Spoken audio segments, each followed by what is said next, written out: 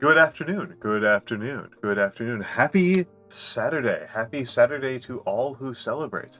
It is I, Almantas, former professor, current VTuber, old man who loves old things. And I am happy to see all of you. I'm happy to see all of you. I'm happy to be here on a Saturday. I kind of went back and forth on this one, of course. Saturday is not frequent, a frequent stream time for me. I don't tend to stream Saturdays. Monday, Wednesday, Friday is my most stereotypical schedule, and I am thinking about changing that up a little bit. You know, it's there's always so much, right? There's always so many little tiny factors that go into when you stream and how long you stream for, and it's a lot of little optimizations, which are things that I really love worrying about. They are things that I love stressing myself out about and thinking about, and so yeah, I tend to think pretty hard about those, even though it's not actually very important, right? It's not actually very important. I don't think it really matters that much, but I do worry about it quite a bit. As some of you may have noticed, I know that if Mora shows up here, she'll give me shit about it. The clock was super busted. The clock was super duper busted. I went through and did a manual audit, and it was off by almost 10 hours. The Stream Elements clock was off by almost 10 hours. My manually audited how many subs I've gotten, and it appears it just simply counts gift subs incorrectly. So that's a huge problem, right? If it looks like it counts 10 gift subs as one sub, it seems to just round down to just like, was there a gift sub? And then it's just like, okay, that's 15 minutes when it's supposed to be 15 minutes per sub. Very obnoxious. Very obnoxious. So that was definitely a problem. Definitely a problem that I think is largely resolved, but I might have to revisit it. I might have to revisit that one. And so just going through some things and catching some things on the back ends.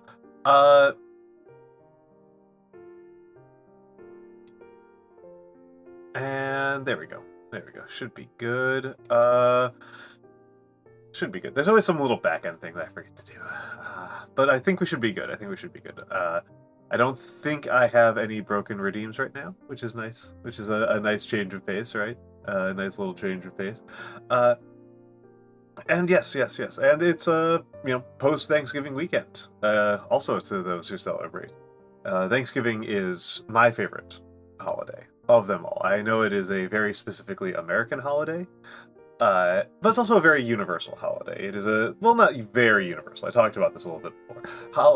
Thanksgiving is fundamentally a harvest festival, right? And pretty much every society has some sort of harvest festival, at least every agrarian society. Non-agrarian societies have an entirely different rhythm to life. But if you're in a temperate climate that has big seasonal harvests, you probably have some sort of local harvest festival, and Thanksgiving is ours in the United States. And I'm sure that some folks out there might be wondering, why not make it some sort of Saints' feast day? And I feel like the answer to that one's actually really straightforward. It's not we're not a majority Catholic country by any stretch of the imagination. We're very far from being a majority Catholic country. Or why not some other religious holiday? It's like, well, because this country is explicitly founded on being kind of open-ended and vague about religion. It's kind of a big part of what makes what the United States kind of functions as, and obviously there are people who are trying to change that, who do not think that is a mistake in our history. Yeah. I mean, there's like I said, it's how Christian. Hello, Oscar. Yeah. The ways in which America is Christian are kind of interesting, right? Because the country wants to be Christian, but not in a way that commits to any specific Christian belief. And they want it to be so vague that, like, it abstracts out the notion of Christianity, even though Christianity often gets invoked in quite explicit cases. For example, a lot of Native American cases, a lot of cases about U.S. Native American relations, are explicitly couched in terms of Christianity. Well, I mean, no, I mean, I'm not meaning vague in the sense that, like, it doesn't have a Christianity isn't, like, a major part of the structure, but, like, what's the U.S.'s stance on Catholicism is one of those things where, like, the U.S. is always just kind of like, well, we'll answer that later, right? That's kind of the thing. That's what I'm talking about. Is that, like, the U.S. doesn't take a stance on tries to not take specific stances on specific denominations. It wants to be Anglican and Episcopalian and Southern Baptist and Northern Baptist and Quaker and Catholic and Unitarian Universalist all at the same time. And those are mutually contradictory. You cannot do all those at the same time, and the only way you can do all those at the same time is to kind of, like, smear them, is to kind of, like, you know, make them not just have a bunch of not just have, like, a high tolerance limit, but have a tolerance limit that's so high it's almost incoherent. That's how you do that. Is you know, from an engineering standpoint, you do it by making it really, really broad and abstract and vague. I don't mean vague in the sense it's not strongly felt. I mean vague in the sense that it's not clear. That it's like, and it's deliberately not clear, right? It's very deliberately abstracted out and awkward and incoherent. So yes. That is much of how I view these United States. And that's why we don't have a religious... That's why our religious... the religiousness of...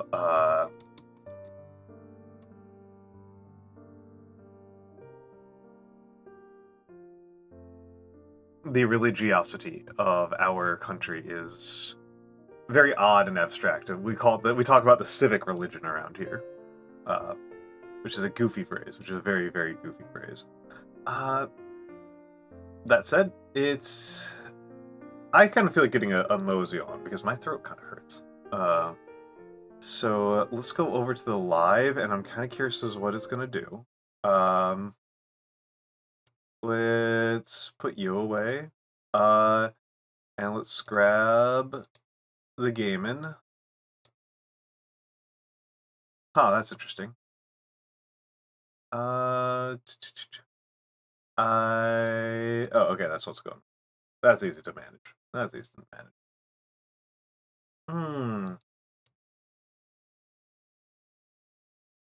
to manage. I just got to start the game. The game hasn't actually started. I thought it had started, but I was wrong.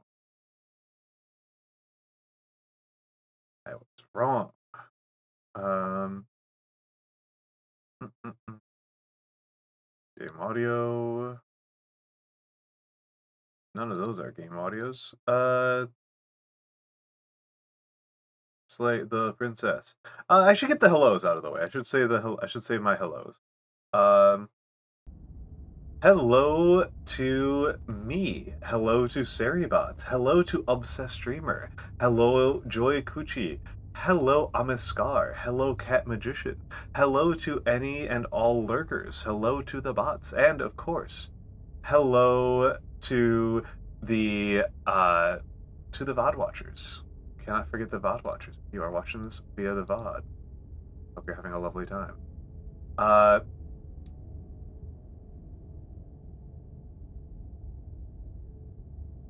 Let me, that is something I should probably put up top.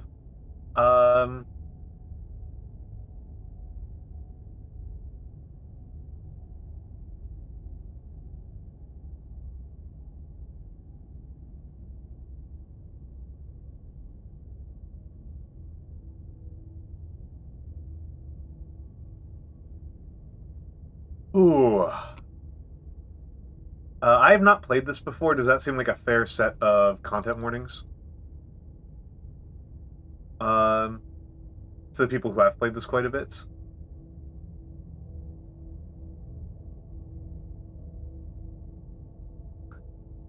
Vado Fatima e Football. Dissociation suicide. Right. I didn't really do content warnings for and hello Tohu. Hello Tohu. I will unpin that.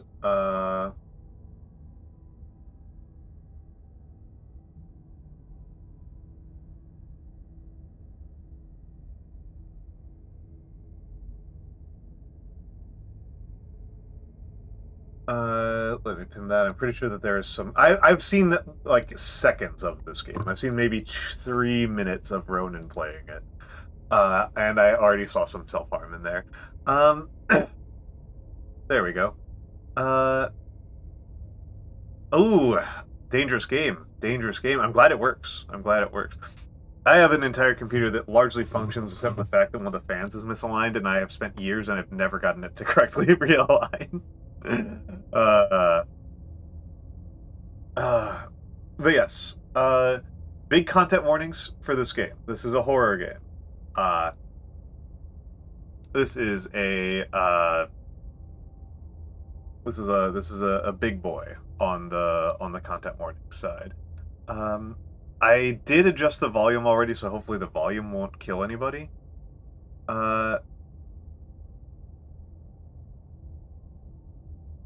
Epilepsy, oh no.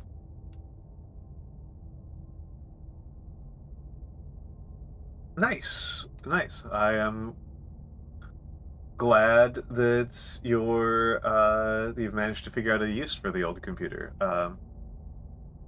Whatever horrors you may find in these dark spaces, have heart and see them through. There are no premature endings. There are no wrong decisions. There are only fresh perspectives and new beginnings. This is a love story. Alright, let's take a look at controls. So Shift A. Oh, that's very nice.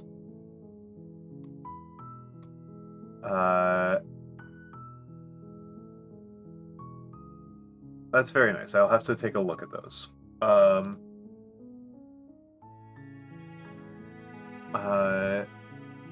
Enter, space, arrow keys, escape. Tab is skip. T changes auto advance, which I probably don't want on. I probably don't want auto advance. Quick save is F5. H for hide. S for screenshot. There we go. There we go. Steam apps common. Alright, let's take a look. Let's just make sure subtitle language should be in English. Let's start. The hero and the princess. You're on a path in the woods, and at the end of that path is a cabin. And in the basement of that cabin is a princess. We did finish Echoes, Tohu. We did finish Echoes. It was lovely. It was lovely. It was a little bit abrupt. I was actually kind of confused. I mean, the VOD's still up. VOD is still up because it was only yesterday. VOD is still up. I think I figured out every puzzle in Echoes completely backwards. To do big spoilers for Echoes, apologies for the next 30 seconds. I figured out the lantern, the de-rendering lantern trick entirely out of curiosity. I figured out the dying trick entirely by accident. I just got bored. I just got to the end of a cycle. I was like, I'll go out on my own terms, and I figured that one out. And then I figured out the loading screen trick because I noticed that there was an audio cue, which is a very funny way for me to notice things because I'm hard of hearing. So for me to notice an audio cue and be like, wait a second, I need to follow up on this is very funny.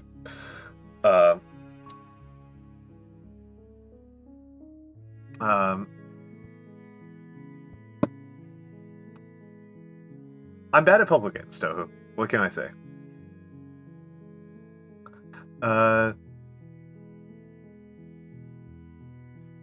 You're on a path in the woods, and in the basement of that cabin is a princess. You're here to slay her. If you don't, it will be the end of the world. Melodramatic.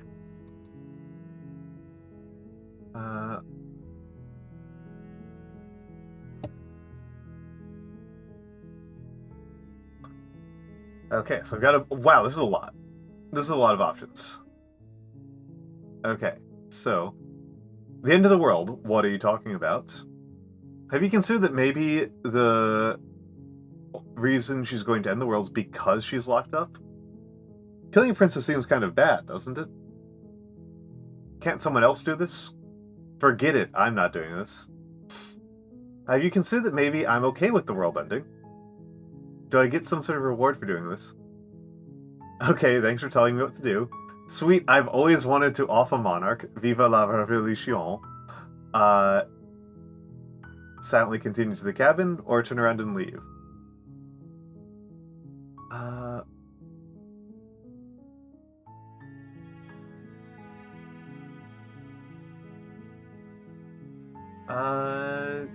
Wande, good morning, good morning. I hope that things are nice and cool down in sunny Australia. It is currently so cold that I can feel the difference in temperature in my room between my feet and my knees.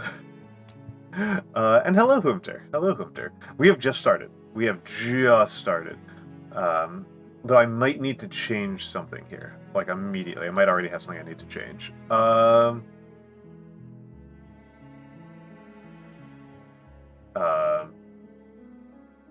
Yeah, I've got to change something, like, immediately. Oh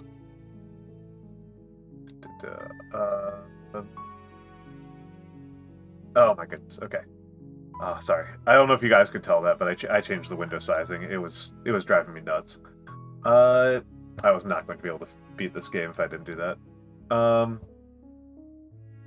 Alright.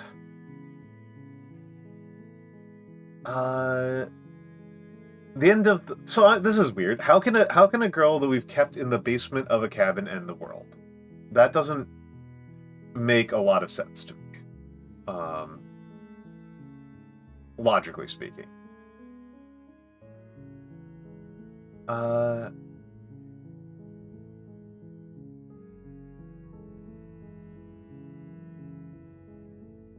not thinking about the why so much as the how. But I guess this is really a game about why.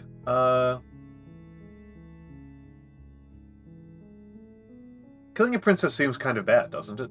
Does it? Are you a monarchist? Is slaying a princess that much worse than slaying a fisherman or a miller or a seamstress? If anything, slaying a princess is much better than slaying a seamstress. Seamstresses contribute something of value to society. I don't disagree on that part, narrator, but I do disagree on that. It does still just kind of seem like murder to me.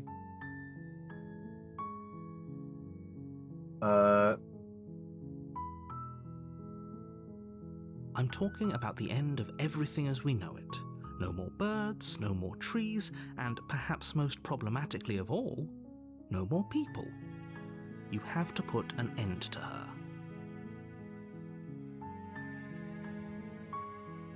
But how can a princess locked away in a basement end the world? Don't linger on the specifics. You have a job to do here. Just get in there and do what needs to be done. We're all counting on you.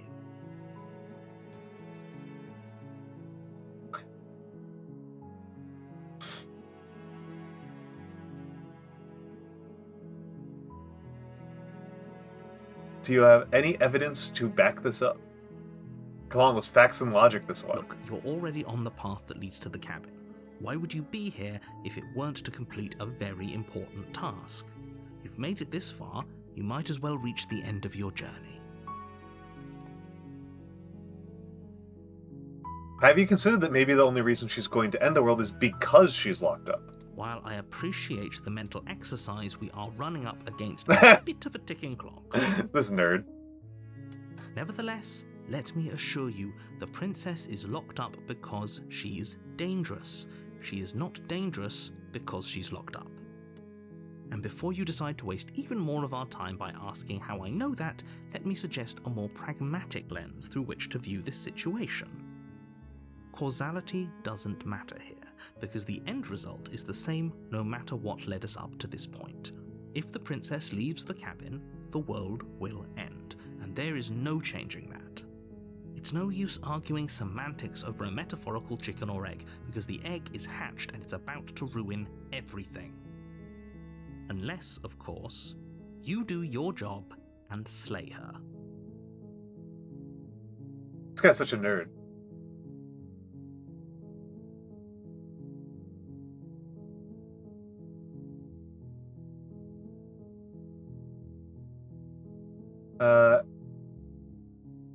Oh, that's interesting. It's not flickering on my end. And I can't tell when it's flickering. Trying to see if I can provoke it somehow. I was literally doing nothing there.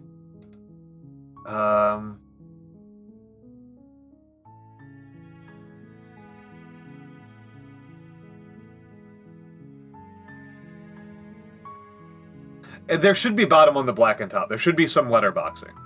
I did intentionally set up some letterboxing so that it would fit on my screen more, but if that's really bugging people, I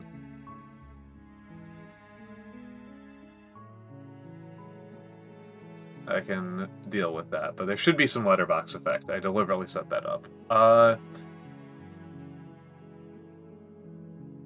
Let's try. Let's just hang out here for a minute and see if you guys see it again, because I can't tell. So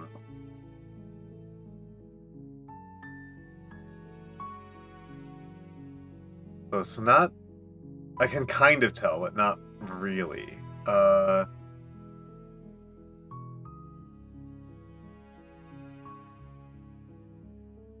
Let me know if it happens again, because I haven't been able to. Once I turned it off. Oh, well. I just saw it now. As soon as I said I haven't seen it in a minute.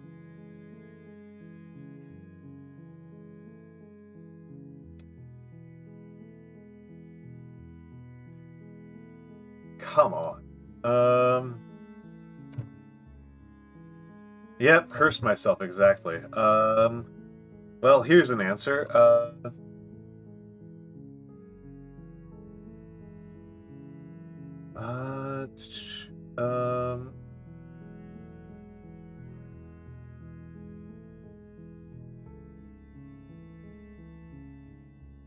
Let me try something here. Oh, thank you for the sock. Thank you for the sock.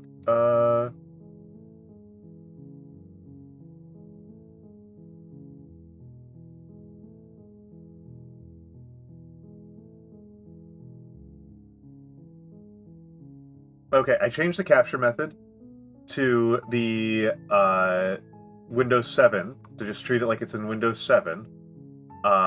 Let's see if that helps.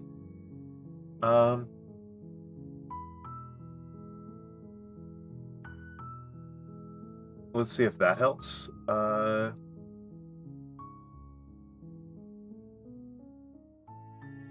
Because again, the game is not the game flickering itself. That's not an in-game flicker effect. That's an OBS special.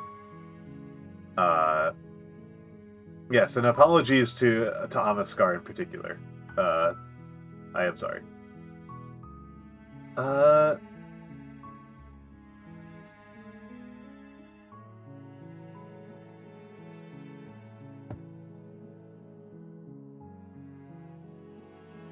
Okay, have you considered that maybe I'm okay with the world ending? Of course I haven't. Why would I even consider that? Nobody wants the world to end. We just played Outer Wilds, my dude. I mean, maybe some people do, like nihilists, or very, very evil people, but surely you're not one of those, right?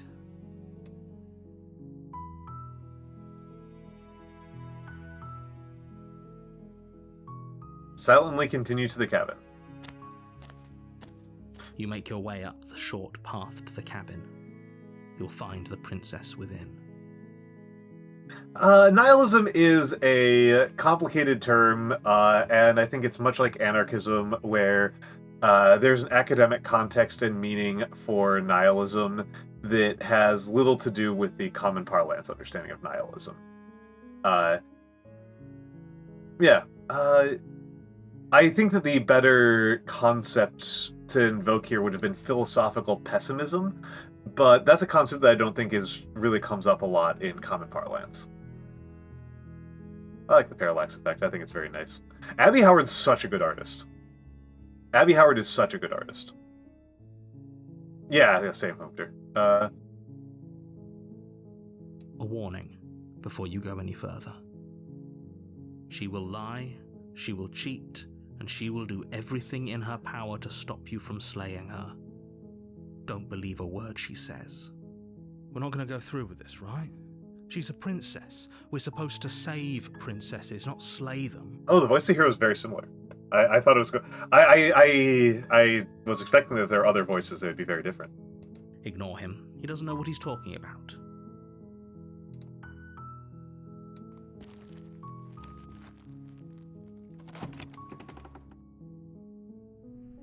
The interior of the cabin is almost entirely bare. The air is stale and musty, and the floor and walls are painted in a fine layer of dust. The only furniture of note is a plain wooden table. Perched on that table is a pristine blade. Pristine blade, okay. The blade is your implement.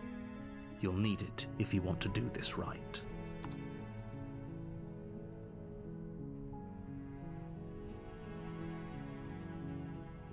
I am such a contrarian. I am such a contrarian about this.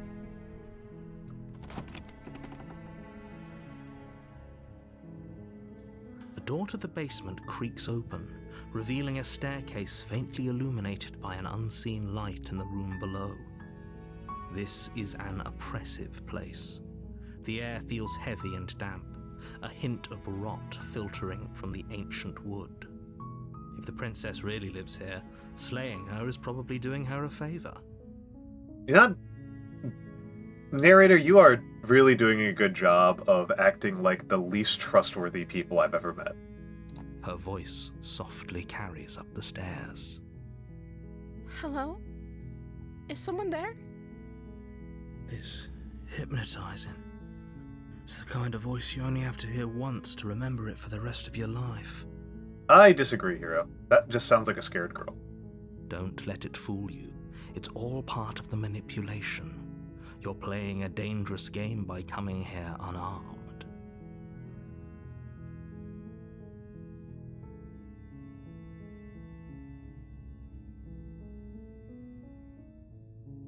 Don't be a stranger.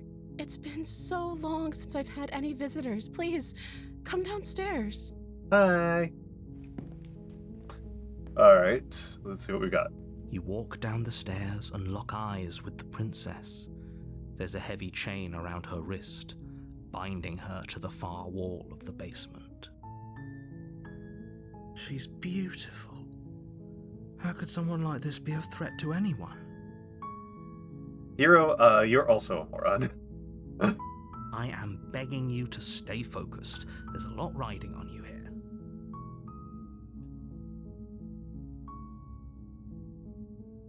Hi. Do you think you can get me out of these chains?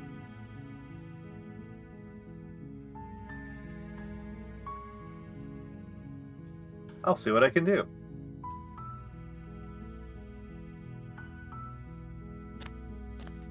You're only making this more difficult. Thank you. Thank you. You're making a huge mistake. No, you're doing the right thing. I don't trust either the narrator or the hero very much. The narrator is using exactly the kind of arguments that I regularly see deployed by the most despicable kind of people on the planet. Right? Like, I don't know if they're the absolute most despicable, but, like, the type of people who are just an absolute threat, an absolute hazard to my continued survival in life. He is very much using a, like, oh, you don't need to understand your actions. You don't need to understand your world. You need to be my implement to make the world a better place. And if you don't do everything exactly the way that I put it, everything will end. Everything rides on you doing exactly what I say. And it's the combination, it's the double combination, right? It's not just like demanding that you obey, it's the, if you don't obey, the consequences will be unthinkable, right? That's, I've all of the people that I think need to be kept out of positions of power. Not 100% of them, I should be clear. There's a couple of people who are bad in other ways, but when I think about, like, this is a person who needs to not be in charge of anything other than anything larger or more powerful than a bowling league. They act like this, right? It is extraordinarily untrustworthy behavior. Meanwhile, the hero's just a moron who thinks that because a girl is pretty, she's morally good, which is ridiculous behavior. You walk up to the chains binding the princess to the wall and give them a tug. They're large and heavy, far too solid for you to even imagine trying to break them apart. I'm guessing you don't have the key? Maybe it's somewhere upstairs. Correct, Hoomter. Well, and I mean, what I see is, I mean, this is something that when you say anthropology and sociology are like a major feature of those fields, like a major type of, a category of person that you run into and analyze all the time, which is people who will make the argument that I have already done all of the data, right? I have already done all of the analysis, and the most important thing we can do to help these poor people is mass graves. Right, like that's the type of person that he strikes me as, is the type of, like, the colonial bureaucrats. Hello, Handyon. Hello, Handyon. You know, the colonial bureaucrats who refuse to elaborate on the actual logic of what they're doing, or refuse to understand the weight of the responsibilities they're taking on for themselves. It's a vile type of person. It's a vile type of person, and they are the type of person that I kind of reflexively resist, because I've met dozens, if not hundreds of them, and they're all awful. Yeah, we're doing it for the greater good. My good. Exactly. And it's again, I don't think it should be too surprising to people that me, of all people, is deeply suspicious of I need to want this. There we go. Is deeply, deeply suspicious of arguments that rest on not explaining anything. Yeah, claiming to be an authority without providing justification of their authority. And look. We just played, you know what we were playing a couple weeks ago? We were playing fucking mouthwashing. Doubtful. Whoever locked the princess away down here intended for her to never see the light of day. They wouldn't have just left the key to her chains somewhere in the cabin.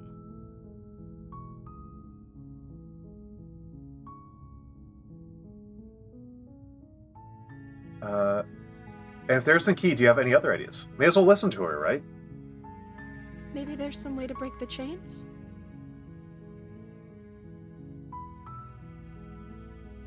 Or if that doesn't work, I guess we can always cut me out of them.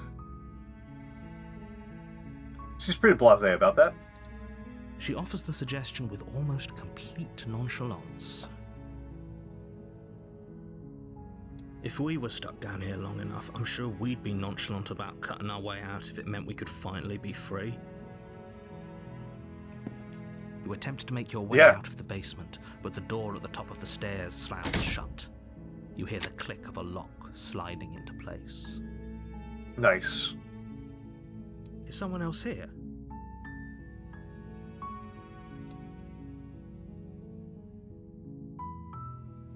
Try the door. You try the door, but it's locked from the outside. Your shouts and pleas are met with silence. You're here to slay the princess, and you won't leave until the task is done. Return to the bottom of the stairs. You make your way to the bottom of the stairs. This would have been so much easier if you'd just taken the blade like you were supposed to. Easier for whom? Yeah, thank you, hero. Easier for everyone. Look at the mess you're in. I heard the door slam. They locked you down here too, didn't they? There's a slight panic rising in the princess's voice. If I could just get out of these chains, I know we could force our way out of here together. She barely hesitates before raising her arm to her mouth, her teeth tearing through her limb with the determination of a trapped wolf. Hardcore. As she rips her flesh from her bone, a sound comes from behind you, the clang of bouncing metal. It's the blade from upstairs. You're not sure how it made its way down here, but if there's a time to strike, it's now. Or we could use it to free her. You won't like what happens if you do that. Let's save her. Let's save her. Let's save her first. Fine. Against your better judgment, you place the blade against the ragged, self-inflicted wound on the princess's arm. I just I'm above pretty the queasy. unyielding chain binding her to this place. You cut into her flesh. That's bone, buddy. The blade is sharp, and it takes little effort to crack through the bone of her arm. Her limb falls to the ground, and the heavy chains follow suit. She didn't so much as utter a sound through the whole ordeal. No, she didn't. She smiles softly as her gaze meets yours, blood from her wounded arm dripping rhythmically to the ground. How is she still smiling after everything? It's like she isn't even bothered by what just happened. Thank you. Now let's get out of here. Approach the locked door. Oh, I've got a knife and pointer. We won't That's have cute. any of that. The stakes are too high. You can't just let her escape into the world. No, I can't just let her escape into the world. As the princess approaches the bottom stair, your body steps forward and raises the blade. Oh, hey. That's interesting. That's interesting. Look,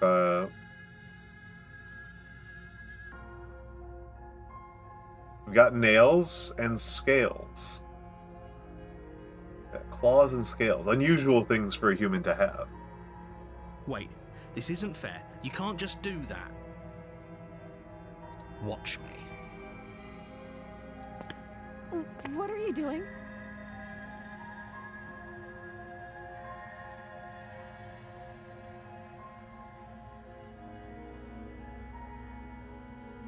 Warn her, of course. Stop that.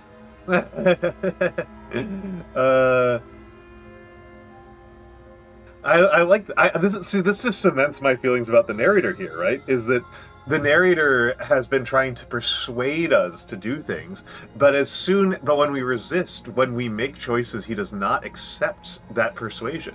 His persuasion was a farce. Something's come over you, hasn't it? You know you don't have to do this, right?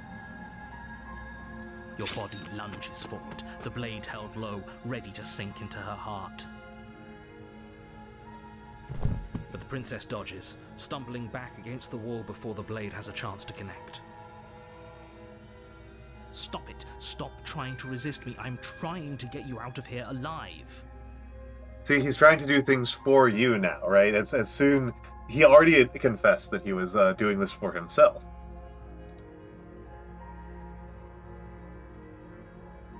So I also like having dozens of Slay the Princess options that are apparently exactly the same, and then one option that's slightly different. The blade. Move the blade.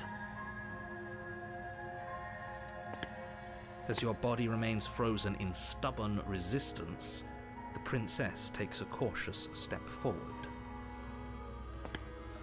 We both know this isn't you. To be fair, you don't know very much about me, princess. She nervously reaches towards you and takes the blade from your infuriatingly rigid hands. What are you doing? I'm sorry. I'll try to be quick.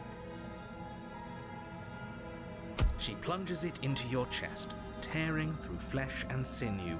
It is agony. But you aren't dead yet. Oh no, I'm so sorry. Stay strong. We can tough it out until it's done. For her sake. For her sake? Don't you start pretending that dying a painful death is some sort of heroic gesture. The two of you have literally doomed everyone. Neat. Whatever. She sinks the blade into your chest again and again and again, and you feel every inch of burning pain that slices its way into your body. You know what this tells us? This tells us something interesting. Not a very good knife. I'm sorry. She doesn't know how to use a knife, does she? Apparently not, though it doesn't matter how sloppy her blade work is, does it? A stab wound is still a stab wound, and it won't be long before you bleed out. I'm so sorry. With one last thrust of the knife, your legs give out beneath you. You collapse to the floor, your blood pooling around you, your limbs unresponsive. The princess stares down at your ruined chest as tears carve rivulets of pink down her blood-spattered cheeks. It can't just end like this, right? Oh, that's rich coming from you. As much as I'd prefer for things to have gone differently, I can't deny the reality of what's happened. The two of you made your choice. It's over. Everything goes dark, and you die. Nice. Nice. You're on a path in the woods, and at the end of that path is Yeah. a cabin. Hello, Gringotts. And in the basement of that cabin is a princess. You're here to slay her. If you don't, it will be the end of the world.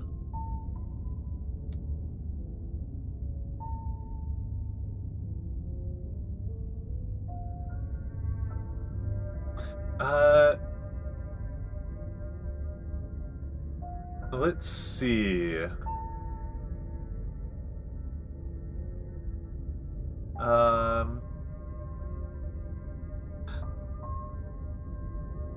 See, there's a part of me that thinks that asking questions actually tips the narrator off. And if I want to undermine the narrator, I should move quickly, with as little fuss as possible. A warning before you go any further. She will lie, she will cheat, and she will do everything in her power to stop you from slaying her. Don't believe a word she says. If only you knew what you did to us, you villain. New one. New character. Excuse me? Forget he said anything. Yeah. But he is a villain. He made our beloved brutally take our life last time. He's trying to keep us apart, but he won't be able to withstand the power of our love. I was trying to be subtle and trying to sneak past the narrator, but I guess the Smitten has decided that he's got other plans. Last time? What are you talking about? I think he just likes to hear the sound of his own voice. Let's try to ignore him. I do, but I also speak from the heart. My passions are too great to be stifled. They must be expressed. He's a good dude. I like him. Sure, yeah, your passions are strong and all, but not everyone needs to hear them. Some things are better kept quiet. Don't pay their bickering any mind. Focus on the task ahead. Proceed into the cabin.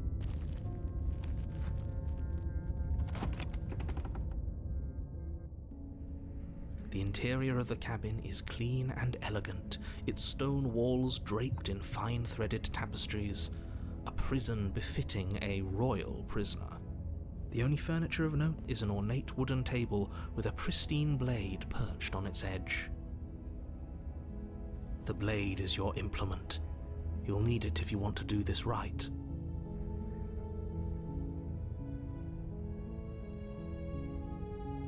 Approach the mirror. You walk up to the wall next to the basement door. It's a wall. There isn't much to see here. What are you talking about? This isn't a wall. It's a mirror. Or at least it'll be a mirror once we wipe off that layer of grime. God, I love Matt Berry. Wipe the mirror clean. You reach forward and rub your hand against the cabin wall. I hope you know how ridiculous you look right now. But there was a mirror a second ago. And now it's gone. Pity. We could have a feather out of place and now we'll never know. We can't gallantly sweep her off her feet if we have a feather out of place. Nice. Feather.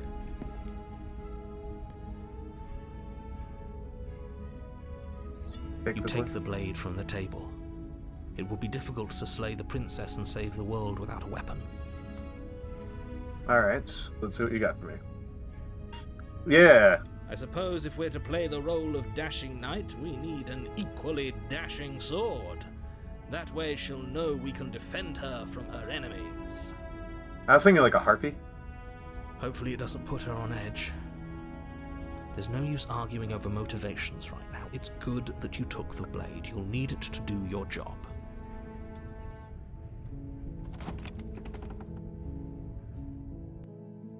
The door to the basement creaks open, revealing an intricate stairwell.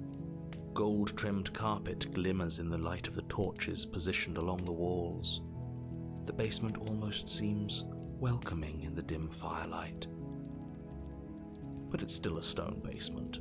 If the princess lives here, slaying her is probably doing her a favor. A soft voice carries up the stairs. Hello? Is someone there? Her voice. It's somehow even more beautiful than last time. I think we're in love. Nice. Okay, This guy's I'm fun. with you that we should be doing whatever we can to save her, but saying we're in love is a bit much, don't you think? We don't even know the princess. We can still do right by her without all this fawning.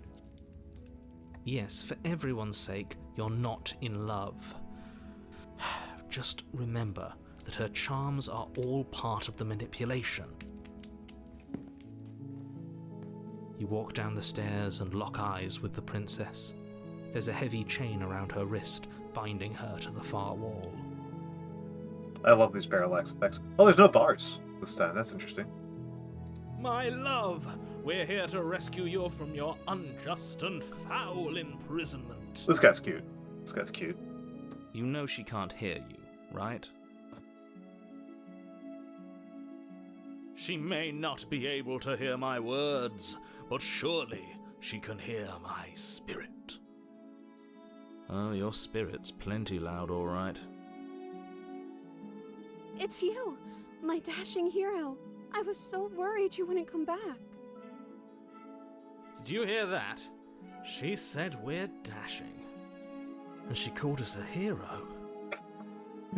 The hero's pretty easily manipulated. Flattery really goes a long way with the two of you, doesn't it? Waiting for you to come back? You've been here before, haven't you? That's right, villain, and you killed us. Well, she killed us. Ha! Hero, why'd you give that one up? Only because he made us try and kill her. It was self-defense. Our beloved's hands remain unstained by cruelty. And you've died before. So an entire world has been damned to oblivion. I'd really hoped I'd be the first, but what's done is done. What matters is you have a chance to do it right this time. I still don't trust you, narrator. We damned a whole world, but everything reset. Nothing resets, you're just somewhere else. You can't keep hopping between worlds forever, especially not without leaving a trail of incomprehensible devastation behind you. This is horrible.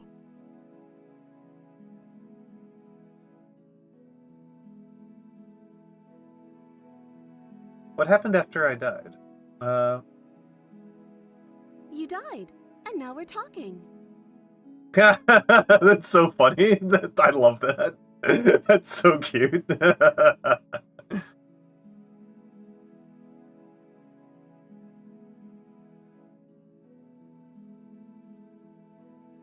I love another version Blue. of me was pushed to such drastic action, it was for good reason.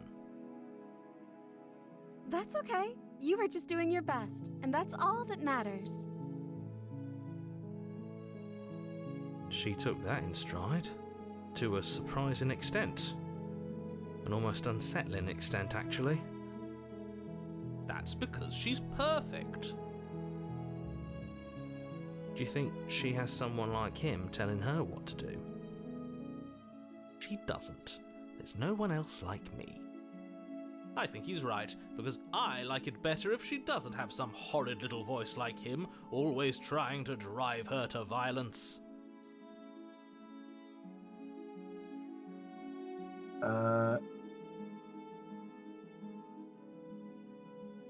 Do I have to cut you out again? I really didn't care for that last time. I'm okay with whatever you come up with. You can cut my arm off again.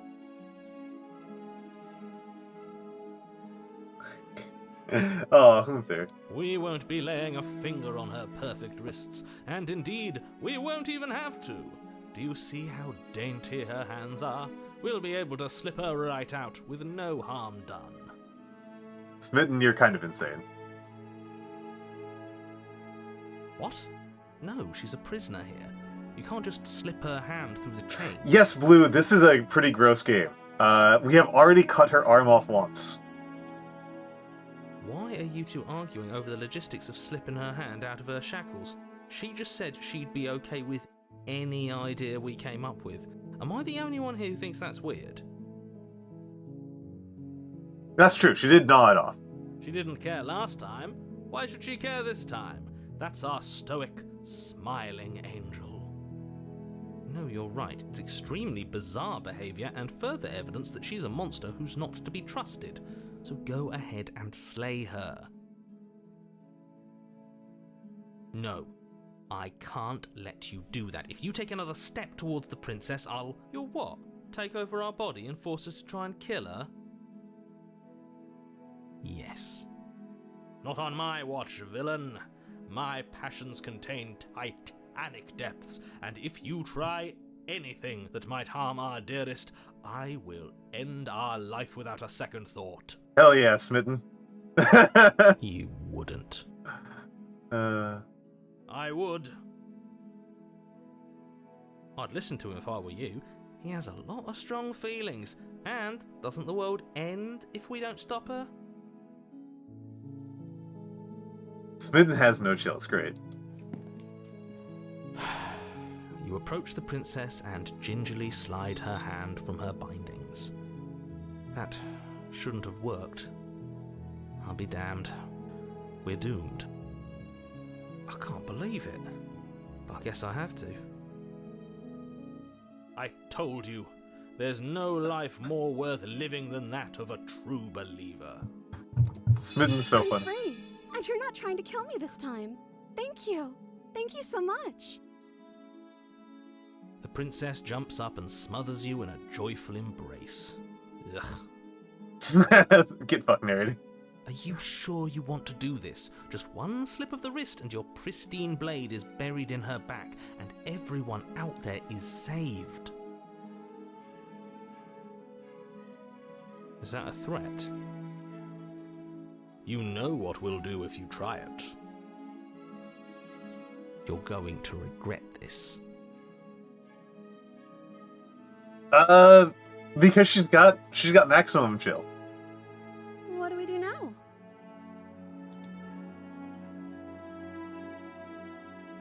What do you want to do? Let me guess. End the world? Spoken with the rank cynicism of someone who has never felt love in his heart. Oh, I mean, yeah, this is a total. Again, Blue. The one of the more striking moments of we are on the second chapter, I guess, and in the first one, when we couldn't break open her bindings, she just nearly bit her arm off with no hesitation. She's hardcore as hell. I don't actually know. Nobody's ever asked me what I wanted before. She doesn't even know what she wants. You may have had her all wrong. What if this whole thing is just a misunderstanding? What if she doesn't want to end the world? You're so gullible.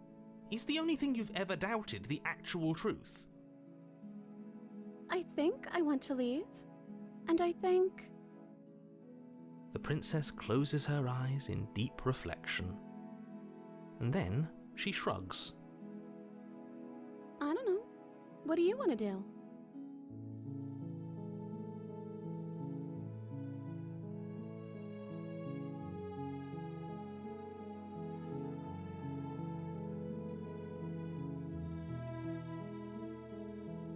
Let's not be obnoxious. If you want to leave, then let's leave. That sounds perfect. As the princess takes your hand in hers, you let your blade tumble uselessly to the floor, and with it tumbles the last hope for the entire world. Oh.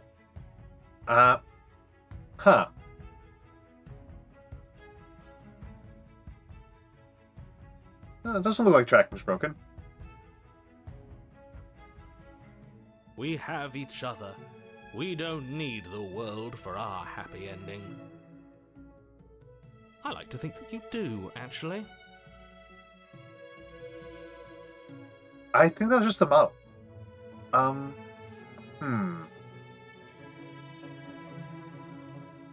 been meaning to recalibrate the tracking anyway.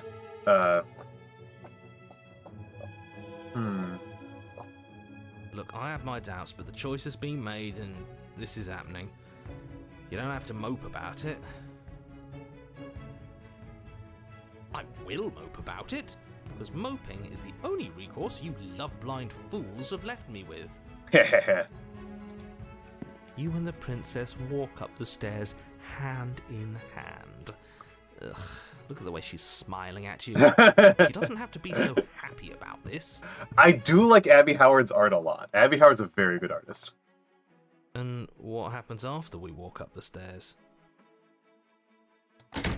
Let's see. Oh, isn't that interesting? The door slams in your face and the lock clicks. That's a familiar move. Did I do that last time? Then you should know that you won't be able to leave. Oh no! Did someone lock us in here? That's not fair. We're supposed to leave now. She's right. It isn't fair. But the unfairnesses of the world are no match for the strength of true love. Fair rules. Enough with this true love nonsense. You just met her. Hello, Mokaba. Good to see you again. Good to see you again. Of course you wouldn't understand. Our passions run deeper than anything you have ever known. Are you listening to this? You don't have to go along with the every whim of that delusional voice. But what if I want to? What if I think he's really funny? I'm just along for the ride at this point.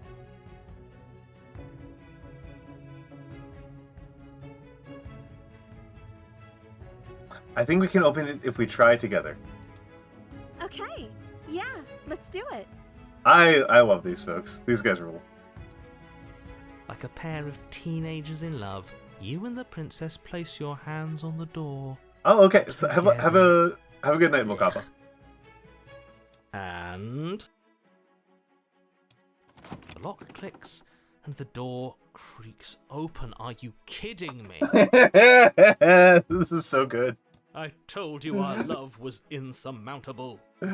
This rules. This is what writing is about. You and the princess make your way upstairs. Her freedom and the world's ruin are just a few moments away.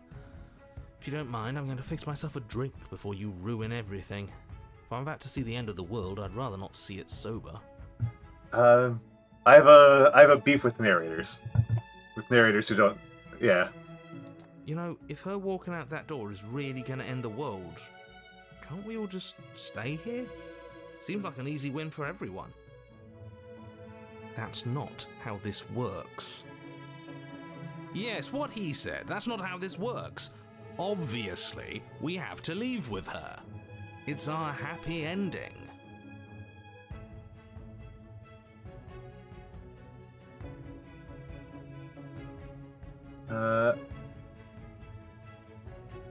Just ignore them, I guess. That's the way out.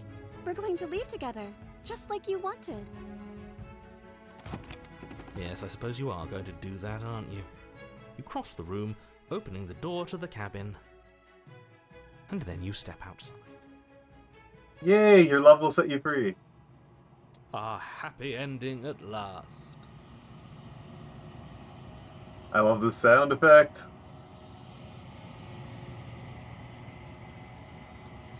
We did it. What should we do now? Where did everything go? Where did he go? Oh, is he gone? I hadn't noticed. I was too busy staring deep into our beloved's eyes. I'm cold. Is being happy supposed to be so cold? She's cold.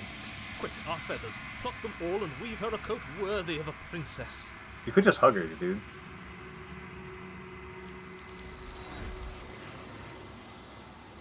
Oh.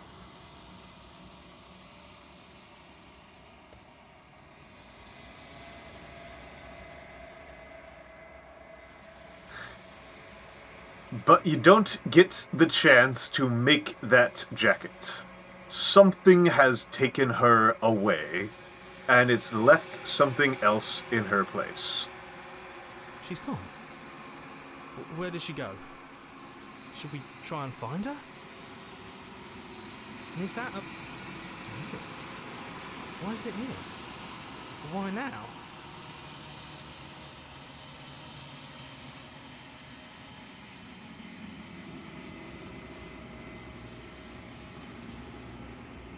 Approach the mirror. I'm begging you, don't do this. No options, just ignore him. You approach the mirror. This doesn't feel right. It feels different. Final. Yes, I fear that we won't like what we'll see. What if we just sit here and preen for a while? That can't hurt, right? The voices feel small, distant, as you approach. Gaze into your reflection. Silence as you reach forward. They're gone, but the mirror remains. It's time for you to see what's in it. It's you.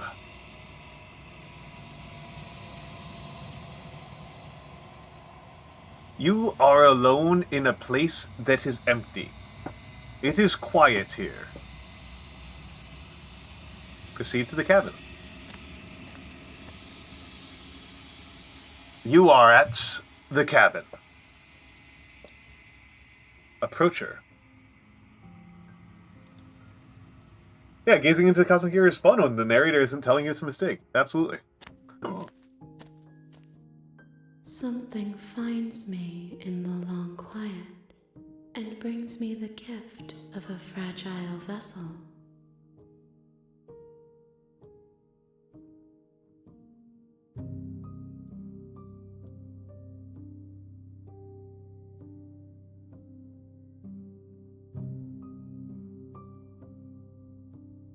What are you? I am solitary lights in an empty city. What are you?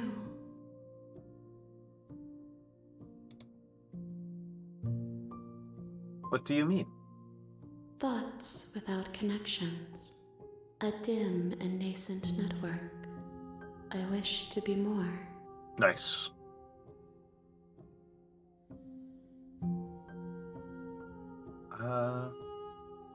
I'm a person. I don't know what I am. I think that you are like me. We are oceans, reduced to shallow creeks.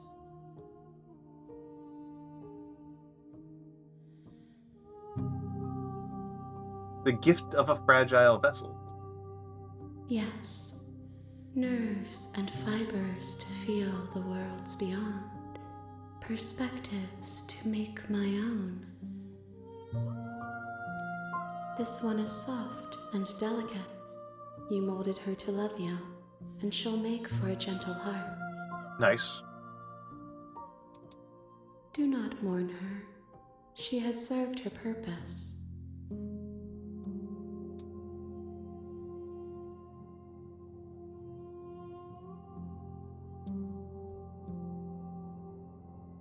Is this the end of the world?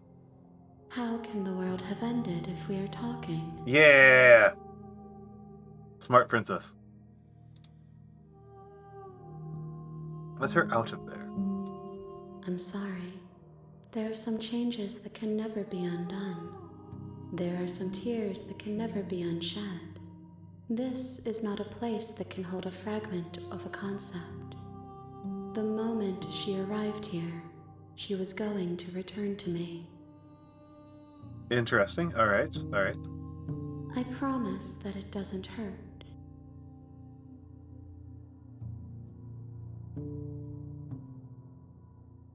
Do we know each other? You are familiar, but you are not me.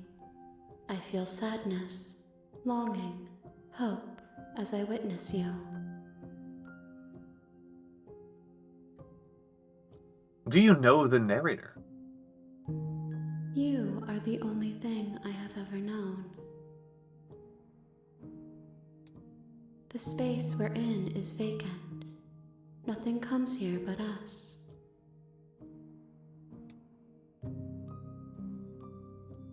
Are you what sent me to slay the princess? Are you what trapped me here? I have only just now stirred to consciousness. I could not have trapped you here, and I too yearn to be free.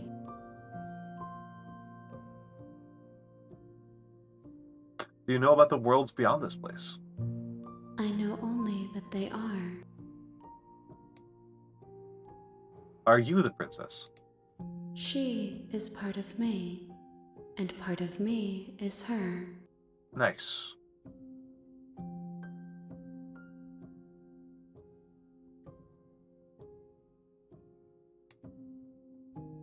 What happens now? Nothing, as we are. But I know that there are worlds beyond us, and that we are meant to reach them. There is no exit, but this vessel is a creature of perception. She can make you forget, if only you believe her to be able to. Bring me more perspectives, so that I may be whole, and perhaps then we will know our freedom.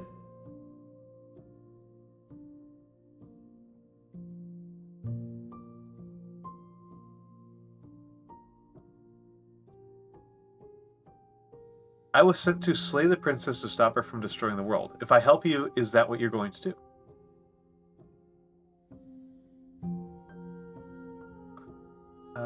Actually, no, yeah, why not? You ask of things that cannot be done. To destroy is merely to reshape, to remold. Based. Alright. What are you going to do if I help you? How can I know? I am flickers in something sprawling and unilluminated.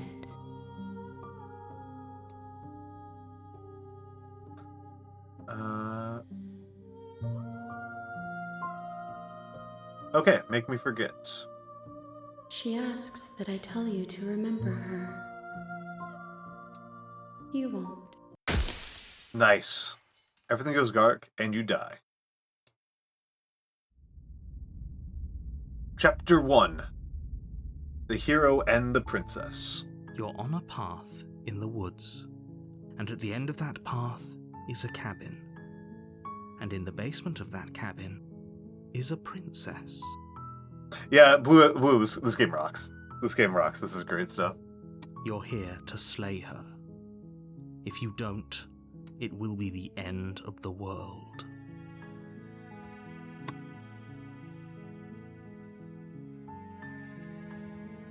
Note, you can skip previously seen dialogue by hitting Tab on your keyboard or R1 on your controller.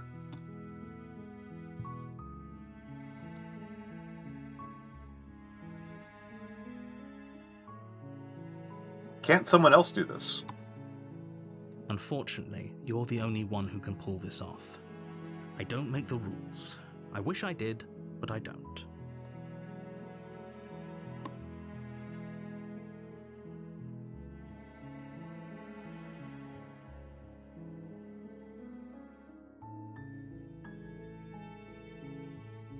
Do I get some sort of reward for doing this? Yes, but you'll have to slay her before you get it. Cute, okay. Can you tell me what my prize is going to be for doing a good job? It's a secret, but I think you'll like it. It's a special reward, just for you. And whatever you think it might be, I can promise you it's going to be even better than your wildest imagination. I have no idea, Blue. I've never played this before. I'm pretty blind. Oh, okay. Thanks for telling me what to do. Don't mention it. It's all part of the job. You make your way up the short path to the cabin. You'll find the princess within. A warning before you go any further. She will lie, she will cheat, and she will do everything in her power to stop you from slaying her. Don't believe a word she says. We're not going to go through with this, right? She's a princess. We're supposed to save princesses, not slay them. Ignore him. He doesn't know what he's talking about. Proceed into the cabin.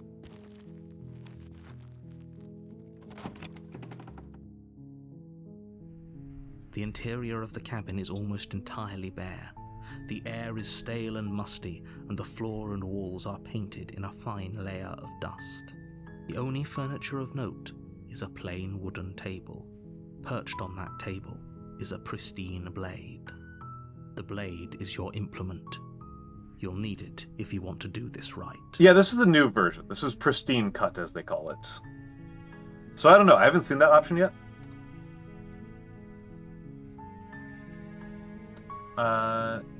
Take the blade. You take the blade from the table. It'd be rather difficult to slay the princess and save the world without it. Enter the basement. The door to the basement creaks open, revealing a staircase faintly illuminated by an unseen light in the room below. This is an oppressive place. The air feels heavy and damp, a hint of rot filtering from the ancient wood. If the princess really lives here, slaying her is probably doing her a favor. Mr. Narrator continues to not endear himself to me at all. Her voice carries up the stairs. Who's there? Oh, that's a different voice actor. Or a different voice acting direction, I guess. She sounds dangerous. It's almost as if she's the one in charge down here. Don't let it fool you. It's all part of the manipulation. Hi! Don't be a stranger. It's been so long since I've had any visitors. Come on down.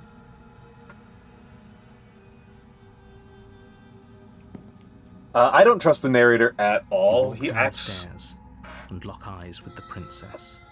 There's a heavy chain around her wrist, binding her to the far wall of the basement. The narrator really reminds me of certain types of public officials and politicians who will tell you that genocide is good, actually. That's what he makes me think about. So I don't trust him, and I'm pretty much undermining him at every point. She's so coldly beautiful. Is she really a threat to the world? Focus on the task at hand. And there you are. Are you here to kill me or something? Asuka.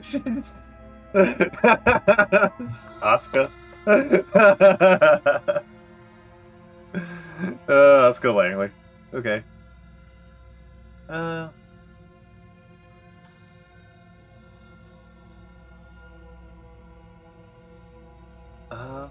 Okay, yeah, you caught me. I'm here to slay you. That isn't a good idea.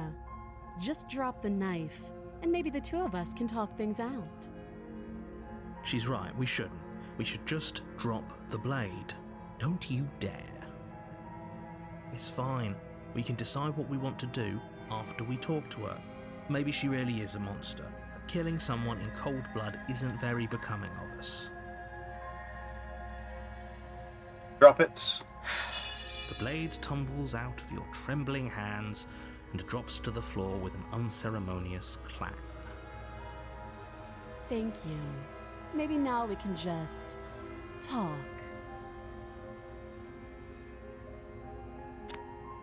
Against your better judgment, you step forward to speak with the princess face to face, unarmed. We'll be fine. I don't know what you're hoping to accomplish here, but I can assure you there's no reasoning with her. Just make sure you don't forget about the blade on the floor. You're going to need it. So here we are. What an awkward start to a relationship.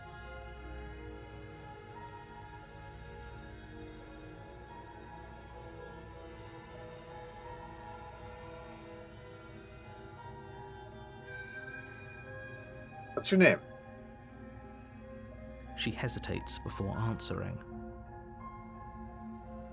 You can address me as Your Royal Highness, or Her Majesty. Any honorific should do, really. Note the lack of detail. You can't trust her. Says the narrator.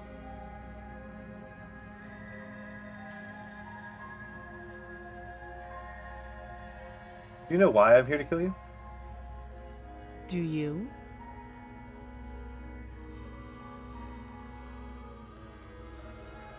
No. You're lying. Nice. How does she know that? Don't think that just because I'm the one in chains, it means you have a right to interrogate me.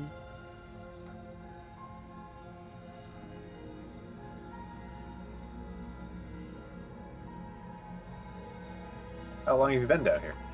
Too long. Again, she offers no specifics. No matter how hard you try, you'll never get a straight answer out of her. Do you have a straight answer for us, narrator? Come on, man.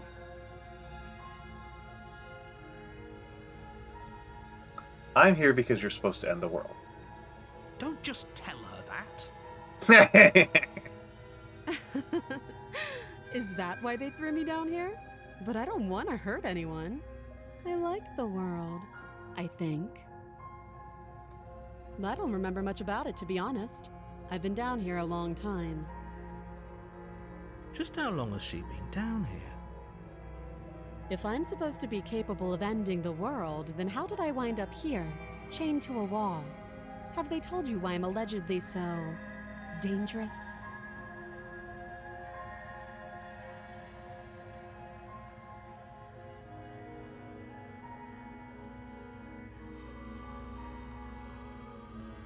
If I'm being honest, I'm more inclined to trust you than I am inclined to entrust them. Sooner or later, you'll understand that I have your best interests at heart. Hopefully sooner.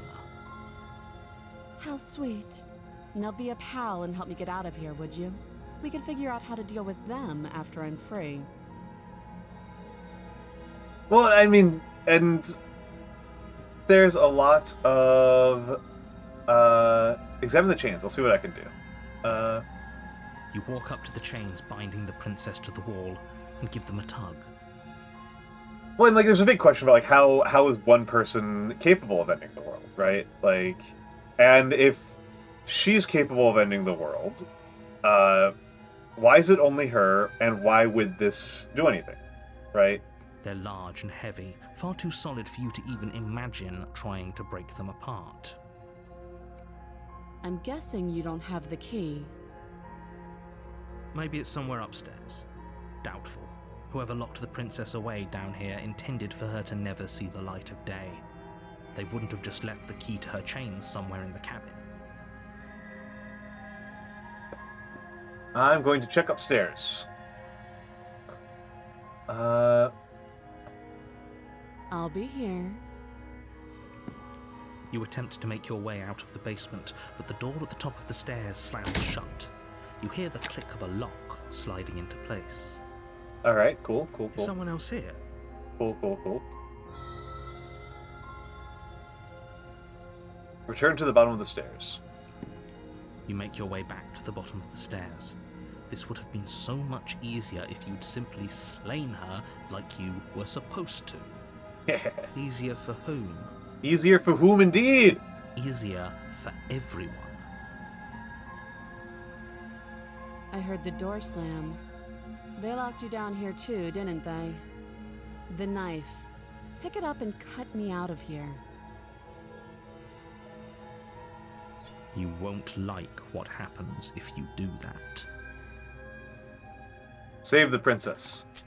Against your better judgment, you place the blade against the princess's arm, just above the massive, unyielding chain. We are not joking about those content warnings. You cut into her flesh. The blade is sharp, and you make quick work of it. Before long, you're able to crack through bone, and she pulls the bleeding stub of her arm through the iron gauntlet. She didn't so much as utter a sound. Free from her bindings, the princess turns to face you, her fierce gaze meeting your eye. Great questions, Blue. How is she so composed after losing an arm? It's like she isn't even bothered by it. Thank you. Now let's get out of here. Approach the locked door. No, we won't have any of that. The stakes are too high. You can't just let her escape into the world. No, I just can't let her escape into the world. As the princess approaches the bottom stair, your body steps forward and raises the blade. All right. Yeah. Wait, this isn't fair. You can't just do that. Watch me. The narrator just mind controlling us? Just puppeting our body? What? Stop that. I thought this was a little too easy. Your body lunges forward to sink the blade into her back, but the princess swiftly moves out of the way before you can connect. Stop it! Stop resisting me! I am trying to get you out of here alive.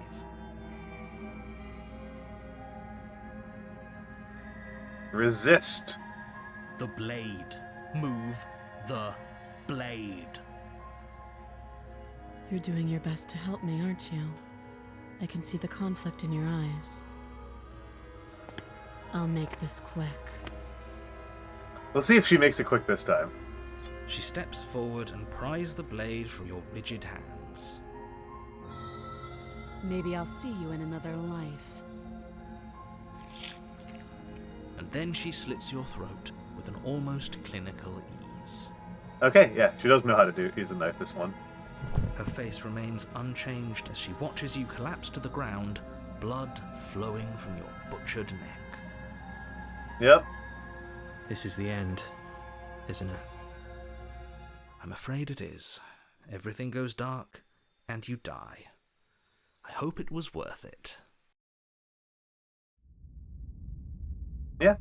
I mean, Death comes for us all. We can only choose to try to go out honorably. You're on a path in the woods, and at the end of that path is a cabin.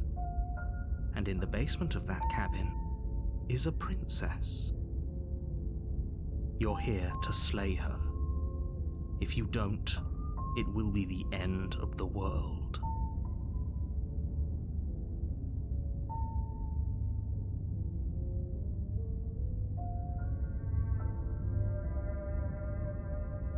Let's see. Wait, hasn't this already happened? It hasn't. Or if it has, I certainly haven't been a part of it. We've just met for the first time, you and I. Don't forget what he did to us the last time around. I wouldn't trust a word out of his mouth. There's got to be a way out of here, for us and for the princess. We just have to keep... Skeptic? This guy's new, though. Skeptic is a new character. I'm inclined to agree. If he doesn't remember what happened last time, maybe it's best to keep it that way. You know I can hear you two, right? It's going to be a lot harder than you think to keep secrets from me. And as far as trying to help her goes, need I remind you how catastrophically dangerous she is to the world at large? I told you about the stakes of this situation less than a minute ago.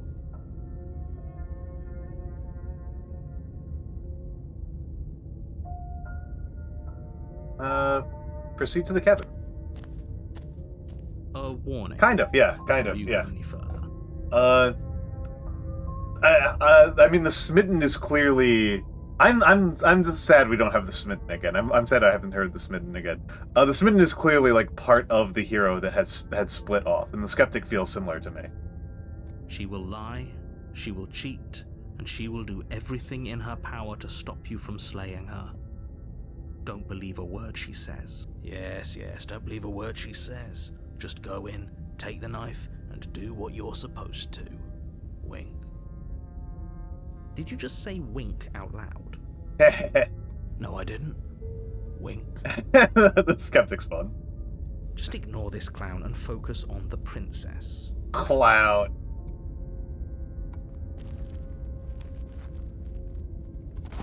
This clown. The interior of the cabin is less a cozy woodland retreat and more like a dungeon. A few pathetic wisps of starlight attempt to illuminate the cold, uninviting stone walls, and thick, wrought iron bars barricade the windows, reminding anyone who enters that this is a prison. Interesting. Last chapter 2, it was not a prison. It was very nice. It was well appointed.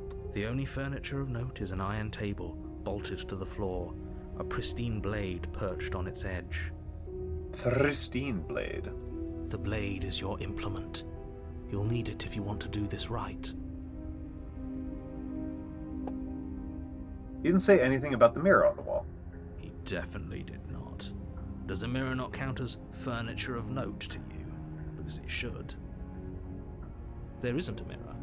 There's a table, the blade sitting on the table, and the door to the basement. There's nothing else in here. There's definitely a mirror.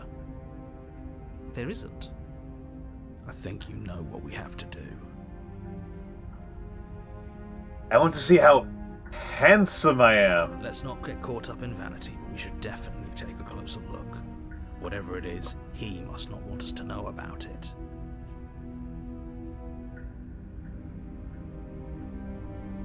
Is this some sort of rehearsed bit? Use your eyes. There is no mirror. Why would I lie about something so meaningless? What good would it even do? Approach the mirror. You walk up to the wall next to the basement door. It's a wall. There isn't much to see here. This really isn't funny. Wipe the mirror clean. You reach forward and rub your hand against the cabin wall. I hope you know how ridiculous you look right now. Yeah. But it was there a second ago. I like Now it. it's gone. If he doesn't want us to know about it, it must be important. We should keep our eyes peeled. Maybe it'll be back. I miss the smitten.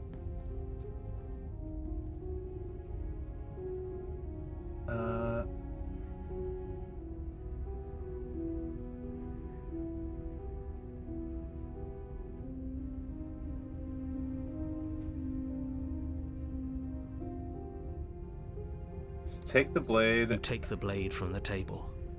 It will be difficult to slay the princess and save the world without a weapon. Good idea. Much better to be armed than to go in with blind hope alone. And let's go down. The door to the basement creaks open, revealing an old stone staircase. A few sputtering torches attempt to vaguely illuminate your path, dancing across glimmering patches of slimy moss on the stone steps. If the princess lives here, slaying her would probably be doing her a favor. Her voice, harsh but controlled, carries up the stairs. Is that a visitor I hear? Please, come downstairs. It's been a while since I've had company. Does she remember us? I'm not sure what this game is about, Gringotts. I just know that it's spooky. You walk down the stairs and lock eyes with the princess. She looks up at you, the heavy collar around her neck clanking loudly as she moves. The chains binding both her wrists to the far wall, joining the metallic chorus as she adjusts her hands in her lap. And yet there's still a fourth one that's not tied to anything. Should we be worried about the one around her neck? Why would you be worried about her restraints? If anything, they'll make your job easier. Have you noticed the empty chain on the wall? Odd that in a place where everything seems to serve a distinct purpose, there would be something so obviously useless. Thank you, Skeptic. Oh, that's true. It is a love story, yes. What an interesting development. Why don't you have a seat? The two of us should chat before you bury that thing in my heart.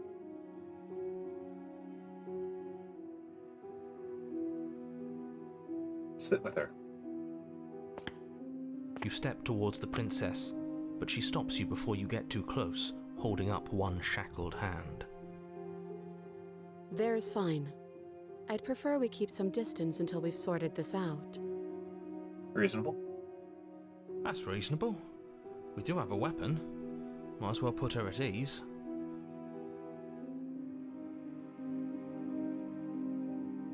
You do as she asks and sit on the floor, still a good distance away from her. Thank you. Now, what are your intentions for me?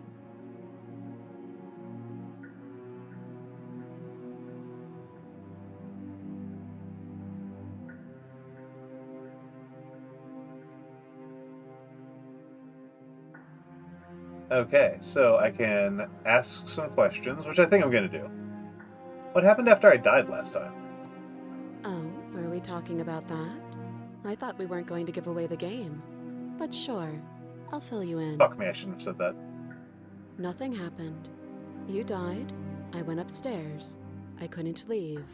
I found myself in a new place in chains again. More of them. And now you're back. Is that really all she knows? It's not like we have much of a clue about how things work. And she's probably even more in the dark than we are. You're looking at me like I might be hiding something. I'm not. I guess it's possible she really doesn't know anything. Maybe both of us are stuck in this loop without any idea why or how. First you make a comment about having been here before, and now this. As much as I would like to remain in denial, it's no use. This has complicated things. It's complicated things how, exactly? Ideally, this was supposed to be one and done. You go to the cabin, you heroically slay the princess, and in the process you save the entire world from being damned to oblivion. The situation right now, where you're getting a second shot at things, is a contingency. A contingency for what? For you failing, obviously. And you being here means that things are going to be a lot harder than they were. I really shouldn't say anything else, I'm just going to make it worse. Just good luck. If you knew this could happen, why didn't you tell us? All of this is incredibly valuable information. It would have changed our actions considerably. I needed you to be in the dark for as long as I could keep you there. It's important. Necessary, even. And maybe I wanted to be the first version of me that you met. I didn't want to be confronted by the alternative. That's pathetic. Skeptic. I never said I wasn't. Aw. I get it. It would be pretty upsetting, wouldn't it? To know that you might not be the first version of yourself.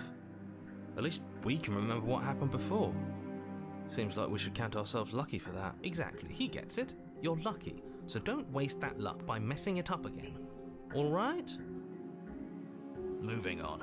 Why is it important for us to be ignorant? How is it ever helpful to be in the dark? Okay, I understand Skeptic. He's a very curious man. The more I say, the more your mind will swim into dangerous waters. Even saying that is too much. Your success hinges on you having imperfect information. For the sake of the entire world, you need to accept that. This just makes him so untrustworthy. Holy crap. I won't. Just give it a rest, this isn't helping. Focus. This is a serious situation. You shouldn't be daydreaming.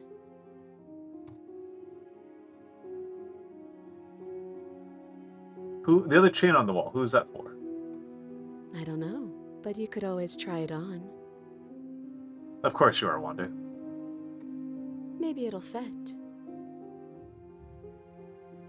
I hope I don't actually have to say this, but please don't lock yourself in chains. We need you ambulatory if you're going to save the world. It's so funny.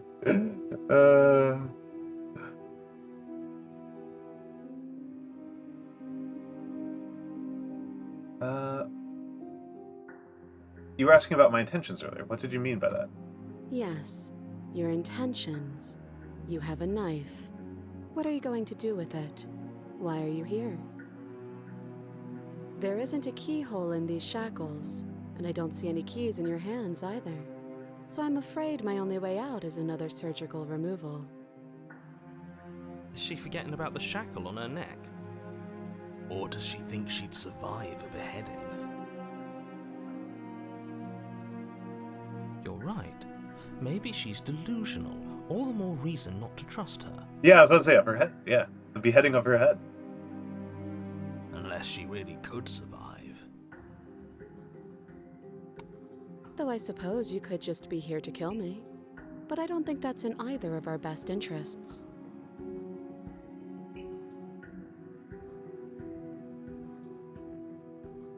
How am I supposed to cut you out? If you didn't notice, your head is in a shackle, too. No. Like I trust you to come any closer with that knife. All you're going to do is hand it to me and watch me work. But she would have to cut her head off, right? She can't be suggesting that. She certainly seems confident. Maybe she knows something we don't. Heck yeah. Or maybe you should consider the most likely scenario. She's bluffing so she can disarm you. Yeah, Futurama time. Though if she isn't bluffing, whatever she has planned might be for her benefit alone. There's no guarantee that what's good for her is good for us. So, what should we do? I don't know. I'm just spelling out our options, listing the pros and cons. I like Skeptic. Then let me help you. I'll start with the cons. If you're handing her your weapon, the cons are that she might use it to escape and end the entire world. And she might use it to kill you. That doesn't sound great. What about the pros? There are none. The pros are that we can't trust him, possibly even more than we can't trust her. And whatever she has planned could do something to mess with what he has planned. Or maybe they're both screwing us over in their own ways.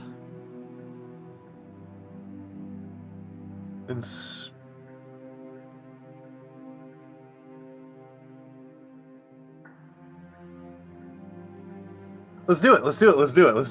I'm really curious to see what happens. I'm already kind of committed to just seeing what happens if I save the princess every single time. This tends to be kind of how I play games like this, is I just kind of commit to the bit. And I'm committed to the bit of giving her the knife. Slide it over.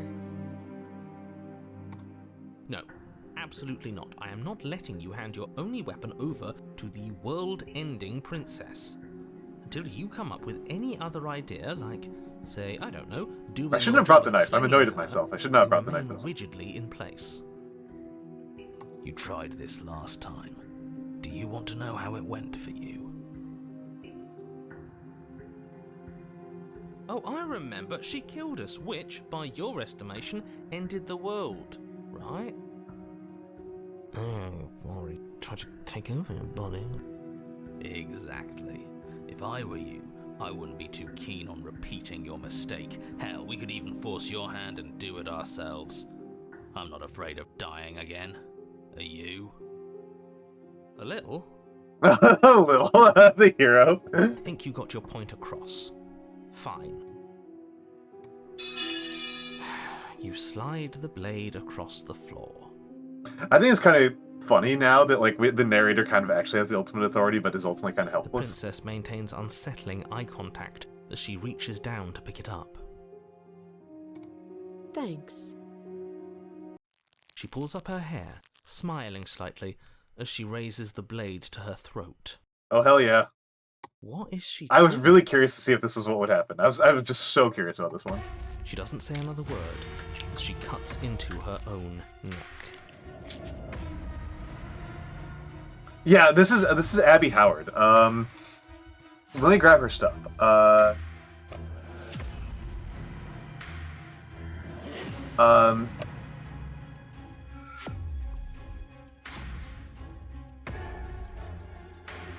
This is how I know the game. Is from the artist. No.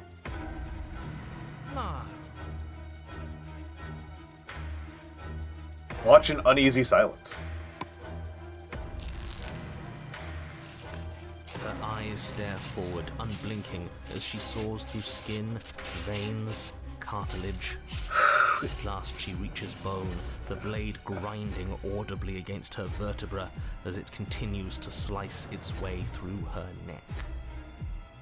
Hardcore. Be damned. She's actually doing your job for you. Why would she do that? Huh. So that's her play. Killing herself? She isn't dead yet. Finally, you hear a snap. Her eye twitches. There's an uneasy silence. She remains motionless for a long moment, her twitching eye the only movement in the room, until at last it stops in an unsettling half-wink.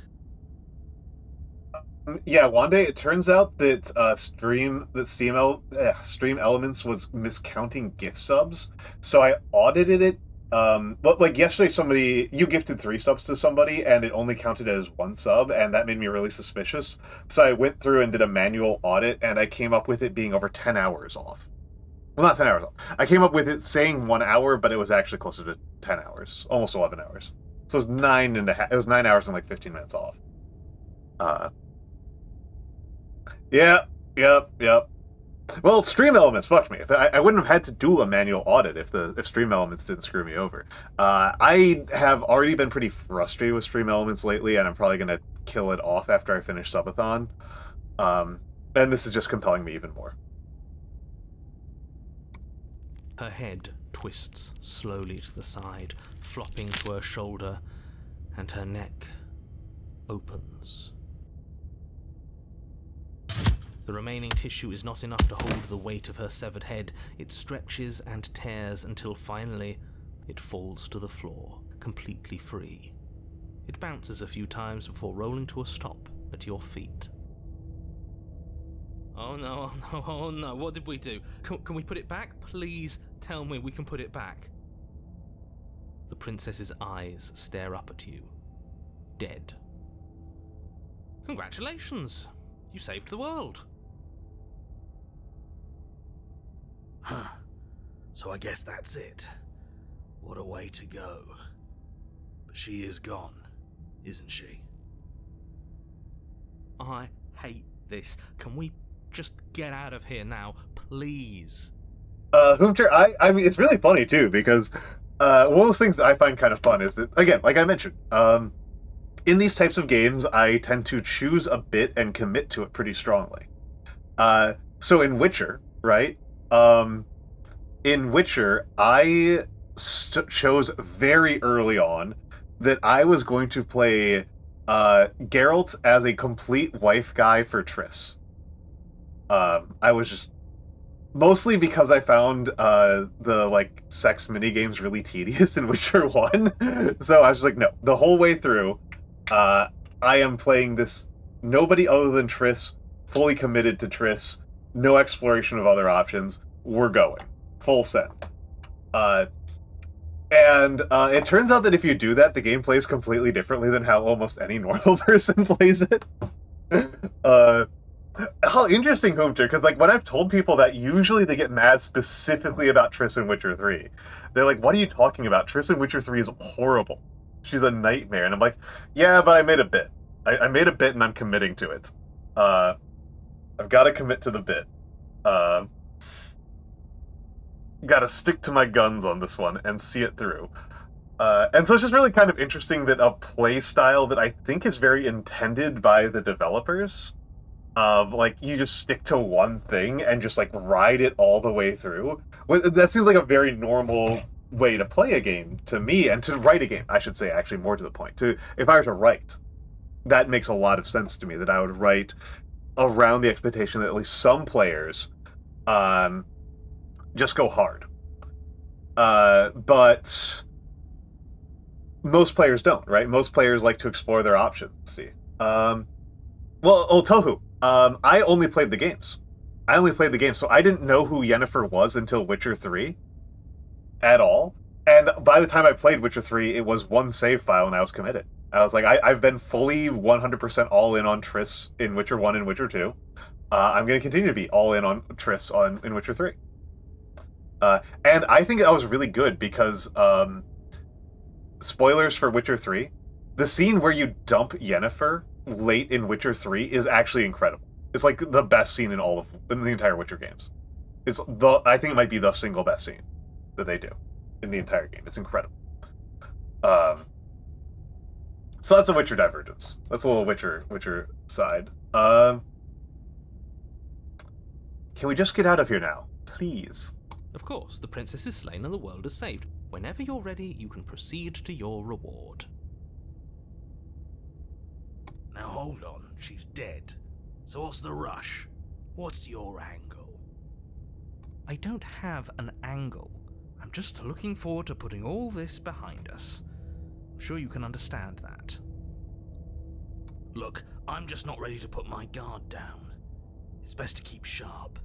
She wouldn't have done all that without some kind of a reason. She's left us with this dangling thread, and I need to know why. I like Skeptic. Smitten is the funniest character so far by a long shot, but Skeptic, I understand where Skeptic is coming from a lot. You're just wasting your energy. The danger has passed, and now we can all relax and enjoy your reward.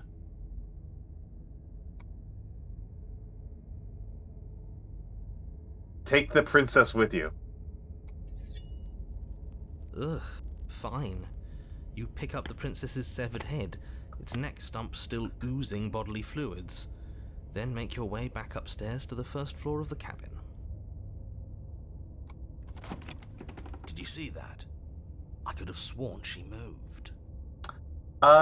Welcome in, Mineralberry, and I have never heard of it. I'm actually not a huge horror gamer. I've been playing more of them lately,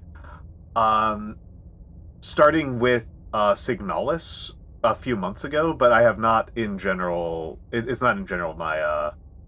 I did like Doki Doki Literature Club. No, I don't use TikTok very much. I technically have a TikTok, but like it's useless. It's useless.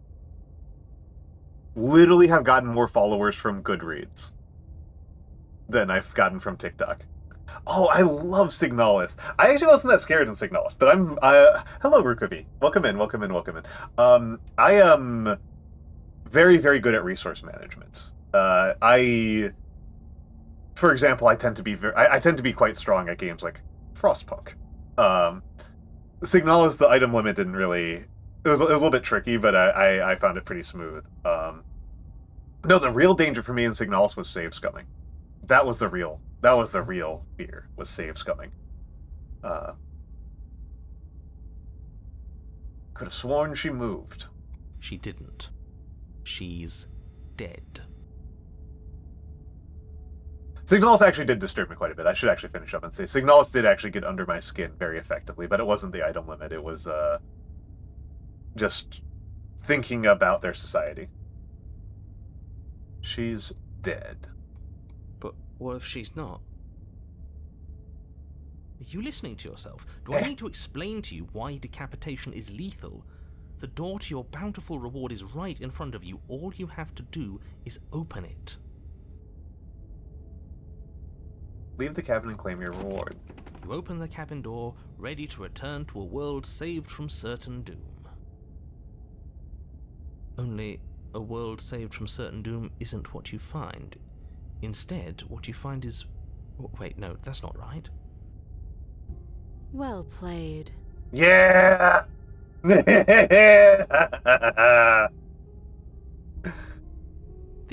is the end of the world, isn't it? I always thought I'd at least have time to explain myself before I had to watch it happen. It's already...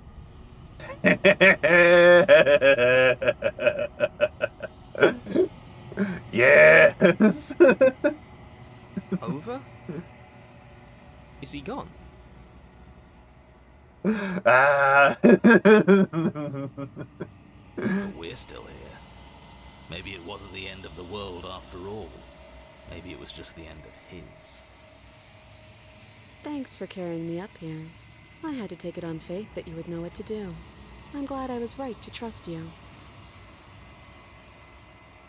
Yes, we did quit while she's ahead. That's correct, Rukudi. That's very cute. So, this is the outside. Maybe it's just my lack of body, but it's colder than I expected.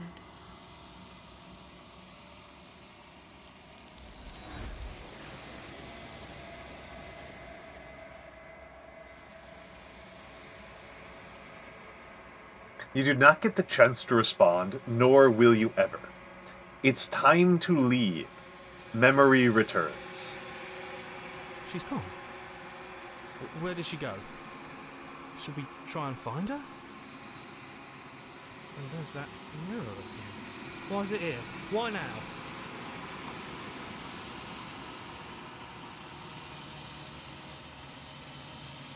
It's going to be okay, just trust me. We've been here before, and you always get scared. But it feels so bad. Like looking into it right now is going to be the end of everything. You're right. Part of me wants the truth, but something stronger is holding me back. Fear.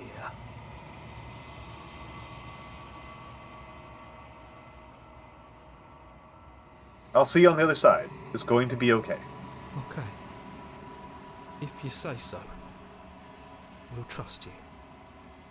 Feels too good to be true. Approach the mirror. You approach the mirror. Gaze into your reflection. Silence as you reach forward. They're gone once again. The mirror always makes them leave, but you need to see what's in it.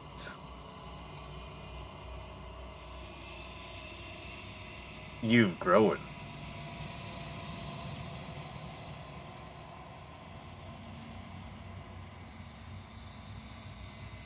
You find yourself in the long quiet once again. They do not, Blue. They do not. I know that we've got scales, claws, and feathers. I do know those things. Proceed to the cabin. You are at the cabin. Approach her. Flickering lights in empty cityscapes become pockets of vitality and movement. I am more than I was before. Yeah, you just get context clues. You can like see your arm. The smitten talks about feathers and preening.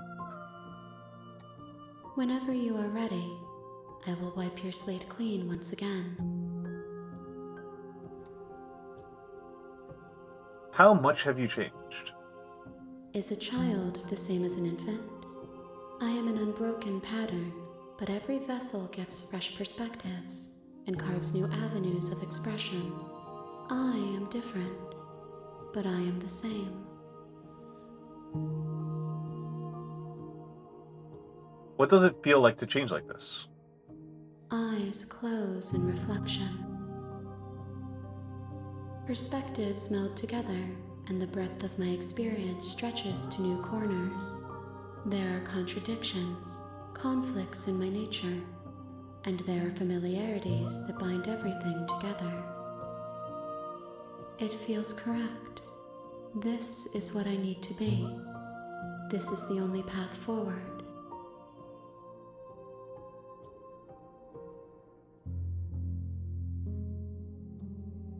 When this is all done, do you know what you want to do? Yeah, I love the color palettes in this a lot. I really like the color palettes. With every gift you bring me, I excavate the alleys of what I am meant to be, and every exploration yields new and complicated truths. What I will be is different than what I am, and what I am is different from what I was. I cannot tell you what desires I will hold when I have changed. Beautiful. But in this moment, all I want is to know myself and to know you.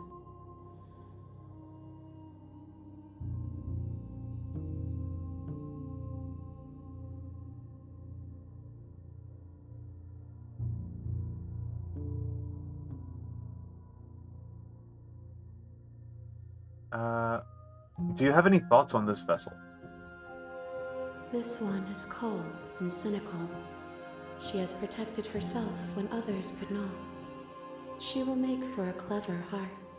Welcome in, Pumpkin Spice Neko. Do not mourn her. She doesn't need to be protected any longer.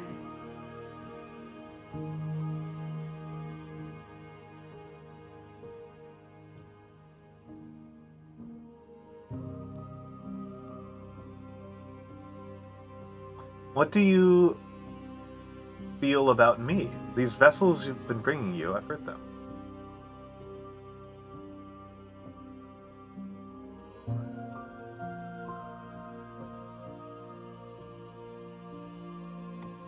The vessels are shaped by memories of you, but their impulses are drawn to the edge of the long quiet.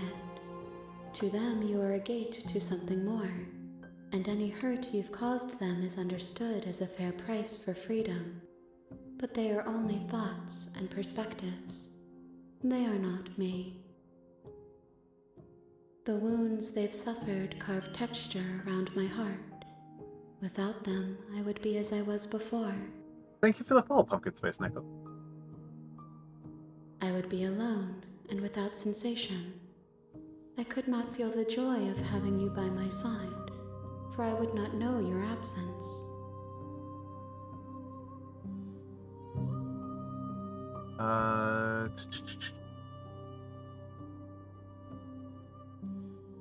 When I go back, it's as if an invisible wall closes around me. Why can I not do the same things I've done before? I mean, I'm not confused about this. It's because it's a game. Those paths lead to worlds you've already seen, and to perspectives I have already made my own. They are useless to us now, inaccessible. The only paths of value are those that are yet untread. You have been kinder to me than anyone else I've met. Thank you. Why wouldn't I be kind to you? You are the only thing I know that isn't me. I like her a lot.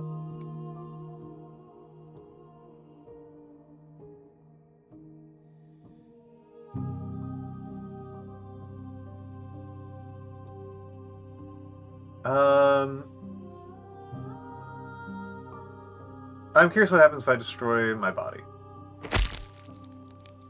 You raise your will to end your life, but as it buries into the space your body should be, you feel nothing at all. One of the many hands in front of you reaches forward and gently touches the side of your face. There's nowhere for you to be but here. Oh. That's interesting. What do you want me to bring you next time? Gifts aren't what someone tells you to bring them. My joy is in seeing what you choose. There are no wrong answers, and every perspective illuminates my shadows and shares new secrets.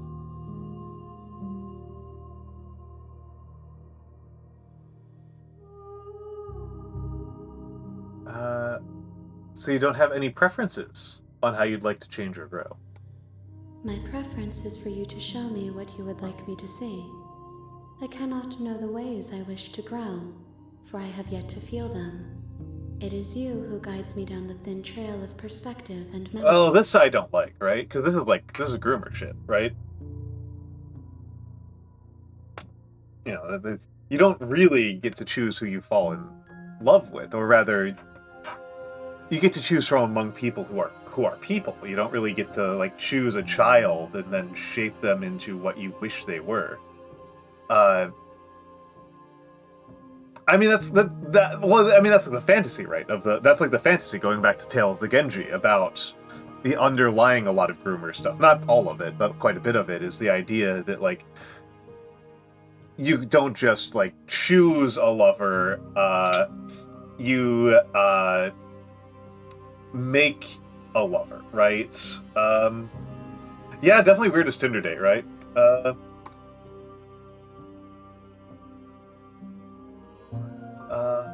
I'm ready to go back. I will long for your return, but it will give me time to reflect on what I am. We will meet again. Everything goes dark, and you die. Chapter 1. The Hero and the Princess. You're on a path in the woods, and at the end of that path is a cabin. And in the basement of that cabin is a princess. Alright. So this rules, but I need to use the bathroom really badly, so I will be back in a few minutes. We are on pre-rolls now, so you don't have to worry about it being an ad break. You just get to admire the fan art. Well, I use the bathroom, stretch, and I'll be back in a few minutes. Need to warm up a little bit too. I'm freezing. So I'll be back in a few minutes.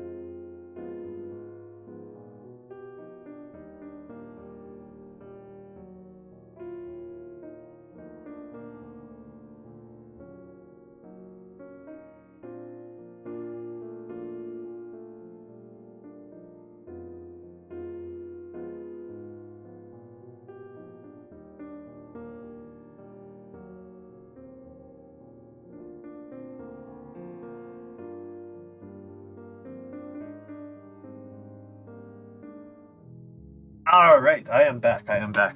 Thank you for your patience.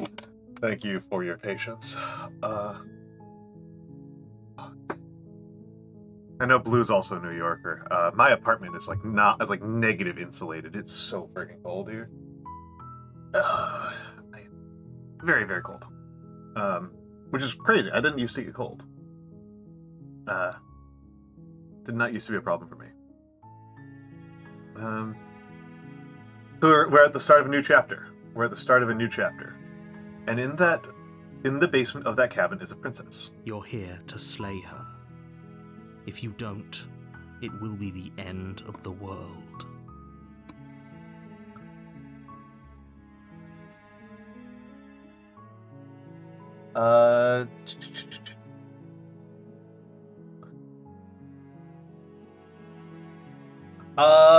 Humter, not particularly.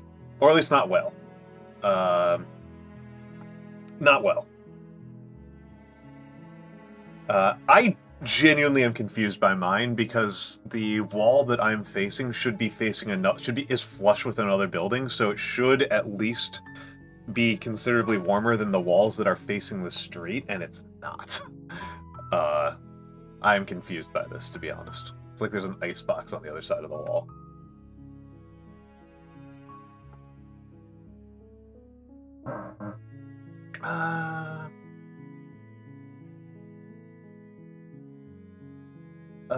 What do I do? Silently continue to the cabin. I was thinking some other bit. I'm just going to save all the princesses. A short path to the cabin. You'll find the princess within. A warning before you go any further. I'm in the princess saving business.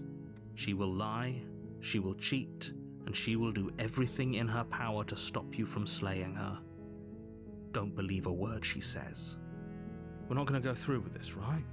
She's a princess. We're supposed to save princesses, not slay them. Ignore him. He doesn't know what he's talking about. Smitten's really funny. Anybody who missed Smitten, I really hope Smitten comes back. I like Smitten a lot. The interior of the cabin is almost entirely bare. The air is stale and musty, and the floor and walls are painted in a fine layer of dust. The only furniture of note is a plain wooden table. Perched on that table is a pristine blade. The blade is your implement. You'll need it if you want to do this right. I'm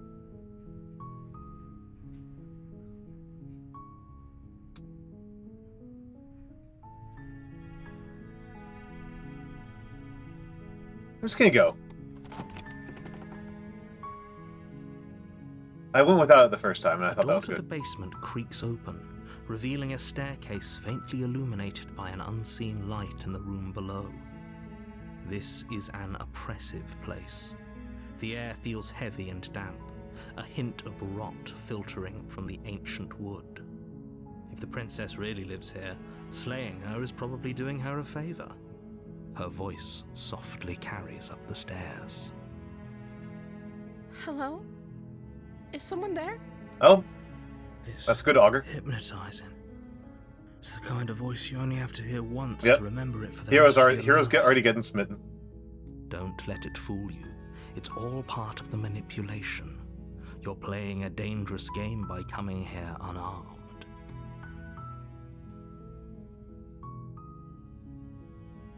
Hi.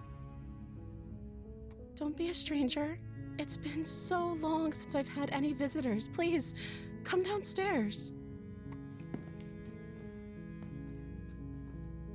You walk down the stairs and lock eyes with the princess. There's a heavy chain around her wrist, binding her to the far wall of the basement. See, second chain right there. She's beautiful. How could someone like this be a threat to anyone? I am begging you to stay focused. There's a lot riding on you here. Hi. Do you think you can get me out of these chains? I'll see what I can do. You're only making this more difficult. Thank you. Thank you. You're making a huge mistake. No, you're doing the right thing. You walk up to the chains binding the princess to the wall and give them a tug. They're large and heavy, far too solid for you to even imagine trying to break them apart. All right. I'm guessing you don't have the key? Maybe it's somewhere upstairs. Doubtful. Whoever locked the princess away down here intended for her to never see the light of day. They wouldn't have just left the key to her chains somewhere in the cabin.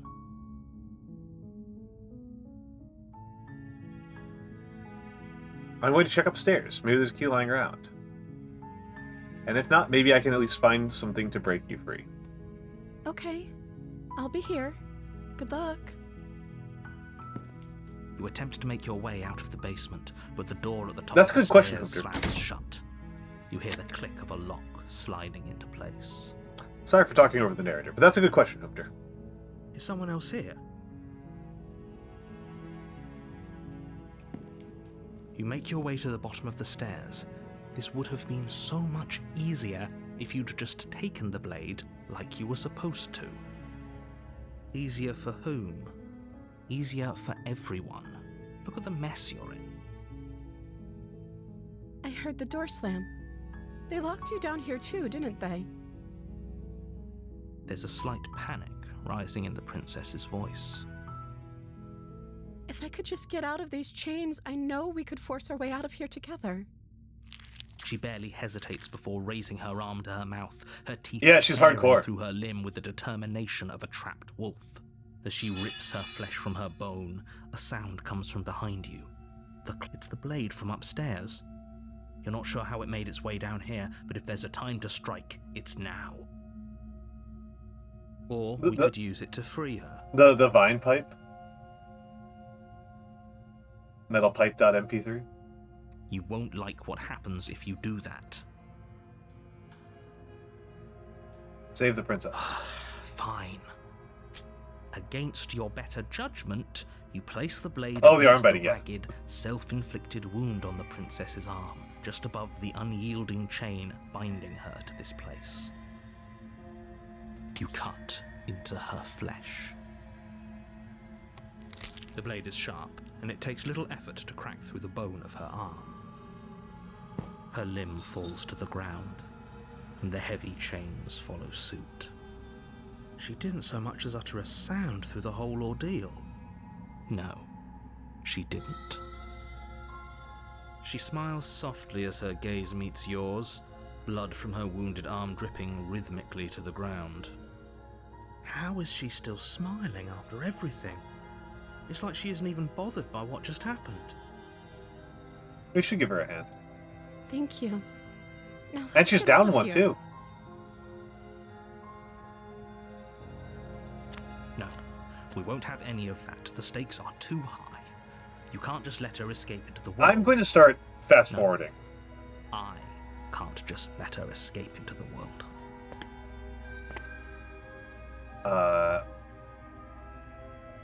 Warn her.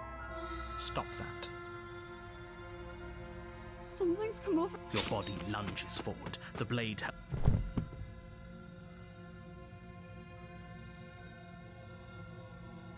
Oh, I can't resist this time. Hold on.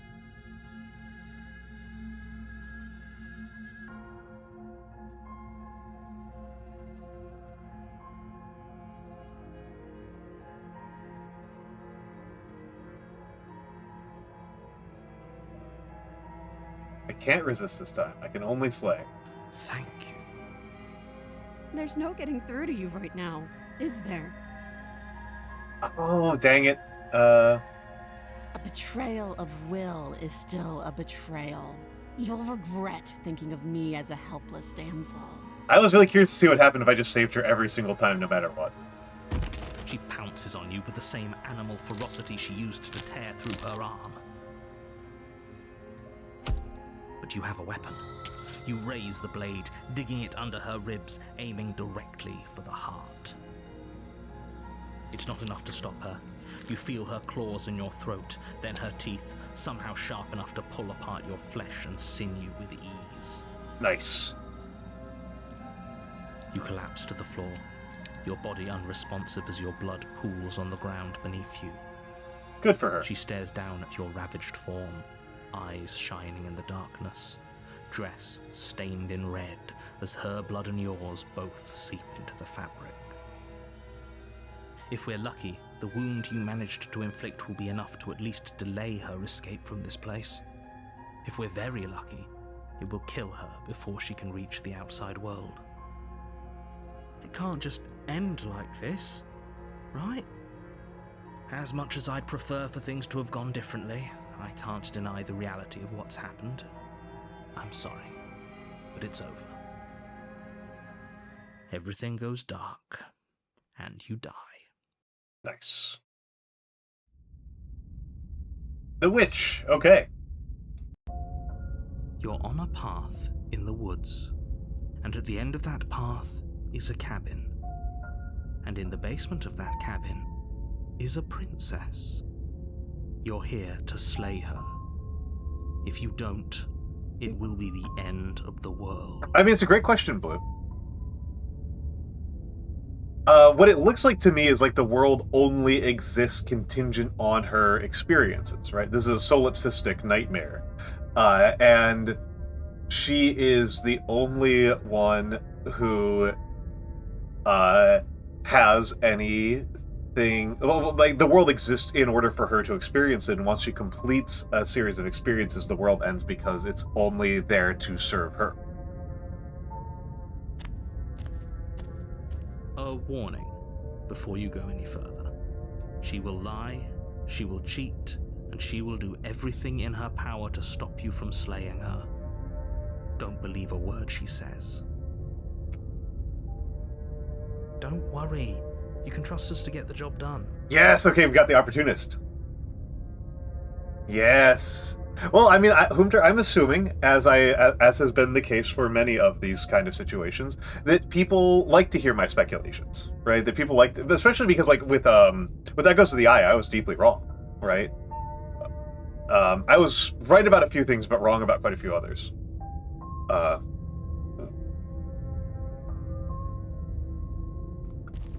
Opportunist is a fun one to have, especially because I really want to see if I can just fully lie to... The interior of the cabin is a mess of twisted roots. The walls a chaotic weave of knotted wood that, almost as if by accident, just happened to resemble a room.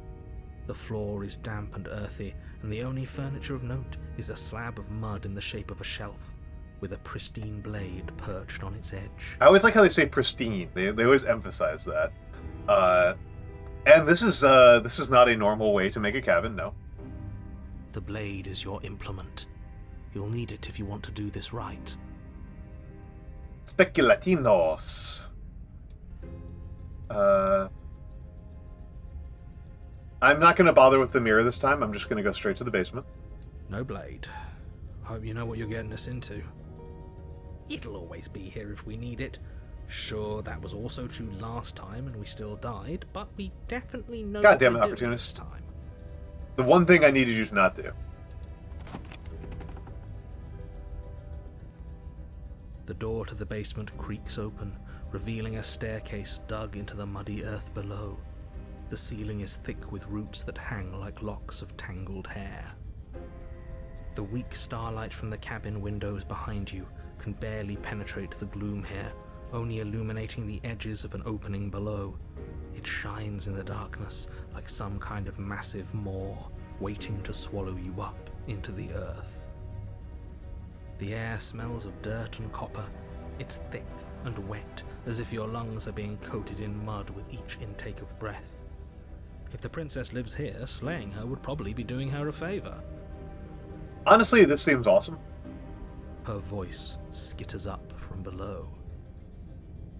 Something nasty finds itself on my stairs. Come on down. Don't be scared. I probably won't bite. I was wondering if the witch was going to be your favorite, Hunter. Hello. I recognize that voice as easily as I recognized your nervous little footsteps coming up the path. I know who you are, and I remember what you've She must have you confused with someone else. She seems friendly enough. Maybe we can talk our way out of this whole situation. You can't. Unless you slay her right away, she's going to break free and end the world. There's no reasoning with what she is. I have not, Gringotts. I'm committing to the bits for this of I will try to save her every single time. Look, I'm just throwing ideas out there. I like to think out loud.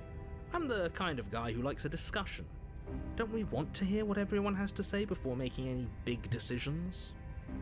I am curious, though, Gringotts, about what happens if I do that. I am very curious, but I am more curious to see what happens if I commit fully to the bit and just try to save everybody.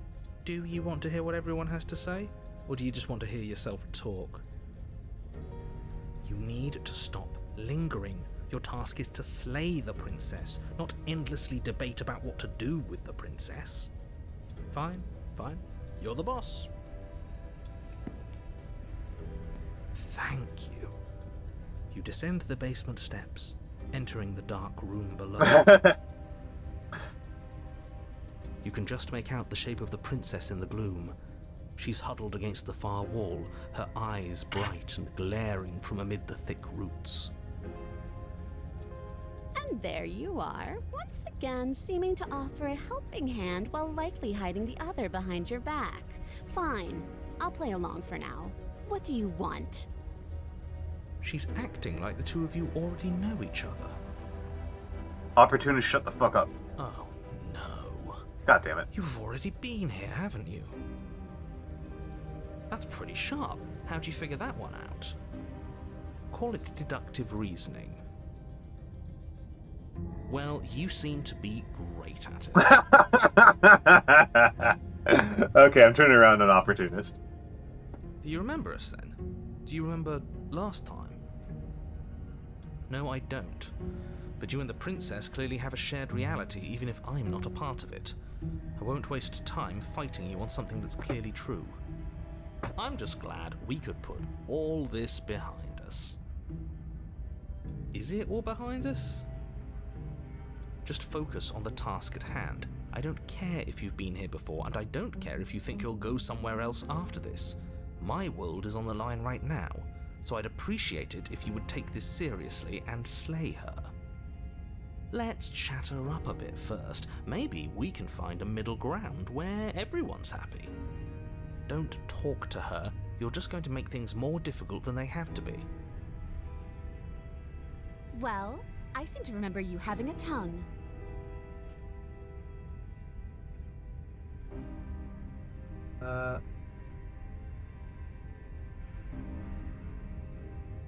Let's see, what do we got here? I get the sense that you're not happy with me. I died last time. Chains didn't stop you last time. Let's say I'm sorry. I'm sorry about last time. Yeah, she's literally doing that face. She literally is. It's really funny. Ooh, smart. Let's apologize. Get us back on the right foot. Shut the fuck up, opportunist. Oh, you're sorry. Isn't that nice? You're such a gracious little monster. If you're sorry, then let me out of here. Prove it.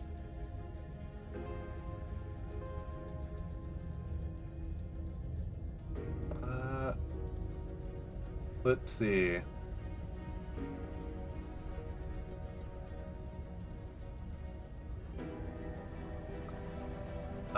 Look, I know things got messy last time, but I think there's something bigger than both of us at work. We should team up. I suppose you didn't come into my hovel of your own accord, did you? All right. I suppose I could team up. I need a way out after all, and unfortunately, you're the only one I have. Seems to me like she's offering a mutually beneficial arrangement. We should take it. Do you know what the word mutually means? Because it sounds to me like she's offering an arrangement that benefits her and her alone. That's true, narrator.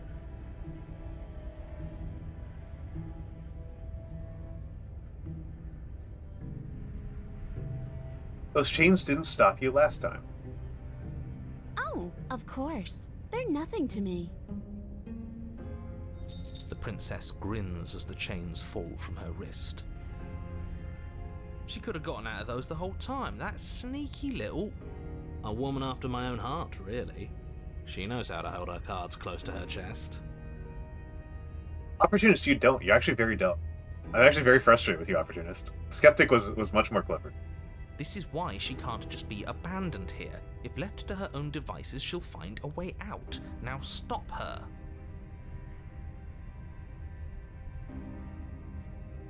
Leave with the princess. Yes, let's. She creeps forward, taking one cautious step at a time until you and she are face to face. She never breaks eye contact, even as the two of you find yourselves face to face. Increasingly furry-esque as she gets closer. She's silent for a long moment, as if testing to see what you'll do now that she's within arm's reach. We'll find out, Blue. I like the twig crown. After you, darling. You're the one it lets come and go. It's best if I follow. Oh no, we can't have that. If anyone is going to turn their back on anyone else, she's going to turn her back on us. It shouldn't matter who leads and who follows. We're working together here. exactly, Hunter. Well, if it doesn't matter, then she can go first. We may be in this together, but that doesn't mean we have to trust her. It's so funny. Somebody has to go first, and it might as well be us. We're the ones who broke her trust last time. That's true, Hero. You're talking a lot about trusting someone who, by her very definition, cannot be trusted. I don't know how many more warnings I have to dole out, but if you help her out of here, you're going to regret it. Step onto the stairs. That's right. You're the one who's going first. Don't worry, I'll be right behind you watching every single thing you do. That's exactly what I'm worried about. You step onto the stairs and begin your ascent from the basement. The princess follows close on Hello, your heels, Karatsun! perhaps even a little closer than you'd like. Hello, Karatsun. I hope that we don't encounter too many spoilers. I am full send saving every princess I can. I am just seeing what happens if I just fully commit to one bit. I've never played this before, but I am finding it very funny.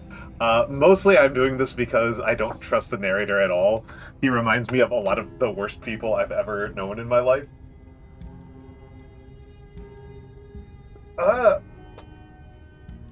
I see. Oh, thank you for the Prime, Karatsun. Thank you for the Prime.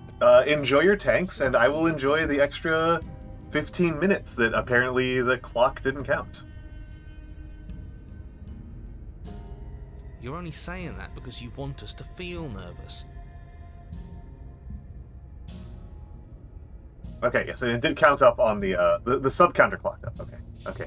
I'm fighting technical issues today, but yes, welcome in, Karatsun. It's good to see you again.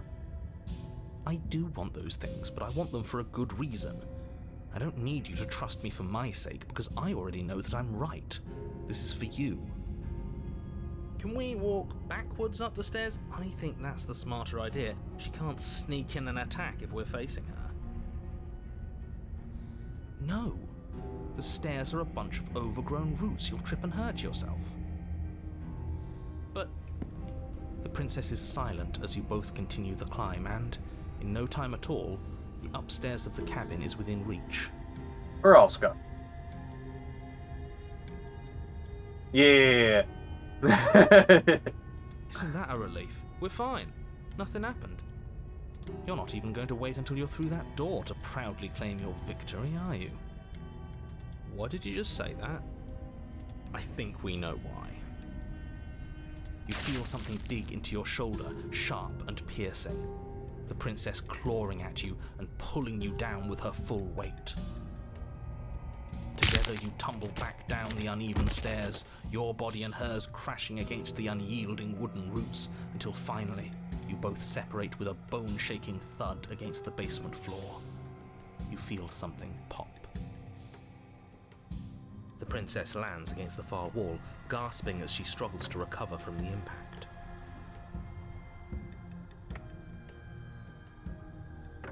You're still in shock, trying to get a hold of yourself. She grins as you continue to remain exactly where you are, cackling derisively as she watches you realise that you won't be getting up. Wait, why won't we be getting up? I'm afraid your back is broken. One unlucky fall is all it takes, really, and you had several. You know what? I'll say it. That sucks. I don't like having a broken back. We were going to help her. Why? Why did she do that? It's what I would have done. Have you considered not being like that? Have you considered not being like that? Of course not. It's what keeps us alive. Really should have made her go first, I guess. And yet here we are, paralysed and stuck with someone who hates us in the basement of a remote cabin. You must have known this was coming. The arrogance of turning your back to me after everything you've done.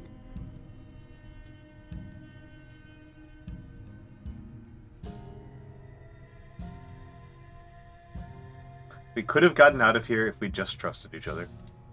Why would I ever trust you? Your hands have spilled my blood. And knowing that, you should never have trusted me either. You should have known I would never walk hand in hand with a loathsome thing like you. By our very natures, only one of us could make it upstairs unscathed. Someone had to make the first move. Better me than you. See, this is why I wanted her to go first. I had this whole little scheme planned, where once she'd passed by the table upstairs, I'd have said, now pick up the blade and stab her in the back.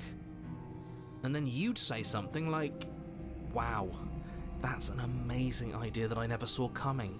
Thanks for looking out for us. And then you would have done it and we wouldn't be stuck down here with a broken back. There's just one problem with that. And what's that? She was clearly planning to betray us. And if she was in front of us, she would have gotten to the blade first. Ugh, you're right, aren't you? I thought this whole thing was ironclad, but really it was doomed from the start, wasn't it? This is what I think about the opportunist, is the opportunist doesn't think things through.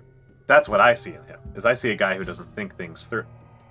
A guy who thinks he's clever, but doesn't actually put in the effort. The princess's body twitches as she tries to get up. Ho ho ho! So she's got it as bad as us. Yeah, voice actress at the club, yeah. Something inside me is broken. Isn't that a cruel twist of the knife? Isn't that so funny?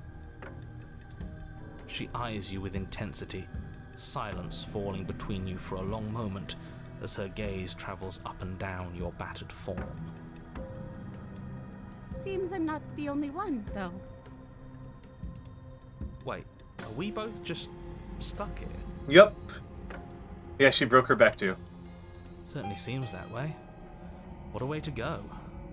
Look on the bright side. In all this chaos, you may have actually managed to deliver a lethal wound. The world could be saved after all. We're going to die together. Isn't that a lovely treat? I wonder how long it'll take. Maybe I'll get to watch the worms lick your bones clean. Yeah, we got time to catch up. Is that really what's going to happen? Hello? Are you still there? What happens next? He doesn't respond. I think he's gone. I think he's gone. Something strange is twisting this place out of shape. I wasn't feeling much of anything, but now I feel cold.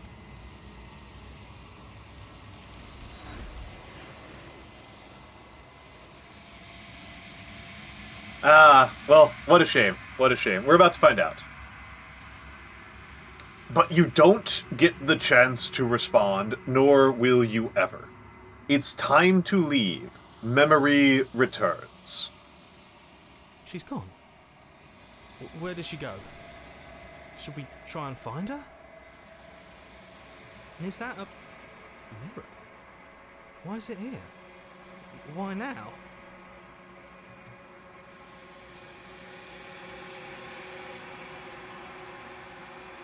approach the mirror. You approach the mirror.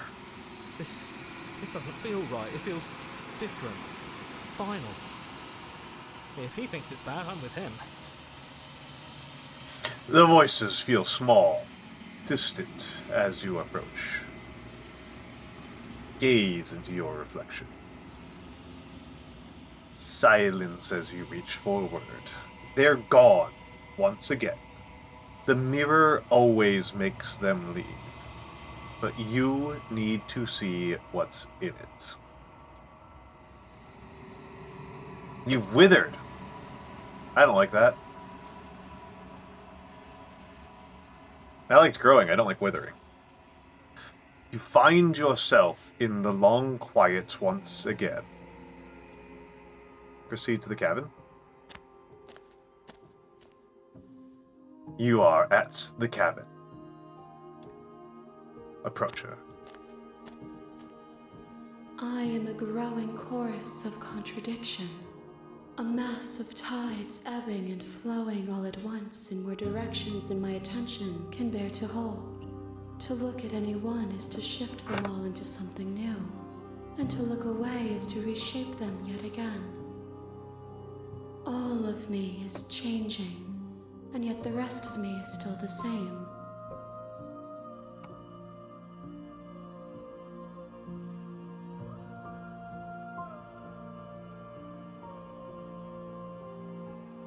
What do you think of this vessel? This one is hope marred by bitterness and betrayal. She could see the end of the tunnel, and the door was closed on her. She will make for a righteous heart.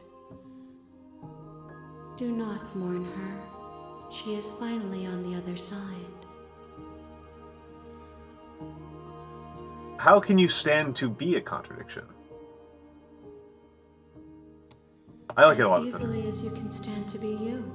You are like me, even if you have chosen not to look at the corners of you that do not fit.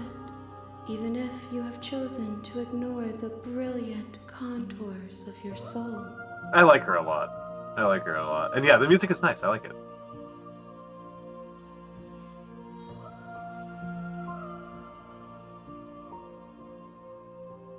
Do you know what happens to the worlds we leave behind?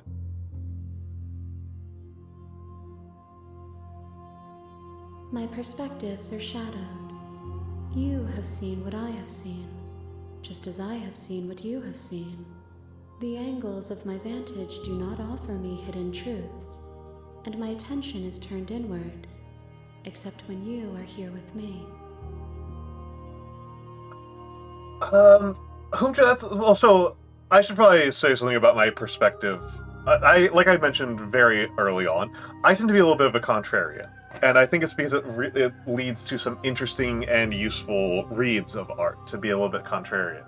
And so for art that's very clearly intended to be metaphorical and dreamlike, I like to take it at face value and read it literally. And for art that's very literal and obvious, I tend to read it metaphorically.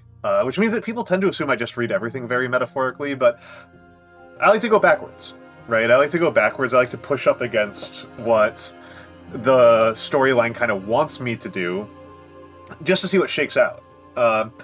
And so, if we are literally shaping her, right, that is a pretty common narrative about a certain masculine fantasy about heterosexual romance where the woman is a vessel for manipulation by the man.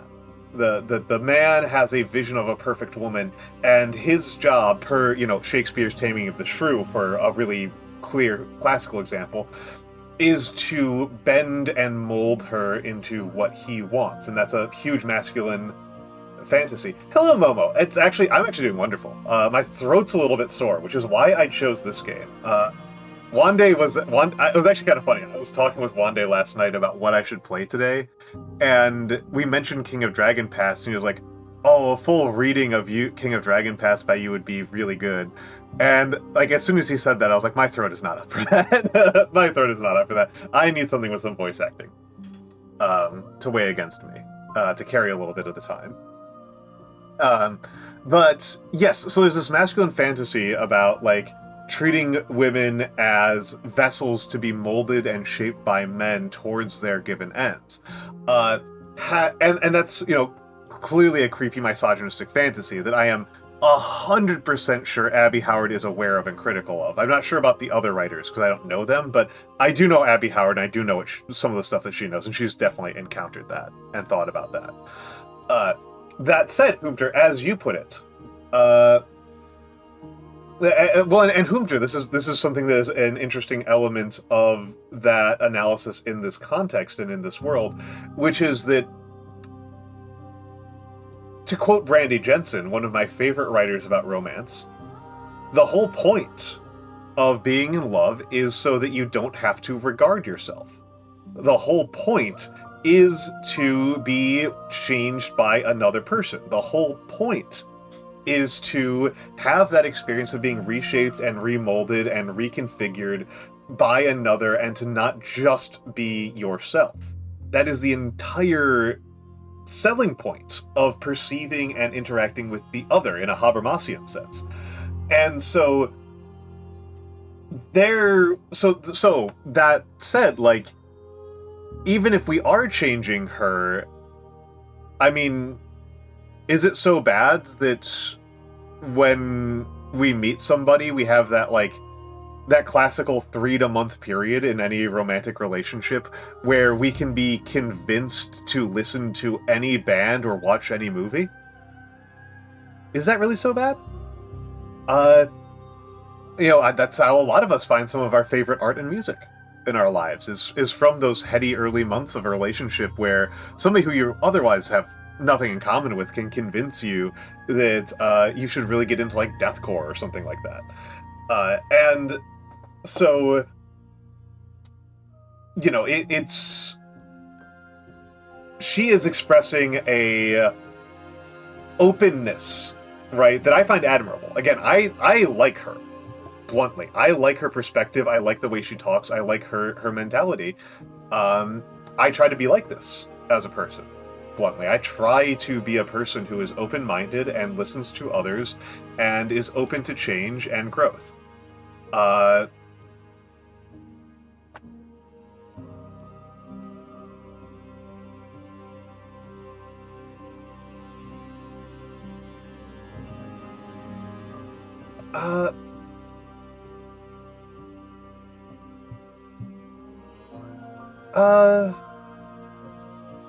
I should not pretend like I'm particularly experienced. I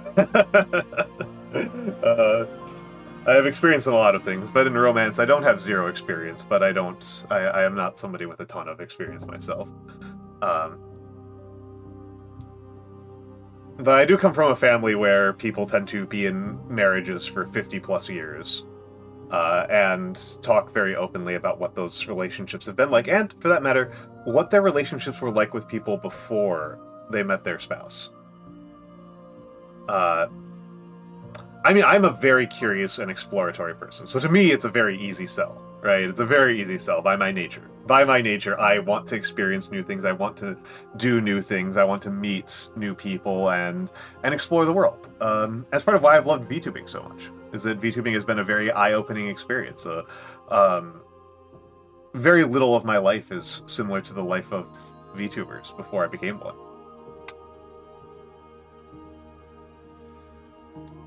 Perhaps this will change when our work is done.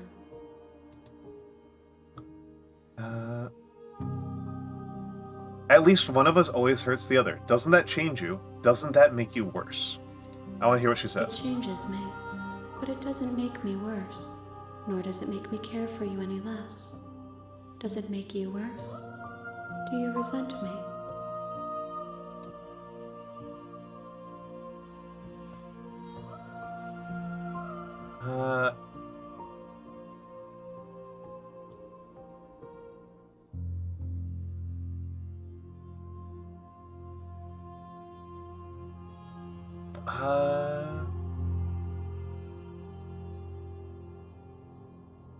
Anything that makes me like you more.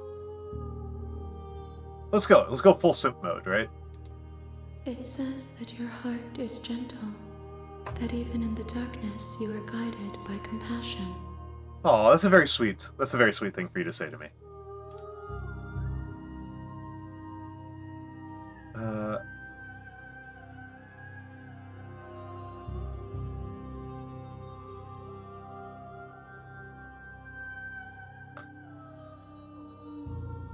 How many more vessels do I need to bring you?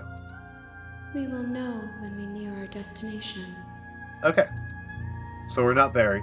We're not there yet. I'm ready to go back.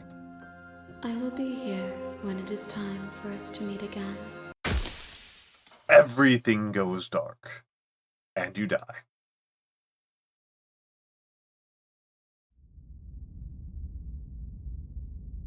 The hero and the princess. You're on a path in the Whoop, whoop, whoop, whoop.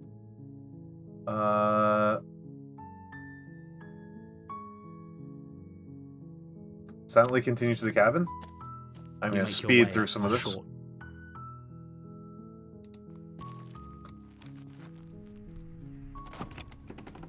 Take the blade. You take the blade. I'm going to see if I can just checking in on you. Oh, it's been so long since anyone's come down here. Oh, we got the harsh I was princess starting again. to think they'd forgotten about me. We got the cold princess again. You walk down the stairs and lock eyes with the princess.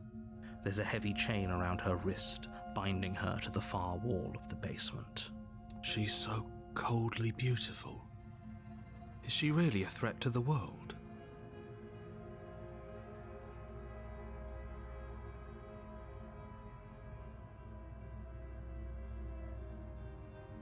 Let's see if I can free her after this one. You step forward, your grip on the blade tightening as you steel your resolve. Oh? No talking then? Fine. What even makes you think you can kill me? I'm probably chained up in this basement for a reason, right? And if that knife is the only weapon you have, you'll have to get close enough to use it. So, you should just drop it. Best not to risk finding out what I can do. I mean, she's unarmed.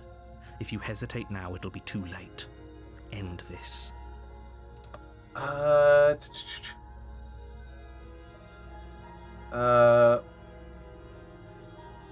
you sure she's not armed? I'm curious on I'm this. positive.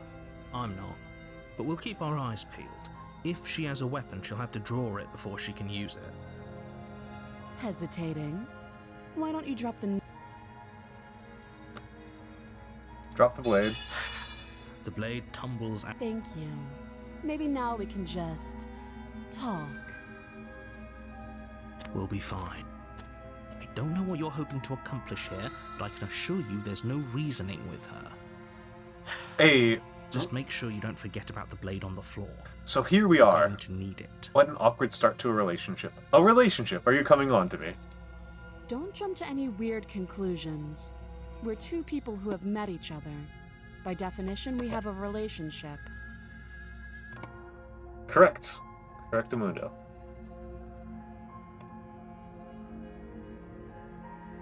How would I get you out here? But I'm here. You can't. Don't bother. I'm guessing you don't have the key then. I'm sure there's a key somewhere around here, and if there isn't... well, we can always put that knife to good use. Her sharp eyes settle on the edge of the blade. Yep. Yep. Oh, audio cut out for a second. That's weird. She isn't suggesting what I think she's suggesting, right? She is. I'm sure of it.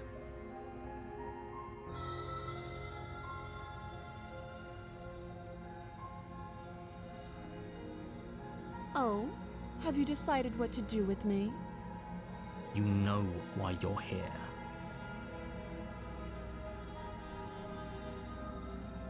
I'm getting you out of here. Examine the chains.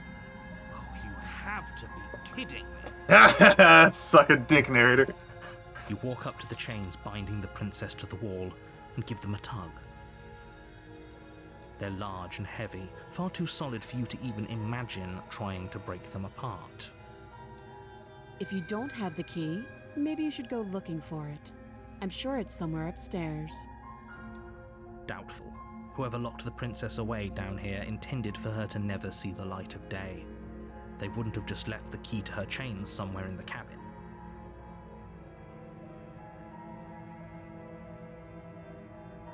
That would be fine. I can lose an arm. Very funny. She speaks with almost complete nonchalance. If we were stuck down here for long enough, I'm sure we'd be nonchalant about cutting our way out. Anything to finally be free. You attempt to make your way out of the basement, but the door at the top of the stair...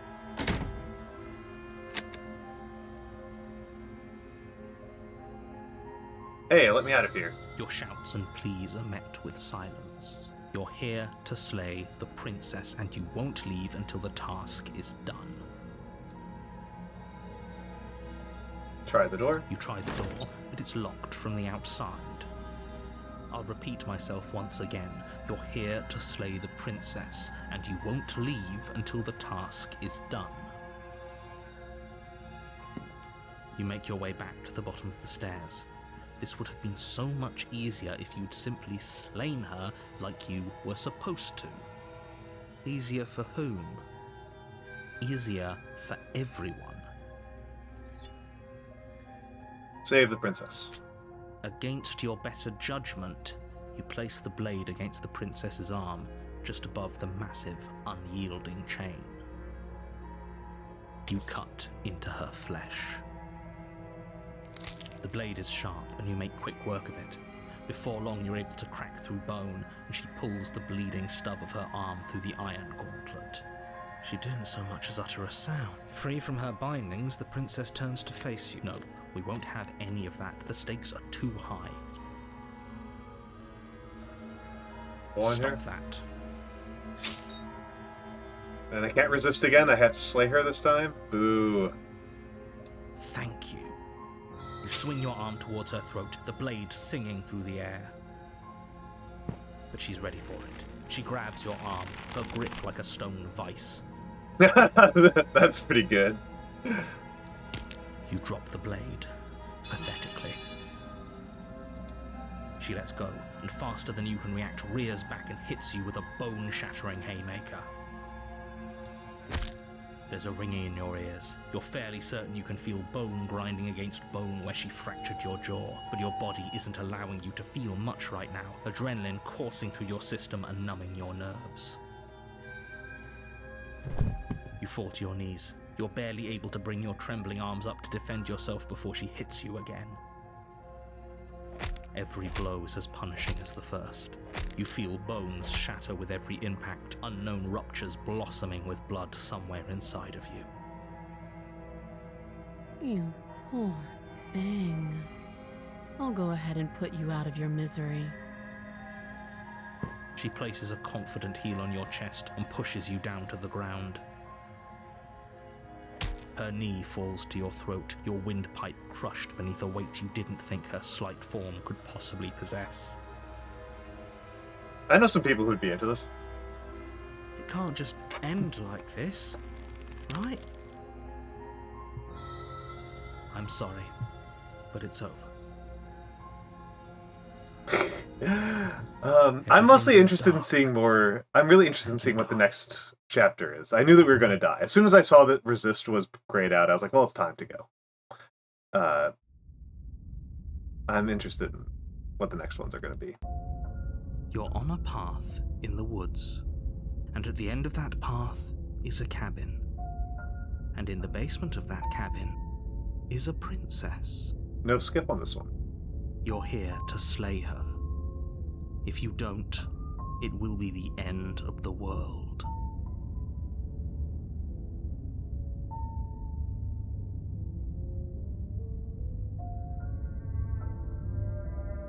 Proceed to the cabin.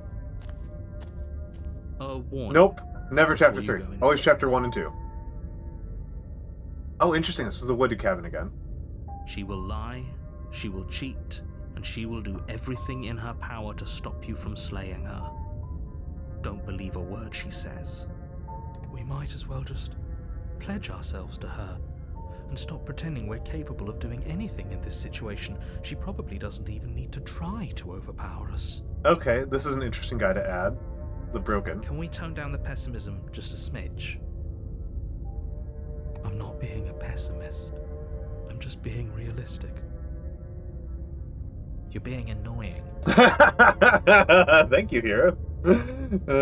Just ignore their bickering, and whatever you do, don't pledge yourself to her. I cannot stress enough how absolutely catastrophic that would be for everyone, yourself included. Am I just going crazy? I thought some of them looked different. I agree. If she's wrongfully imprisoned, then we should rescue her, but if he's telling the truth, we shouldn't just hand her the world on a silver platter. Rescue her? Given the stakes of the situation, there isn't really a difference between rescuing her and pledging yourself to her. Either would be terrible. So please, try to ignore both of those knuckleheads and focus on saving the world. Let's not make this harder than it has to be. If that's what you want, I guess I don't have a say here. Weenie. What kind of cabin we got here? The interior This is of very the cabin different. is larger and more grandiose than its humble exterior would suggest. The only furniture of note is a massive marble altar with a pristine blade perched on its edge. The blade is your implement. You'll need it if you want to do this right. Why do we feel so small? We don't feel small. We are small. Different music this time. You didn't say anything about the mirror on the wall. That's because there isn't a mirror. There's the altar, the blade sitting on the altar, and the door to the basement. There's nothing else in here. There's definitely a mirror. There isn't. Who cares if there's a mirror? We're all going to die anyway. And I'm sure that if we looked in there, we'd just see something sad and miserable looking back at us. We don't need any reminders of what we are. It would only make things worse. For the last time, you're not going to die unless you let it happen. And luckily for you, there isn't a mirror, so no one needs to worry about confronting a grisly visage any time in the near future. Though, for what it's worth, if there were a mirror, I'm sure that you wouldn't find anything sad or miserable in it looking back at you. You probably look perfectly normal. Probably. Do you not know what we look like? That's a very good question, hero. He knows. He just doesn't have the heart to tell us. I want to see how handsome I am. Please don't. I'd rather the princess kill us again than see how dreadful we are. I care less about what we look like and more about whether we're being lied to.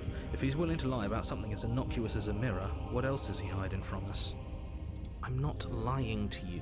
Use your eyes. There is no mirror. Why would I lie about something so meaningless? What good would it even do? Approach the mirror.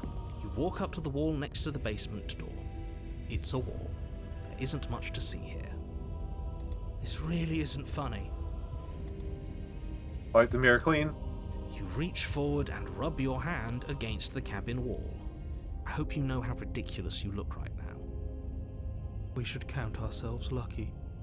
Some things are better left unseen. The broken.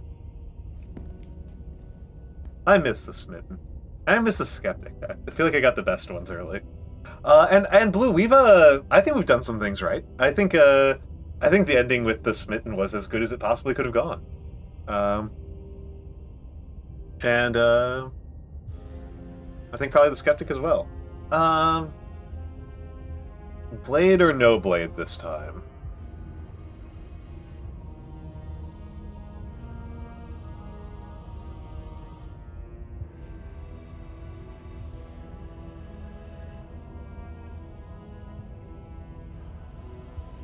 Blade or no blade? No blade? No blade. No blade this time. Yeah. Maybe she'll be more receptive if we're unarmed. Blade, no blade. It doesn't matter.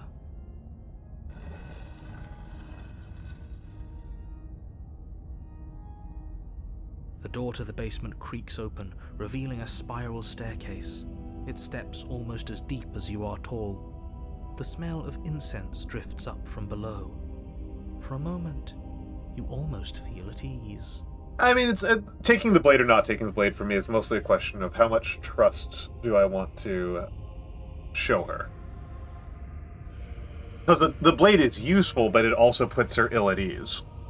Huh. This is actually kind of nice. It's still a stone basement. If the princess lives here, slaying her is probably doing her a favor. Her booming voice rolls up the stairs. Ooh. Is Booming. that a guest I hear? Don't linger on the stairs. Come down and witness me. I would not describe that as booming. You weren't kidding when you said it was booming. She wasn't like this last time. You shouldn't have come down here unarmed. We need to get down there. She wants us to see her. We need to see her. Oh, is she like Shouldn't we 8 be feet worried tall? about your sudden change in attitude? Just a few minutes ago, you were going on about how pointless everything was. Now you want to go down there. It doesn't matter what that little voice says. He's not the one making the decisions. Though if his ramblings get you to the princess, they will get you to the princess. Mako's got a giantess thing, right? Am I wrong about that? Continue down the stairs. Making your way down the spiral staircase is a time-consuming and exhausting effort, every step requiring you to clamber over one edge before dropping to the next. But soon the end comes into view, and you tumble to the bottom, entering the vast, temple-like room beyond. That's true, she does. The princess towers over you, Yep. almost glowing in the weak starlight, her figure framed by a stained glass window. Her long hair billows around her, and a chain binds her wrist to the far wall. Interesting.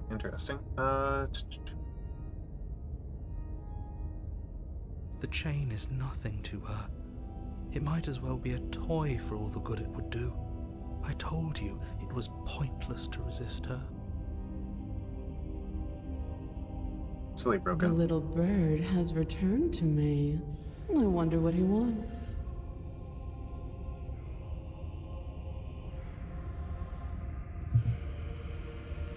I need to use the bathroom very bad. Oh, the mommy friend. Momo. You people are ridiculous. I see your hands are empty. You've already given up, haven't you? You aren't even going to try and kill me. How sweet.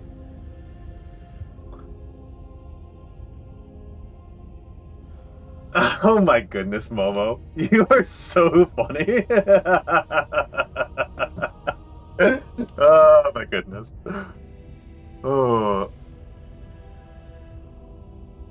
And more than a little disappointing.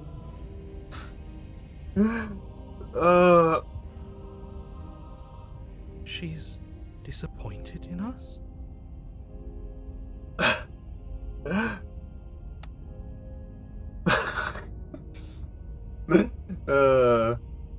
Kneel.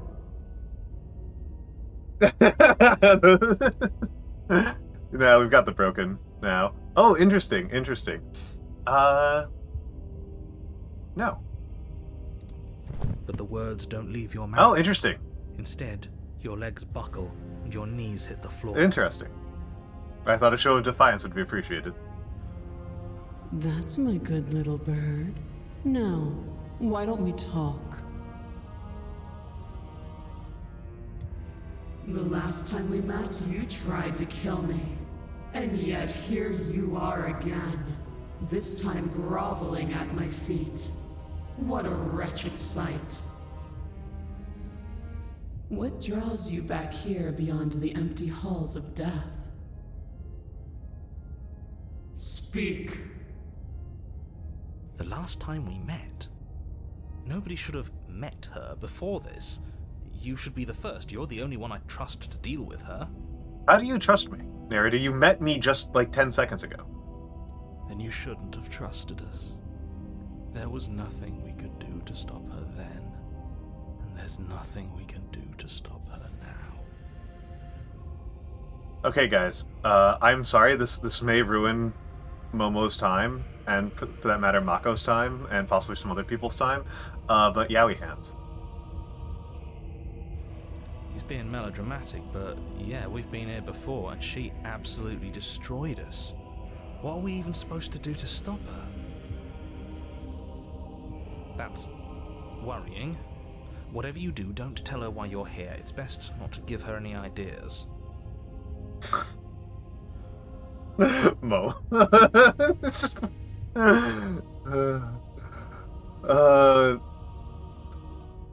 Humter, Yowie hands is a term about art, not a term of art, a term about art, where in Yaoi manga, the artists there's a tendency of the artists to exaggerate the size of men's hands to an extent that got comical.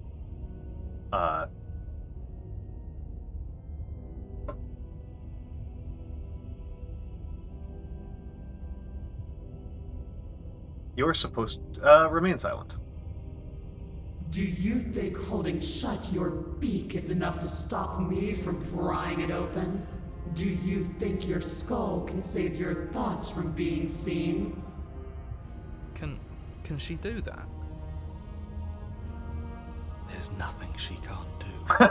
The Broken's so fun. Okay. No, I've turned around on the Broken. He's annoying, but he's also very funny.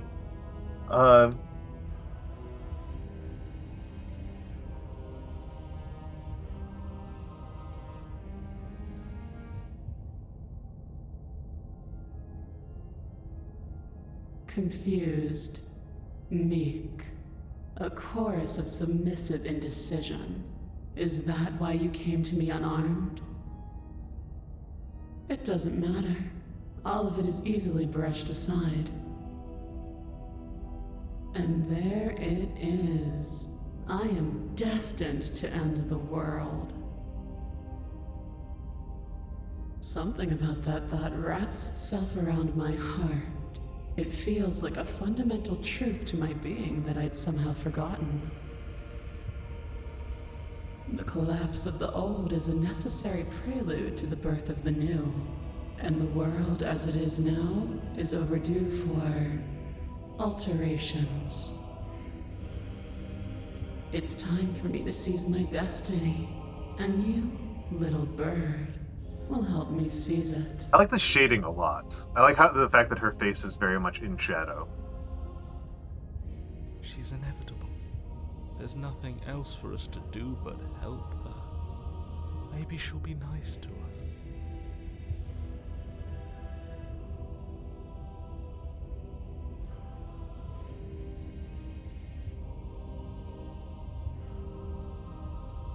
Unburdened by what has been, incredible. Oh, I'm curious about this one. I have questions for you before I decide to do anything.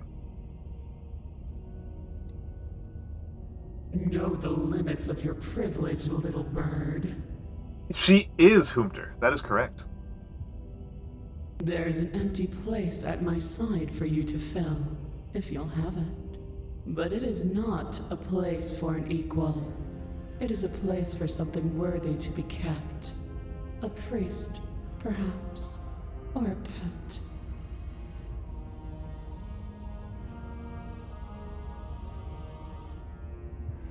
You can, just because you're supposed to end the world doesn't mean you actually have to do it. You can be whatever you want to be.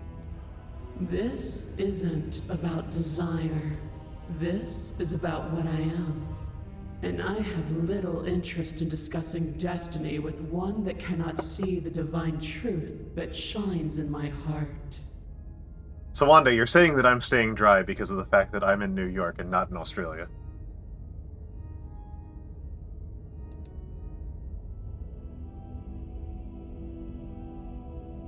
I mean, the last princess was a furry princess. They know what they're doing. And actually, hold on. I need to go grab... There's a specific Junior Scientist Power Hour Let me see if I can find it.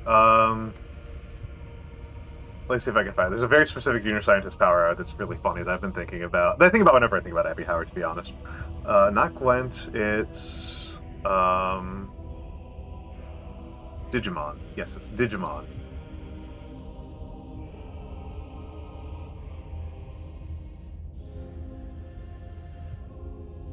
This is the Abby Howard knows what's up. Abby Howard is aware. I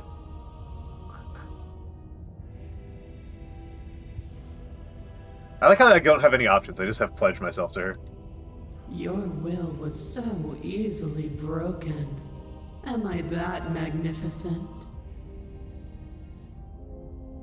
All you need to do now is break my chains. If this is what you want, then I guess there's not much else for me to say. No, you can't just give in to her. Not when the stakes are so high. Not when you're so close. I won't let you do this. There's still something in the way. A greasy film inside of you where it doesn't belong, trying to conceal you from me. Is that a person? No, it used to be a person. It's something different now. An echo. Is this your favorite one, Humpter? Is she talking about you? That's impossible. She's not supposed to be able to interact with me. You're a small one, aren't you? A shriveling little worm stretched beyond its limits, trying to control things that it can't understand. No. What are you talking about? I don't care what you are. You're mine. That's pretty funny. Oh, that's a good point, Humpter. That's a really good point. That's interesting. Rise, my little bird. Without hesitation, you're brought to your feet. Break my chains. And how are we supposed to do that? We don't even have a weapon. All you need to do is believe it's been done.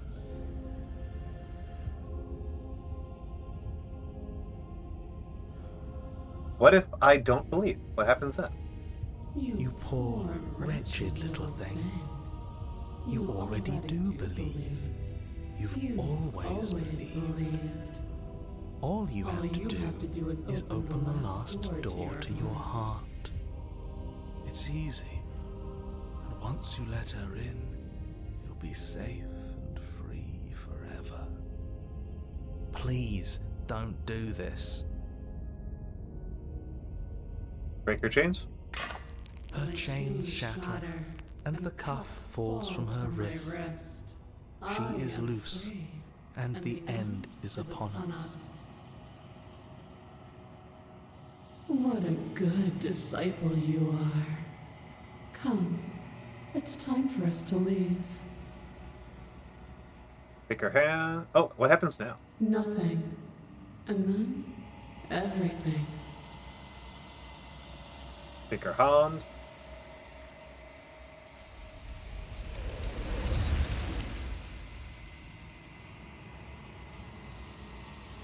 Shloop. But you do not take her hand, nor will you ever. It's time to leave. Memory returns. She's gone. Where does she go? Should we try and find her? I've got an achievement for every princess. And there's that mirror again. Why is it here? Why now? It's going to be okay, just trust me, we've been here before, and you always get scared. But it feels so bad. Like looking into it right now is going to be the end of everything. I don't want to look at us.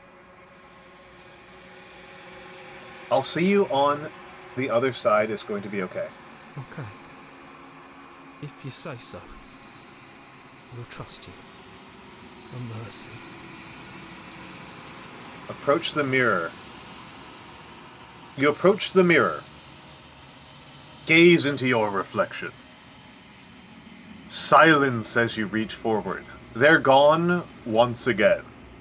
The mirror always makes them leave, but you need to see what's in it. You've unraveled.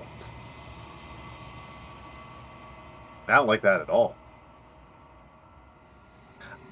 I am going to let us... I'm going to put us on break right now because I need to use the bathroom really, really badly. I need to put some bathroom really... I need to go to the bathroom really, really badly. I was distracting for most of that I needed to pee so badly. I'll be right back.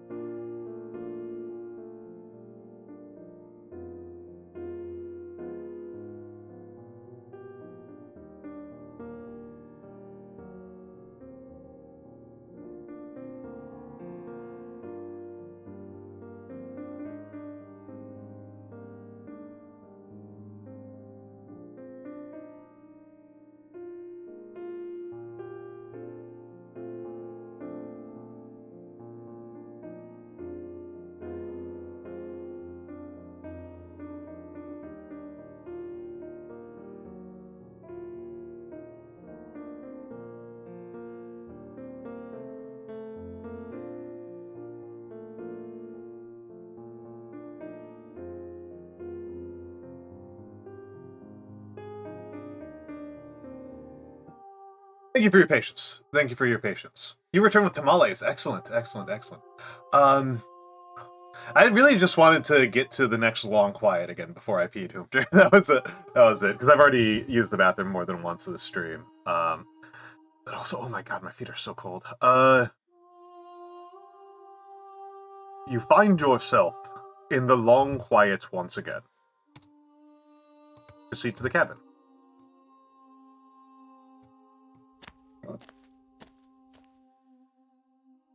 You are at the cabin. I'm sorry, this is so funny. Approach her. There's a world beyond the endless walls of the long quiet. We're supposed to be there.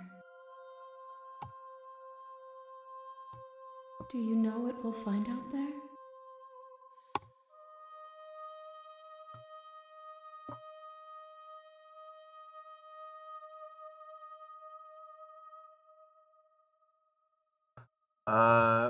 Is that a rhetorical question? Do you know? Do you want to tell me? Rhetorical. I am not rhetorical. I have only known these spaces, and I have known flickers of the lives you've brought me, short and violent and full of passion. But all of those flickers end where the long quiet begins. I'm asking you because I cannot know your mind. Do you know what we'll find out there? Yeah, she has to use 3 hands to cover up her eyes.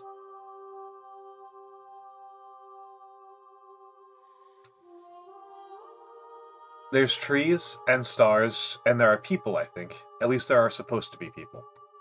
There is a warmth and sadness in me at the thought of people.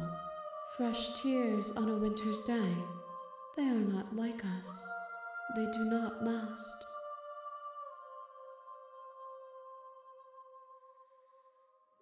Do you think anything is real out there? Do you think that we're real? We are real. Nothing is an idea that dwells in the absence of something. But nothing cannot exist on its own. And because of that, nothing can't exist. So she's on one side of the Cartesian debate. Do you have thoughts on this vessel? This one is dominance, a figure capable of bending everything to her will. She will make for an overwhelming heart. Do not mourn her, for she would not be able to mourn you. She would not be able to mourn you. It's pretty funny. Do you know what's going to happen when you awaken?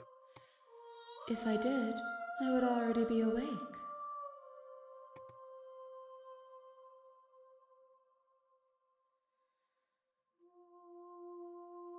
When you send me back, I'm not alone. There are voices that speak to me. Some of them are me, but one of them is something else. I call him the narrator, and he wants me to kill you. Do you have a narrator? Have the vessels had one? No, their thoughts are quiet.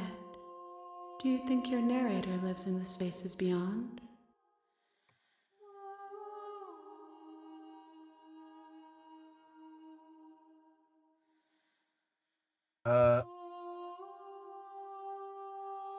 He does. I don't know why, but I know this for a fact.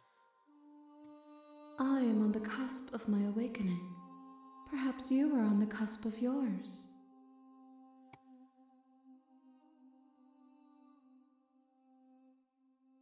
How many more vessels do I need to bring you? 1. Whatever you bring me next will be enough, and then gravity will pull the others back to me. I will be singular, a final multitude.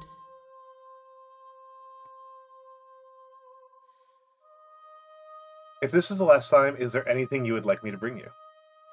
These gifts are a conversation, and each one shows me the contours of your heart. The only thing I want to see is what you choose for me when the thread is fully drawn.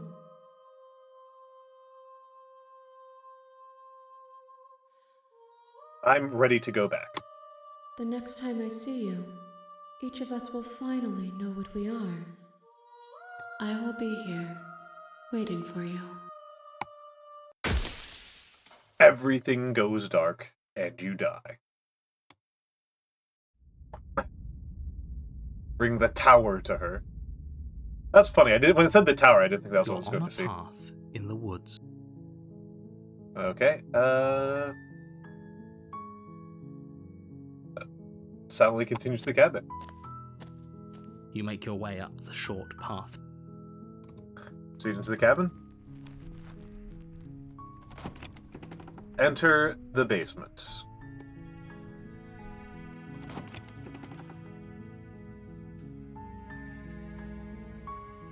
Hi. Don't be a stranger.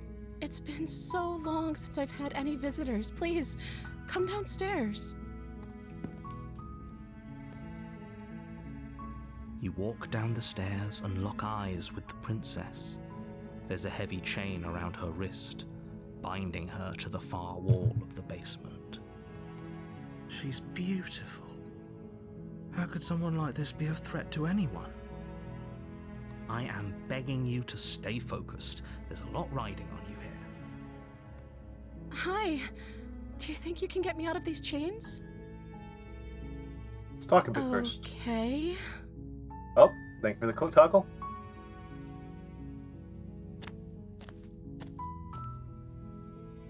What's your name? Oh. She pauses, carefully formulating her words before she responds. You can address me as Your Royal Highness. Or you can just call me... Is Princess her name or her title? What if it's both? Could you imagine being named Princess? So is Princess your name? Like I said, you can call me Princess if you'd like. I'm sorry, I've been down here so long I guess I've just forgotten. I must have a name though. Everyone has a name. Okay, that's weird. She hadn't even thought to pick a name for herself. Hopefully you're starting to see that she can't be trusted. Go back upstairs, get the blade, and slay her before it's too late. If I'm the first person you've seen in a while, what have you been eating or drinking? I don't see what that has to do with anything. This is the only time this is ever going to happen, but I agree with the princess. That's hardly relevant. Okay, but actually, what has she been eating? She has to eat, right?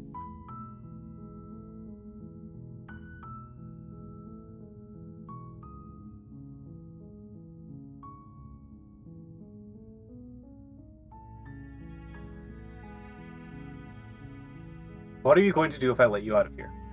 The princess hesitates before responding. She doesn't know. She's been down here too long to have any idea of what she'd do in another life. She knows what she'd do. She's just searching for whatever answer she thinks you want to hear. Hi, iPop. Are you looking for the truth, or are you looking for the right answer? Because with the dynamic we have going on here, I don't think the specifics of what I do really matter. It's not like you'd believe me.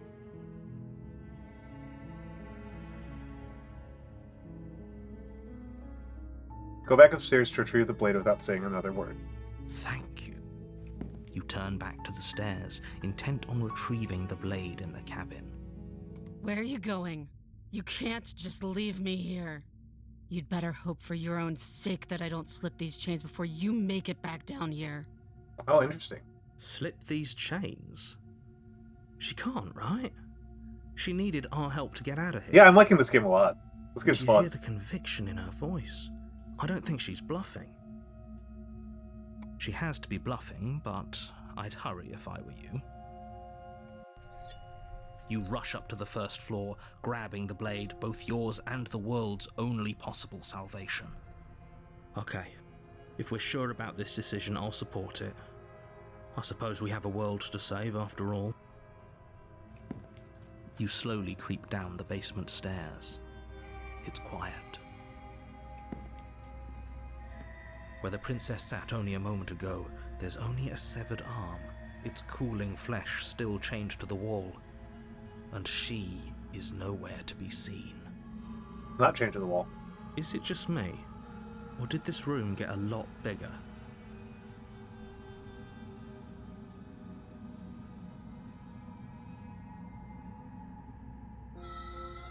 I think we got off on the wrong foot. Do you think we can... Hello! Why don't you come closer? I have something to show you. Presumably she bit it off.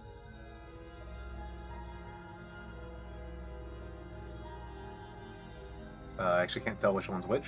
There we go. Your eyes dart to the corners of the room. You don't see her. Where is she?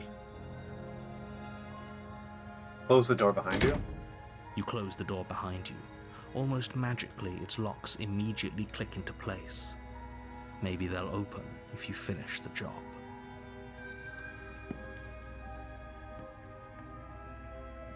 I'll wait. Oh, do you want to play a waiting game? I've been down here a long, long time. I'm very good at waiting. You do your best to patiently wait her out. But eventually, exhaustion starts to set in. Come on, wake up. We can't fall asleep down here. Yeah, we can. Do it.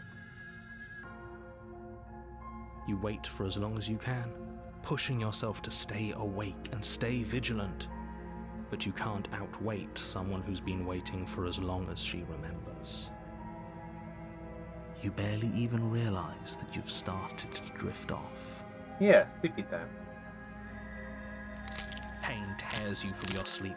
The princess is upon you, ripping into your flesh, unnaturally sharp teeth and claws severing arteries and digging into organs. There's nothing to be done. You're already half gone. It can't just end like this, right? Yeah, it can. As much as I'd prefer for things to have gone differently, I can't deny the reality of what's happened. I'm sorry, but it's over. Everything goes dark, and you die. The beast! You're on a path in the woods, and at the end of that path is a cabin. And in the basement of that cabin is a princess. You're here to slay her. If you don't, it will be the end of the world. Proceed to the cabin. A warning before you go any further. She will lie, she will cheat, and she will do everything in her power to stop you from slaying her. Don't believe a word she says. Does a cat lie to a cornered mouse when it plays with its freedom? Or is it just acting out its nature? I don't see why that matters. A lie's a lie, and if anything, she's the one who's cornered. She could have gotten out of there whenever she wanted to. We should trust nothing that she tells us, only what we hear and smell. That's a very roundabout way of saying that you should listen to me and take this seriously. Maybe. Proceed to the cabin.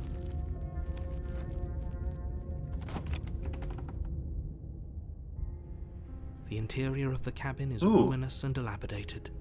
It feels like no one has lived here for a long time, wind rushing in through cracks and holes in the wooden walls. The only furniture of note is a termite-eaten table with a pristine blade perched on its edge. The blade is your implement. You'll need it if you want to do this right. Approach the mirror. You walk up to the wall next to the basement door. It's a wall. There isn't much to see here. What are you talking about? This isn't a wall. It's a mirror. Or at least it'll be a mirror once we wipe off that layer of grime. Wipe the mirror clean. You reach forward and rub your hand against the cabin wall. I hope you know how ridiculous you look right now. But there was a mirror a second ago. And now it's gone.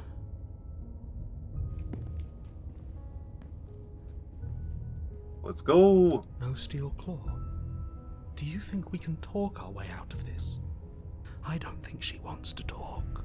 I guess we'll just have to trust that we made the right call. It'll still be here if we need it. Knife didn't help us last time. Oh, this is a new one to you? The door to the Interesting. basement creaks open, revealing what's left of an old wooden staircase. It's still sturdy enough that you can make your way down in one piece, though you'll have to be mindful of holes. The air seeping up from below is oddly warm and wet, as if you're descending into a jungle. If the princess lives here, slaying her would probably be doing her a favor. She growls up the stairs. I can smell you. She sounds almost feral, impatient, or maybe eager. You carefully make your way down the stairs. The last step gives way to the damp earth floor of a starlit pit. The walls are obscured by an impenetrable darkness, giving the illusion that the room might stretch on forever. You brush against the wide leaves of plants that surround you on all sides, seemingly the only living things that occupy this strange underground wilderness. I mean, I need a shower, but that's just because I didn't shower before stream. Wide leaves of plants. She looks huge in this one. The jungle is pressing in on us, hiding her from view. She could be anywhere. You see only a flash of the princess before she scurries away into the underbrush, dragging her heavy chain behind her. Oh, this hole is on the ceiling. This window's on the ceiling. Remember, she's just a princess. She is certainly not just a princess. You're not helping. It doesn't matter what she is. It only matters what she does. Her shining eyes appear between the leaves, staring hungrily at you from the darkness. Nice. I can hear your heart pounding from the bottom of the stairs, fledgling. You're right to be terrified. I'm so much more than you. A shiver rushes up your spine and pulls you upright. The air's shifting. She's getting ready to pounce. Move, now.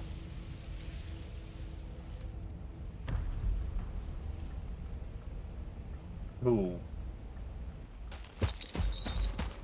You lunge to the side, picking a direction on instinct. As you land, you're buffeted by a gust of air, disturbed by the sudden motion of a massive body. The princess. In an instant, she's pounced on the spot where you would have been, her chains rattling across the floor behind her.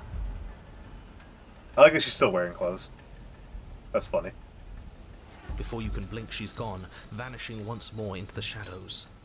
But you still feel her gaze on you. You're faster than you were before, but you're still meek, reactive, prey. You whirl around to find her, and your gaze meets hers, a pair of shining eyes peering out at you from just beyond the basement stairs. So she's cut off our escape. Shit, what do we do?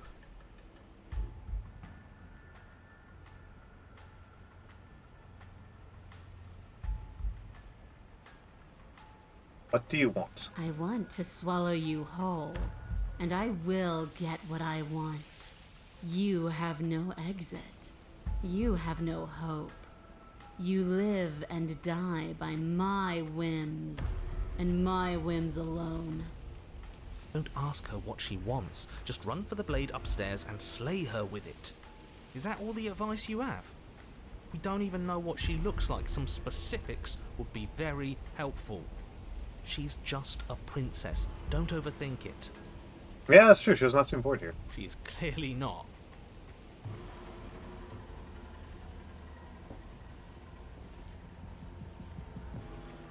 You cannot reason your way out of this, fledgling. There's no compromise with what I am. Alright. At least she's upfront about her intentions. She's coiling for another strike. Be somewhere else. We're on the back foot. The back foot keeps us nimble, keeps us alive. It doesn't matter if it keeps us alive if it eventually kills us. We need to take back the momentum. We need to do something. Survive.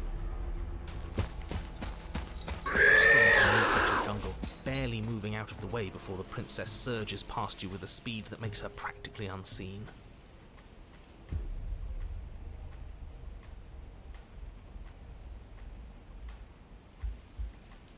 Run for the stairs. Yes, now's our chance. Quick. Right, I agree. We can't do anything without a weapon. We can regroup once we're armed and try to figure out a better plan. Don't plan ahead. Act on the now. All that matters is that as you turn to sprint for the stairs, you feel the air shift. You instinctively glance behind you just in time to see the princess lunge from the shadows, more unhinged and dripping, eyes fierce and full of hunger.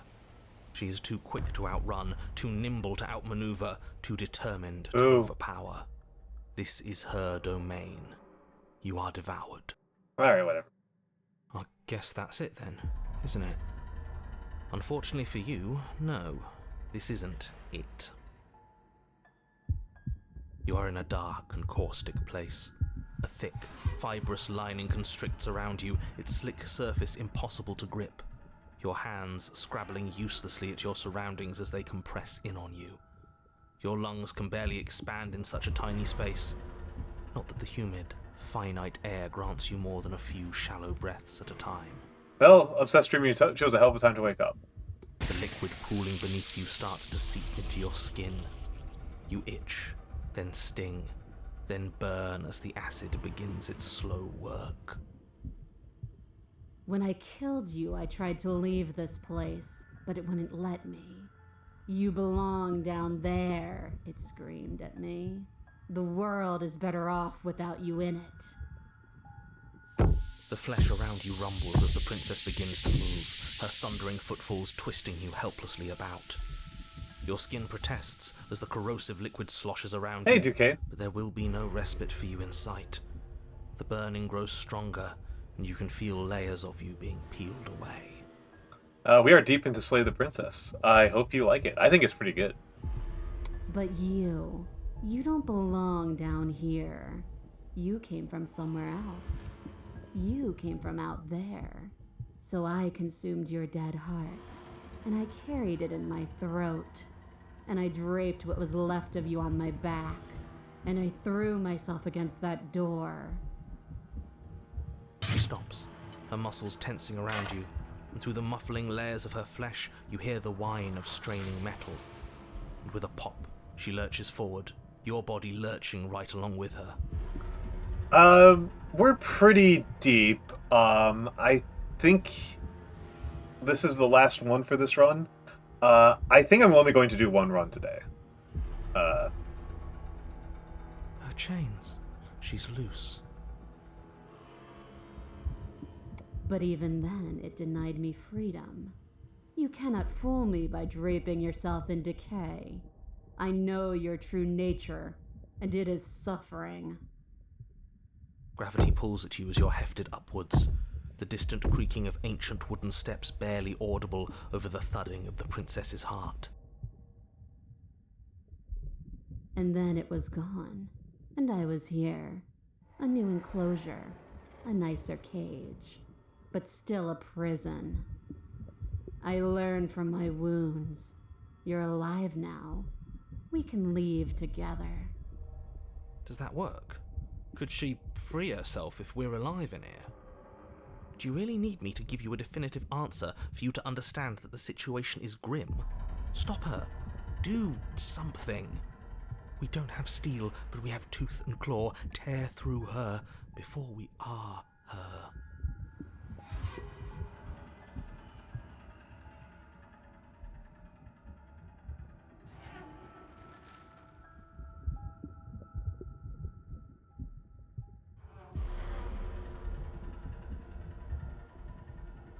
I'm curious, because I think they're going to use up actions. Can you talk to the captain? I'm actually curious about that. I understand it, and it understands me.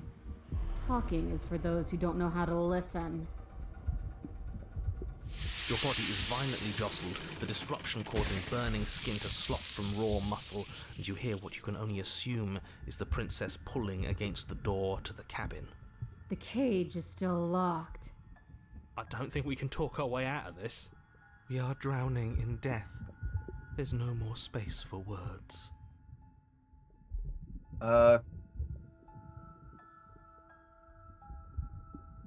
Claw and bite. Like the cornered animal you are, you tear against the thick membranes of her stomach with every part of you that can be made sharp. Nails, claws, teeth, hands, feet. I can feel you tearing through me, but are you swift enough for it to matter? The pulling returns to banging as the princess desperately throws everything at the cabin door. Your flesh screams as your reddened, spongy body is hit with fresh waves of blistering acid. You can't hold me forever. Claw and bite. Again you tear, heart pumping with adrenaline, your ulcerating hands a blur of feverish motion fueled by the desperation to fight against being reduced to lifeless molecules and meat.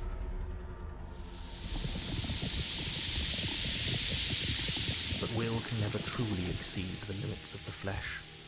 Your vision finally begins to blur, your eyes clouding over as they melt in their sockets. God damn, that's gross.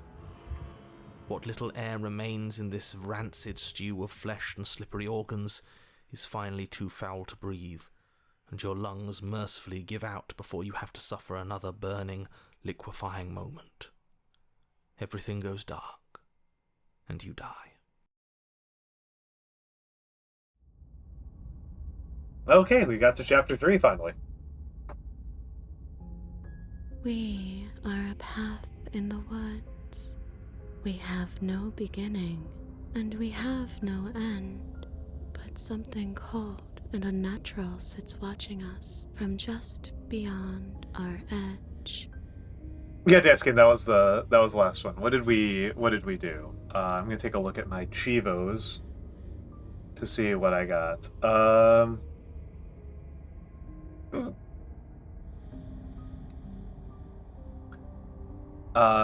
In chronological order, I did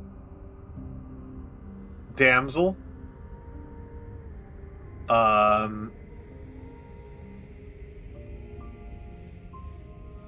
Prisoner, Witch, Tower.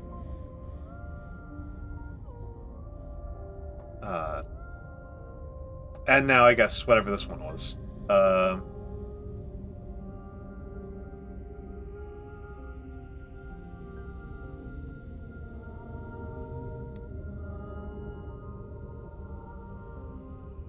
Oh, the Notebook also? It's just history.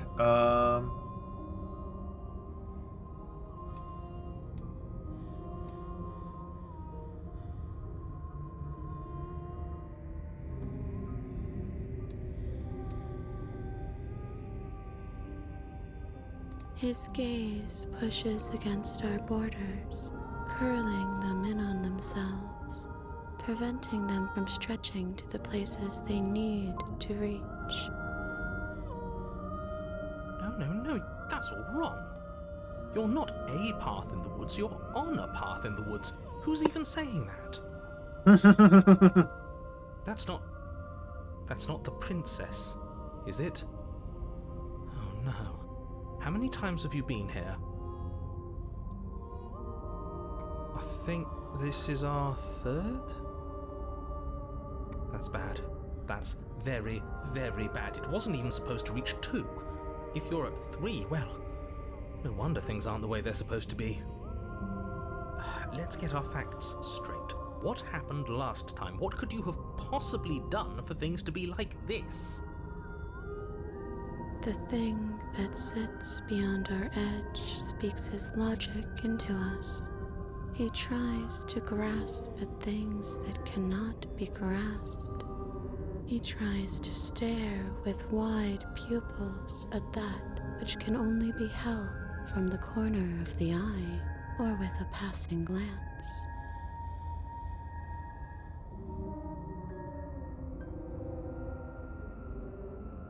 Shut up. The rest of you, talk. What happened? What did you do? Can she hear us if we talk?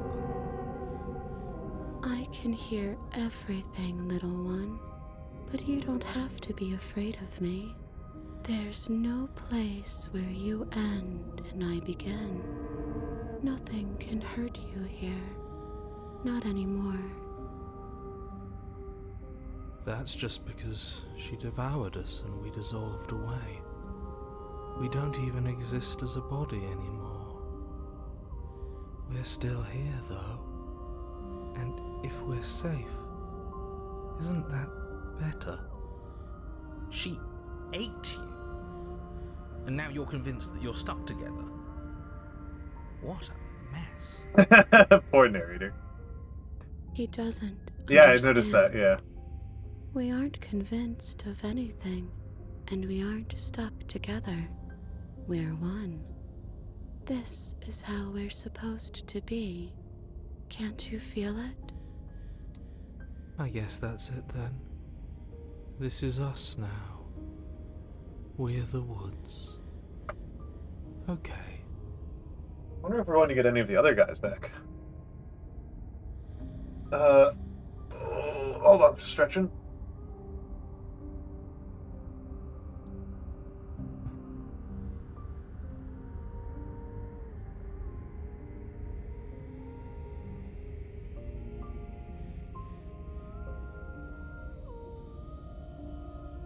This is how we're supposed to be, but what do we do now? We push back. It may feel like he's everywhere, but presence isn't strength. Otherwise, he would have torn us apart by now. There must be a crack in the walls of this prison. There must be a way for us to be free from him. Smitten and Damsel is my favorite so far. Those two are definitely my favorites. I also really like Skeptic and Prisoner. Yeah, those are my favorite ones so far. But definitely Smitten I think is probably the single favorite. Smitten's hilarious. Love Smitten. She's trying to use you. After everything she's done, you should be able to see that. I may not have been around to witness it, but clearly you remember what happened. How about you try remembering how it all felt? Space! Thank you for the resub. Thank you for the resub. Very kind of you, very generous. And I guess also thank you to Vex for gifting that to Space Circus in the first place.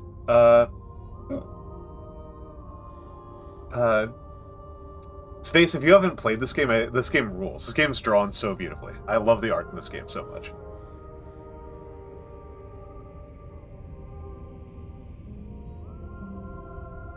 But we are very deep into it.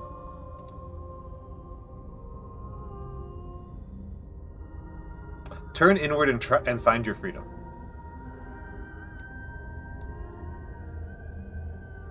Embrace your transformation. You fall inward into a network of connections too vast for your mind to occupy. Are you a path in the woods? Are you a body? Can you even grasp the fuzziest edges of the shapes that confine you? We can change to fill them together. We don't need to be everywhere. We just need to test the boundaries. You'd do best to remember that some wounds will never heal. Some rifts can never be mended.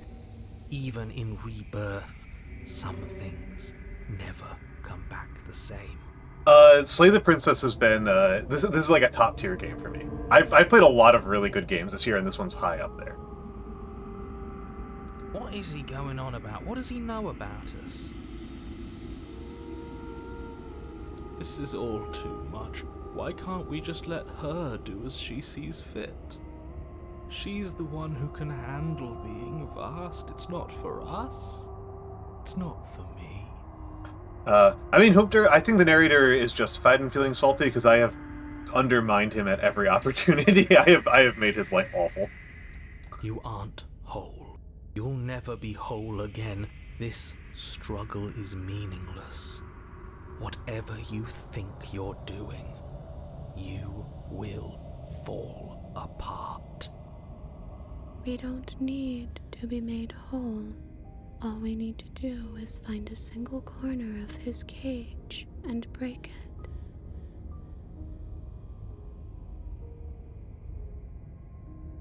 There's a place you need to be, you just need to find it.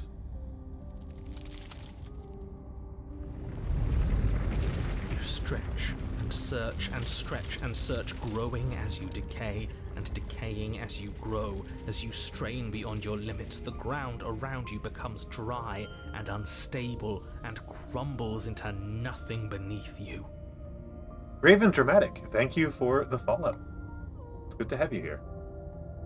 This place will fall apart before you find its end.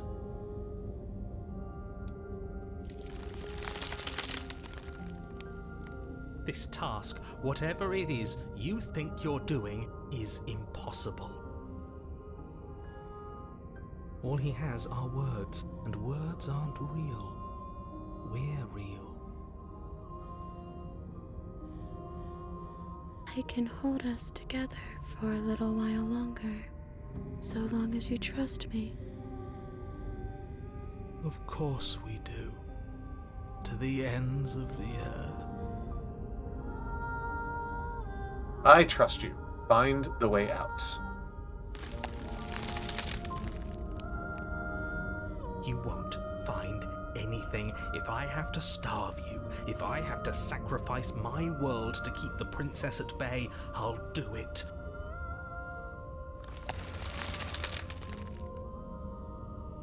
But you do find something.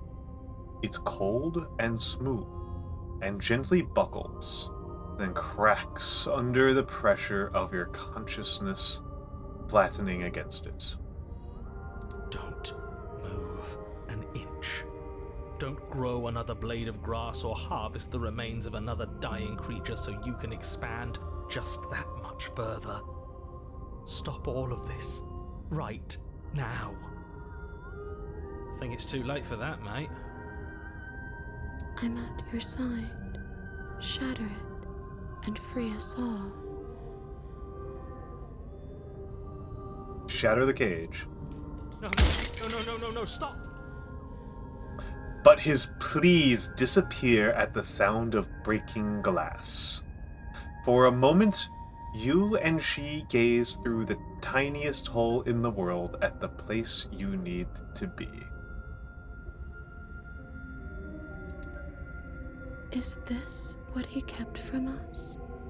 Is this why he made us kill each other?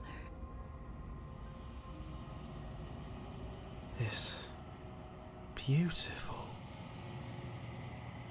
We need to be there. We won't be safe until we are. We won't be whole. I would be so mad. I would be so mad about that, Hunter. And then it's gone. Where did it go? Why is everything so cold? Cursor's back. But you never get the chance to answer her. You turn to see her gone behind you. Memory returns. She's gone. Where did she go? Should we try and find her? Oh, there's that mirror again. Why is it here? Why now?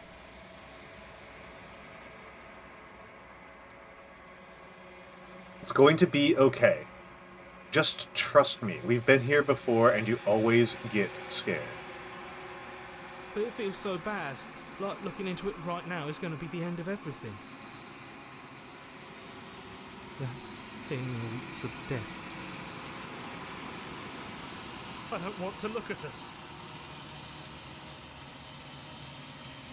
I'll see you on the other side. It's going to be okay. Actually, it's not the end. Whatever's on the other side is going to be nice. Okay. If you say so. We'll trust you. I'd like to be somewhere nice. A mercy. Approach the mirror.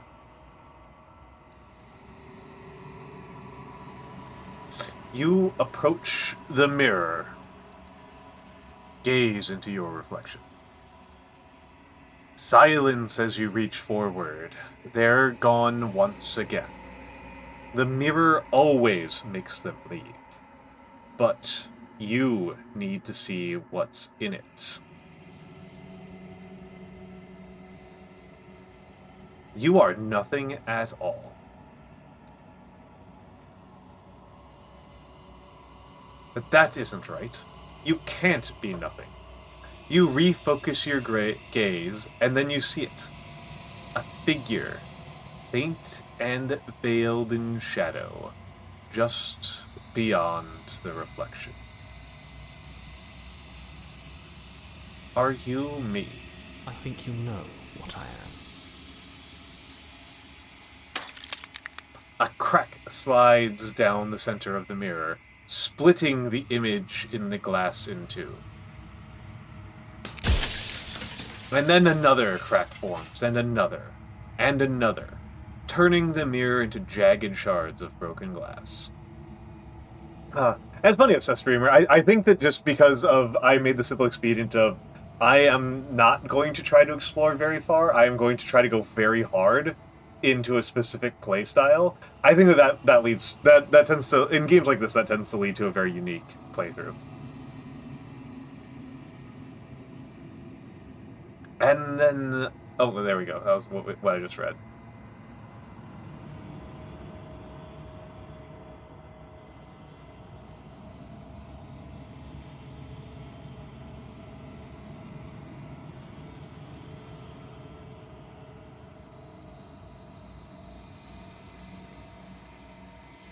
Let's see. I've met you many times. Have you been the same you all along? I haven't, and that's by both necessity and design.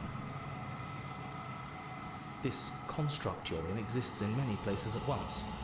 Anytime you failed, anytime you thought yourself dead, it would restart and shunt both your consciousness and hers into another world. But you'll be awake soon, and then it won't be able to work like that anymore.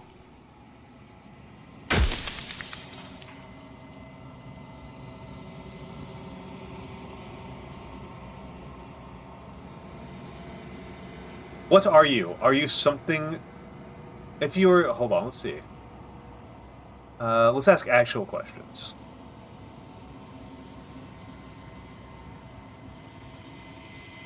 The people out there beyond the walls of the construct, do they know about this? Do they know what you want me to do to them? Of course not. The only way this construct could function was if nobody knew what it was doing. But the bones of the universe are old. It's on the cusp of its dying breath, and the people out there are consumed with thoughts of oblivion. When the patterns are wiped from the sand, when the board is reset, who will remember them? All I've done is give them a chance to live outside of the shadow of the end.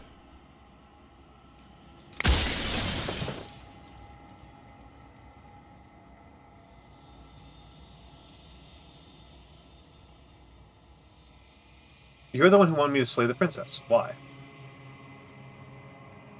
Because among other things, she is death itself. To rid the world of suffering, to save untold trillions from being lost forever to the cosmic wind, she must be destroyed. And despite how far you've fallen, you will still have a chance to fulfill your purpose once I'm gone.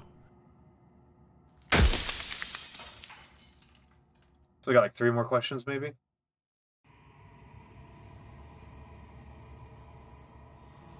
And what is my true identity? You're the long quiet, the god I made to rid the world of death. Interesting.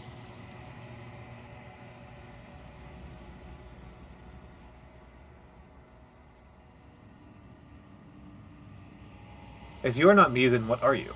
I am an echo, likely one of many.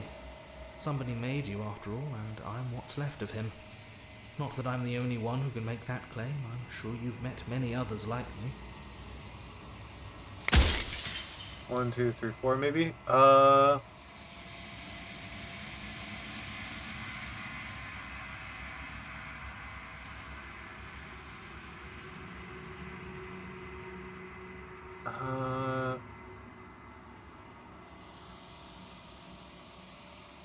What is the princess? Why did you make her too? She is the shifting mound, the ebb and flow, the capacity to change. She is transformation, or most of it.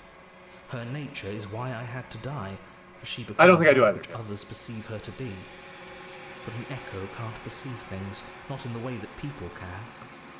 No, I didn't think I did either. That's why I'm trying to not choose any of the questions that I don't think are very interesting. So I tucked a part of myself into the folds of this construct to guide you. Seems that every me you met did a real shit job of it, though.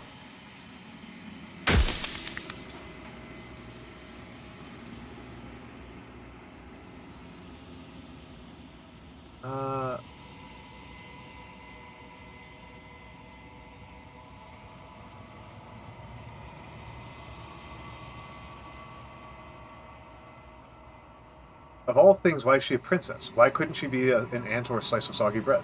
Are you asking me to spend my final moments psychoanalyzing you? She wound up a princess because you wanted her to be a princess. As to why?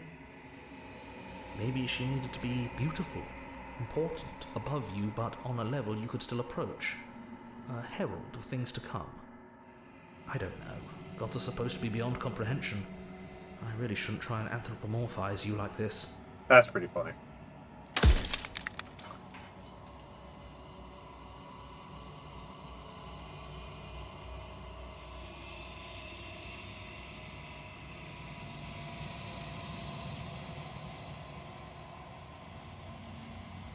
Do you know that things won't just be worse if I destroy her?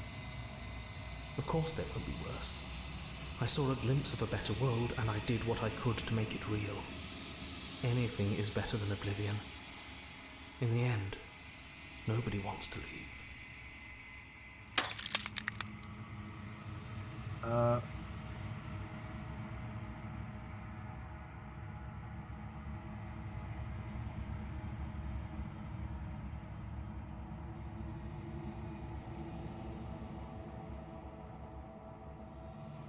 Does it hurt when a piece of you breaks off like that? It doesn't hurt. I don't feel pain. Not physically.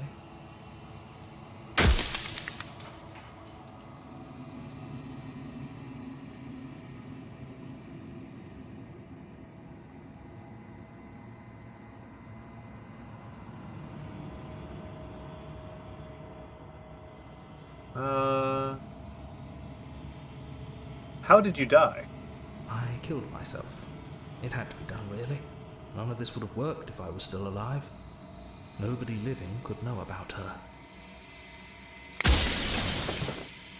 And say nothing. I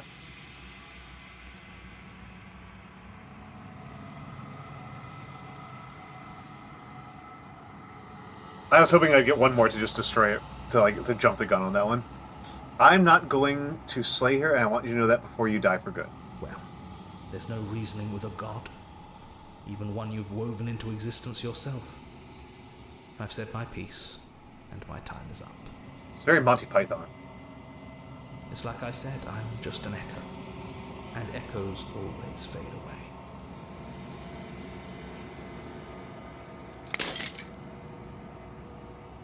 As the final fragment of glass shatters, you see yourself with newfound clarity. The narrator was right. You are the long quiet, a vast and nascent god. It's finally time for you to wake up. All of this is you. Hello, Watch Doge. I am winning.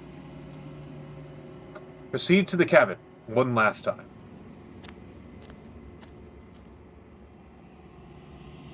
When you arrive at the heart of things, there is no final vessel for you to bear witness to. There is nothing for you to find.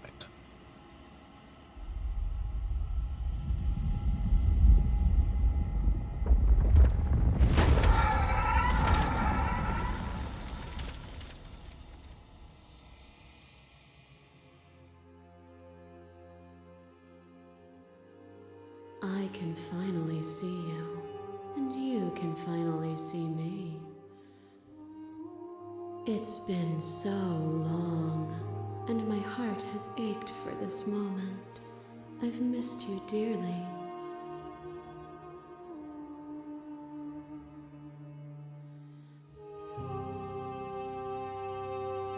I've missed you too.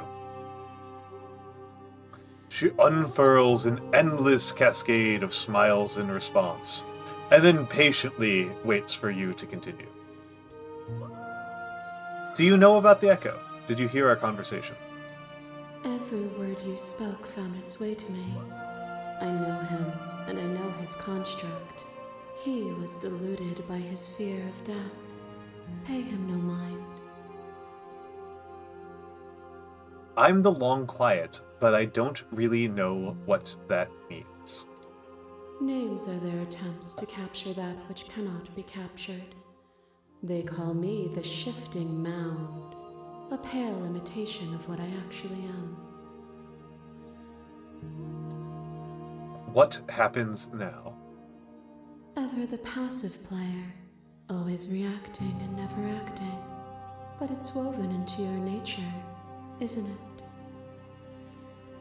When the echo spun us from one into two, he gave you a choice and me a role to play. I am not death, but I contain it in my multitudes. So, will you attempt to destroy me and bring about a world devoid of death and the possibility of meaning?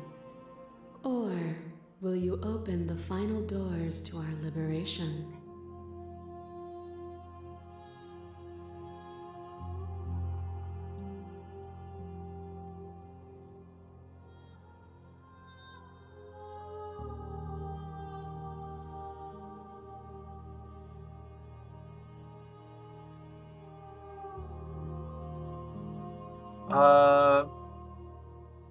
Don't you have a say in all this?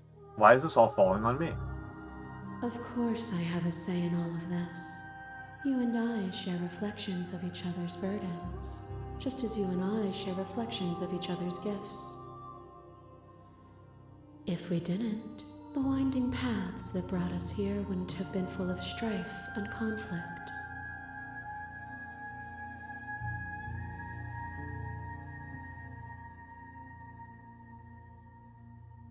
Let's talk this through. I still have so many questions I need answers before I can make a choice. My very nature is paradox, as is yours. You cannot use words to grasp at things that are beyond their reach, and you cannot rationalize that which defies logic. But violence and passion are dances that both of us know well. If this is what it takes to enlighten you, then so be it. A web of nerves, lain upon a web of nerves, lain upon a web of nerves. The shade of a beautiful beginning we can never return to. Where did you end and I begin? When you felt what it was to be me, we held on to each other and pierced the veil of truth. Will you abandon that curiosity now that we are no longer joined in physicality?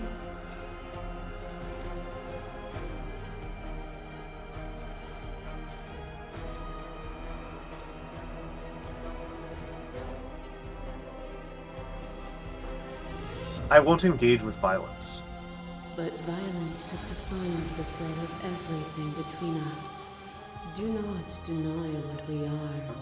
And do not color our conflict with fear. You are nothing, a black hole of self-loathing fed by the matter of your restless thoughts. A dog blind to its leash. But there is no light without the dog. When I proclaimed my godhood and offered you a place at my side, you gladly became the instrument of my new creation. Only with both of us is there a future to look towards. It is hope that carves meaning into being.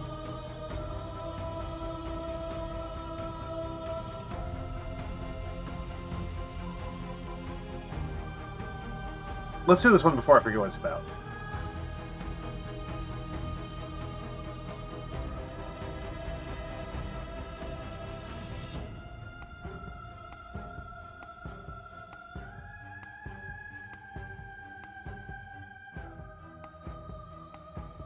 You were consumed by your own ego. And through your lack of one, you too were consumed. Yet together, we were able to create something beautiful. behind your back and a trick behind mine. We dance, revolving and Oh, it's the cat girl. revolving around each other, but forever stuck in place. We both move, and yet we both don't. For each of us watches the other instead of ourselves. This is probably the one I felt the worst Forever about. is not forever. I move and you react, and both of us break the other. But broken is only a moment in time. To change is to hold the potential to rise above. Would you limit yourself to what you are now? Or would you like to see what you might become tomorrow?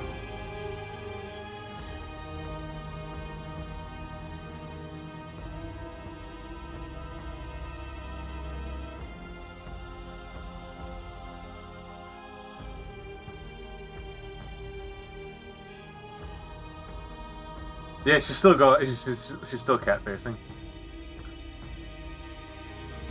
With time, we could have been better.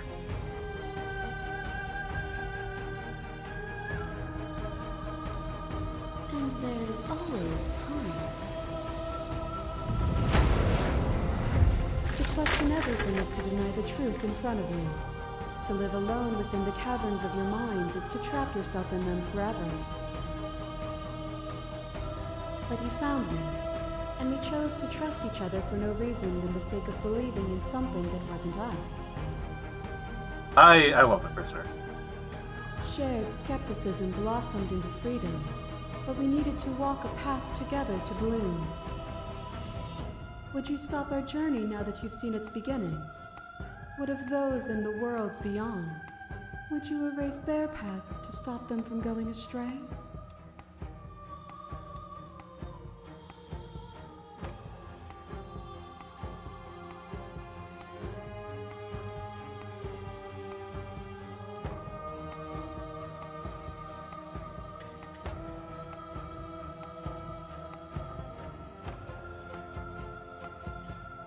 I don't want to keep anyone still. Nor should you. Nor should I. Our purpose is to be and to experience, and their purpose is the same. Your little man tried to stake into your body, and another, and another, and another. Do I miss your heart because I can't stand to see it go? But the stakes meant nothing to you. You had a desire, and you set that desire free. You lifting me and me lifting you. Forever and ever and ever. Consumed by true belief, there was nothing that could hold us back. I like the damsel the most, to be honest. That was my favorite part.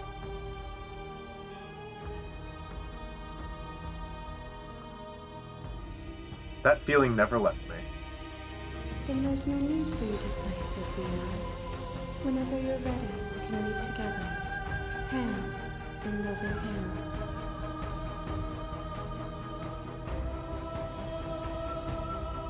I won't leave with you not until you see things from my perspective. If you need more time to open your eyes, then I will give you all the time in the world. I only got chapter 2, damsel. As the clash between you abates, you begin to shake, your will rapidly dissolving. Nothing is immutable. Everything that is exists only in relation to everything it isn't. There is no constant. There is no center. Open your eyes and accept what we are. We can leave this prison together.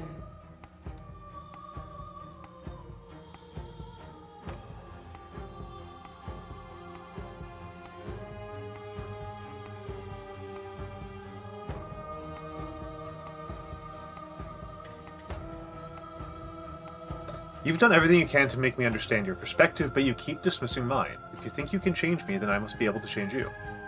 What I offer you is not perspective. It is truth. Whatever you're trying to do right now, you don't have to do it alone.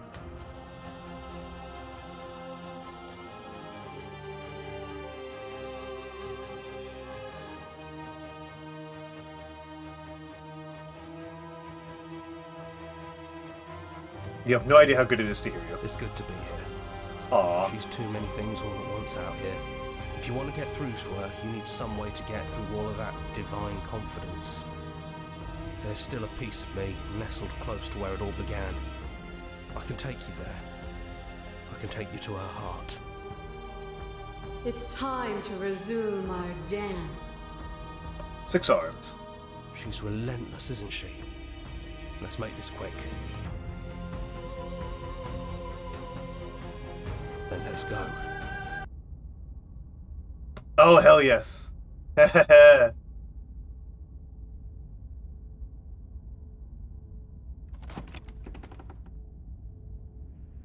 here we are.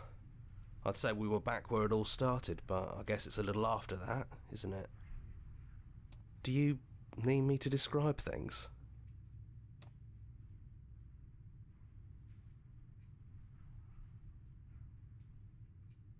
It's just us. I think the rest of them are still out there, jumbled up in the rest of her. The offer still stands. Could you describe the cabin to me, for old time's sake? Oh, that's a good point. Yeah, there's a lot of there's princesses. Yeah, of course. The interior of the cabin is, well, it's a cabin, yeah? There isn't much here, just a table and a knife and a door. And some windows. There's no mirror, either. I think you broke it. And I know you're still trying to find some middle ground, but if things go south, we're going to need that blade.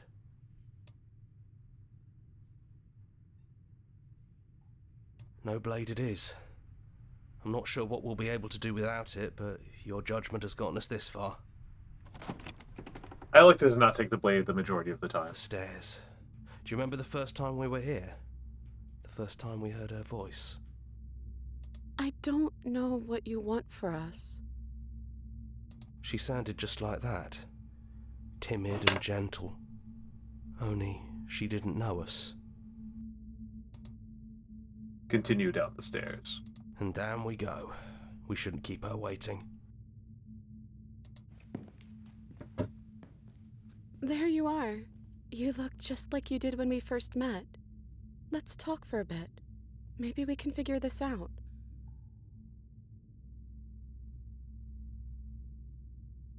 Sit with her.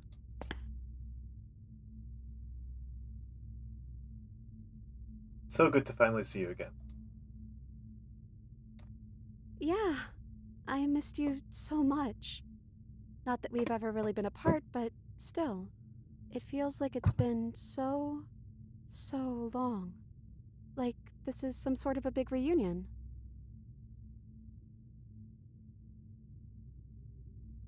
I'm sorry for all the times I hurt you. You are so sweet, but the first time we met, you tried to rescue me, and I stabbed you like 50 times in the chest. And you know how bad of a job I did. You were the one getting stabbed. I mean, yes, you were possessed by that freaky voice living in your head, but I also could have maybe tried doing anything else before deciding to kill you. Anyways, I'm also sorry. We both let things get a little out of hand, but we don't have to let that stop us from being who we want to be. You know, when she puts it like that... Yeah, my favorite.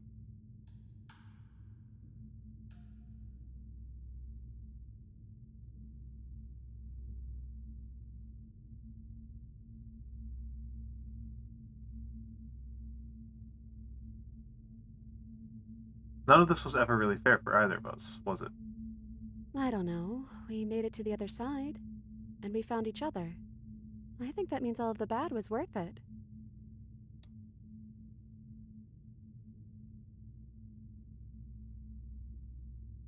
Now that we're here at the end of everything, can you finally tell me your name? I don't have one, and I think I like it better that way. But you can call me Princess if you want. You know, you never told me your name.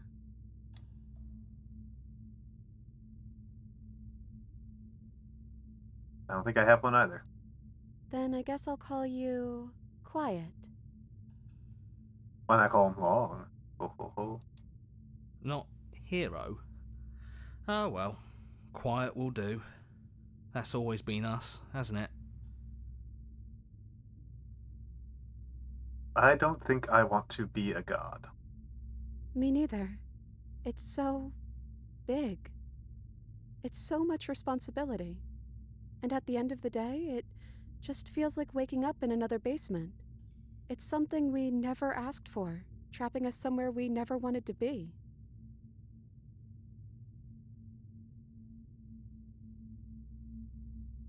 What do you think of her? What she wanted us to be? I don't know. I don't think it's fair to judge her. It must be so lonely, thinking that she's everything that matters in the world. Thinking that she's the only one with all the answers. I never thought about it like that. That does sound lonely, doesn't it? This is why I like her more than you, Hero. You're the same as you are out there. I am she as much as she is me. And all of us are both everything and also not everything. I had you there for a second, didn't I? I think I'm different from her, and I'm happy I'm different. I think being her would mean I'd lose a lot of myself along the way. I think I'd have to lose the parts of you that matter to me. Aww.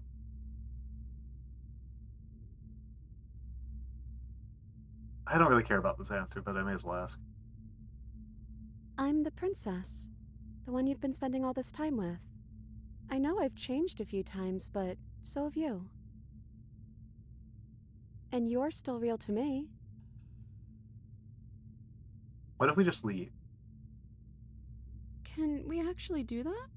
What would that even mean? Where would we go?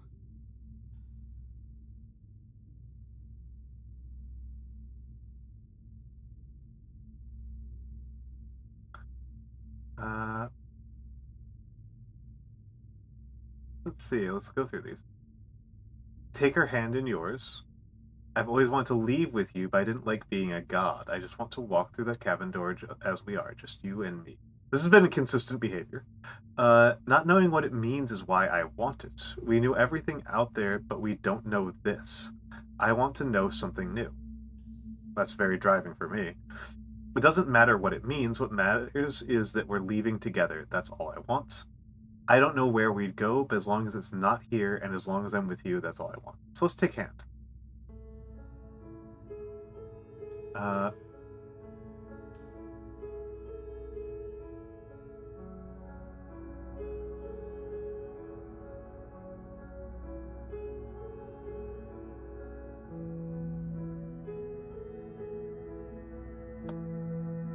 don't know where we'd go, but as long as it's not here and as long as I'm with you, that's all I want. I want that too. I think I'm going to stay right here. Whatever you're doing right now, wherever you're going, it feels like it's for just the two of you.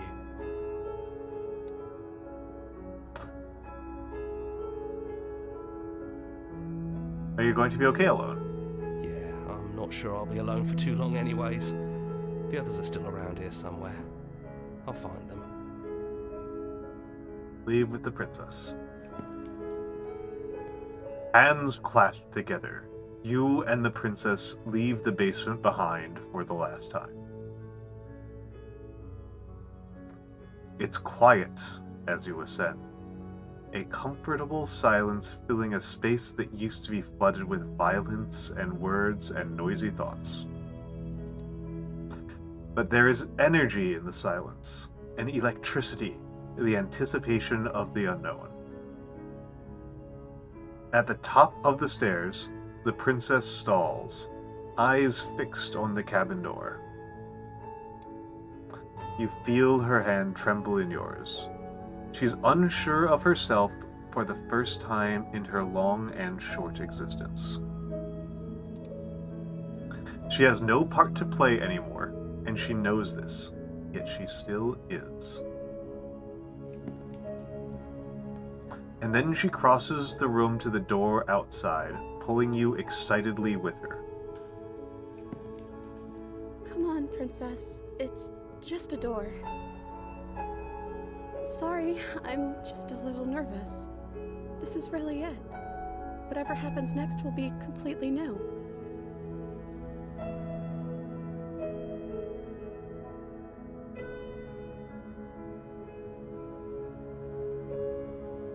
I love you. I love you too.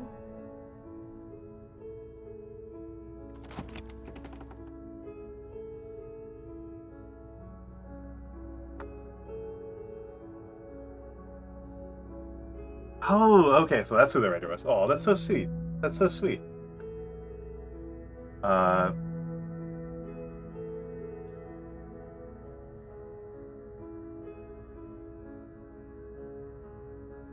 I was reading this as a romance the whole way through. To me, this was always a romance.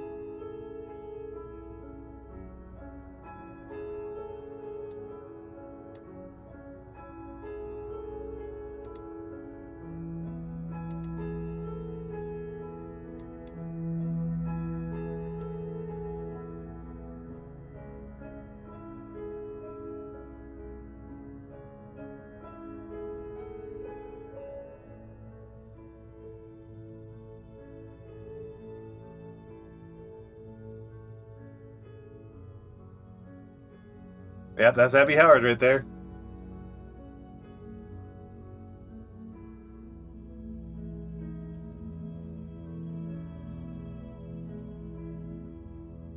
Thank you so much for playing. As an expression of our gratitude, here's the track order for a special playlist just for you. If you'd like to take a screenshot, you can hide the UI by hitting H.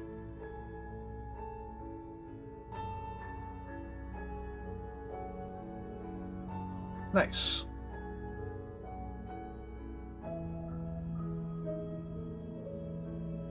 Now that you've finished the full story for the first time, you've also unlocked the gallery.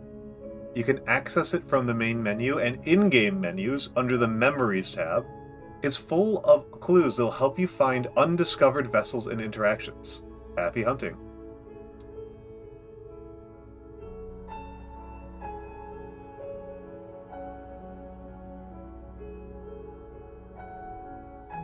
Play our other game.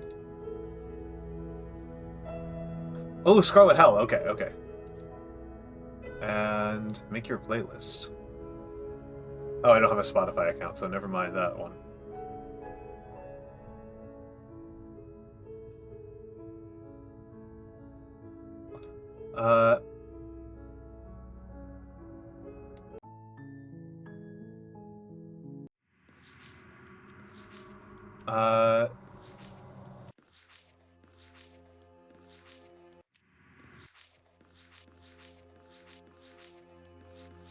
The narrator. It's you. You've grown.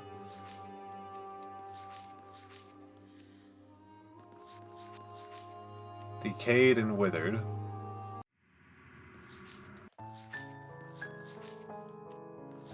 Find the nightmare. Spectre, razor, adversary, stranger.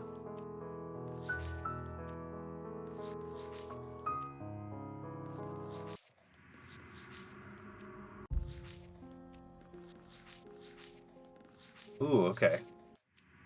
So the beast has a lot going on. Oh, and the witch has a lot going on too.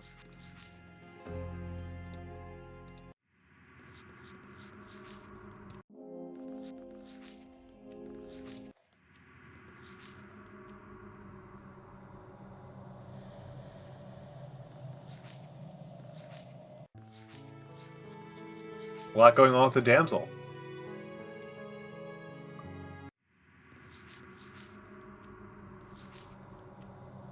Nightmare, Spectre... Ah.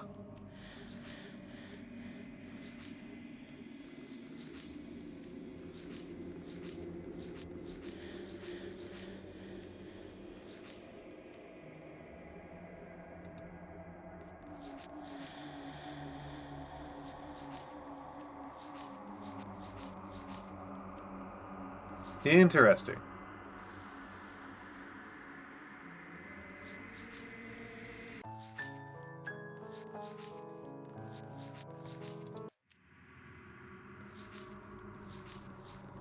Okay, so you can do 5 vessels per run.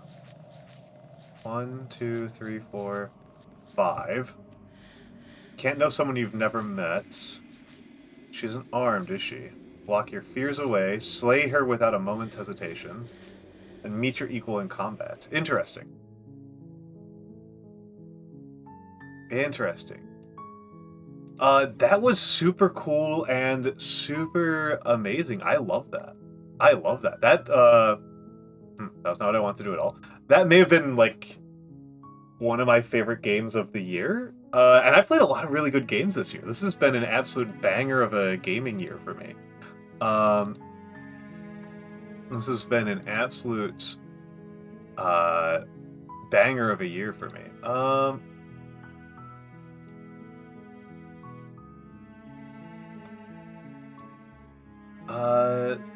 The question is...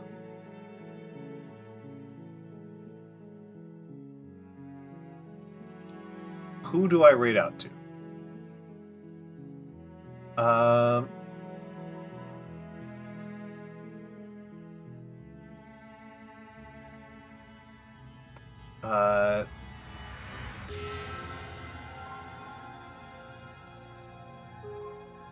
Yeah, this was incredible. I love this. I really love this.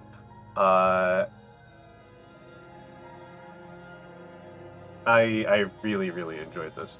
Hachi, I haven't thought about Hachi in a long time. Huh.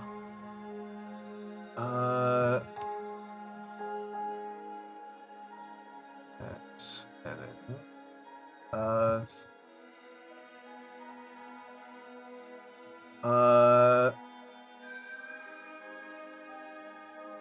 I'm looking around for if somebody I know who has played Slay the Princess. I was thinking about Barry or Bodega. Barry, Bodega, Rinnies. If Grimmy was on, I would absolutely be rating her, but she's not.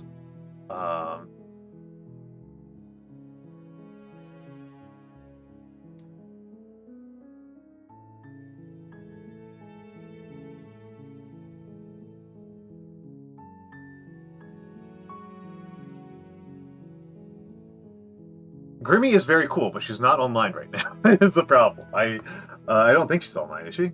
No,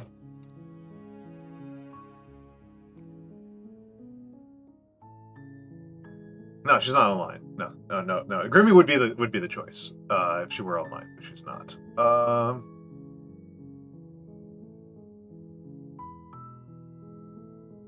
gonna give.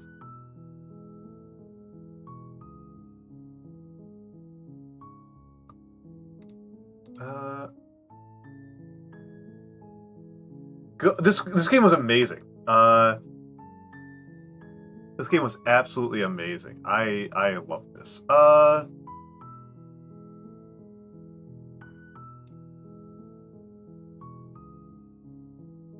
Actually, I'll just put it to a poll. I'll put it to a poll. I will put it to a poll. When in doubt, pull it out.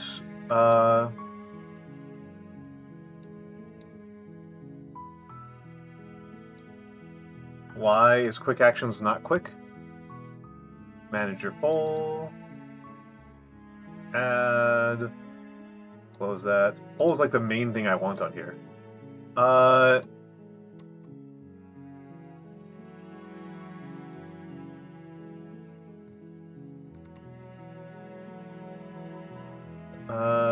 There we go. Yes, I adored this. I thought this. I am pretty tired right now. I'm not gonna lie. I'm pretty out of it. Let me put this away. I'll leave the music going for a second. As I've emphasized a few times, we are deep into Subathon. And just going over what's happening with Subathon. The new model has been debuted, as you know. It came up on screen today. We still have new emotes we still have to do the chat pick stream. Rating stream, tonight or tomorrow, I will set up a submission form for submitting ratings, because I've got a couple in mind already that I want to do, and I want to take some ones from the community. I want some of them to be picked by the community. The Dark Souls stream is going to take some time to set up, because that's a bastard. 24-hour stream is a bastard. Why did I do this to myself? Why did I include this one? Spicy Ramen's going to be easy to set up. Cooking stream will be in the new year. Cooking stream will very likely be after New Year. Knitting stream, I'm not sure when. Long calligraphy, I need to pick something. My intuition is that the one to do would be to just do all of the poems in Doki Doki Literature Club. I'm thinking about just doing every single poem in Doki Doki Literature Club. I have more paper incoming on Tuesday. I am out of paper. It's a bit of a problem. And yes, that's where we're at on Subathon. We still have 6 hours left, assuming I didn't screw up the audit again. I think it's actually a couple months. I think it's actually at least half an hour off right now. Because it has been borked. And then once that's done, I will be able to migrate off of Stream Elements completely.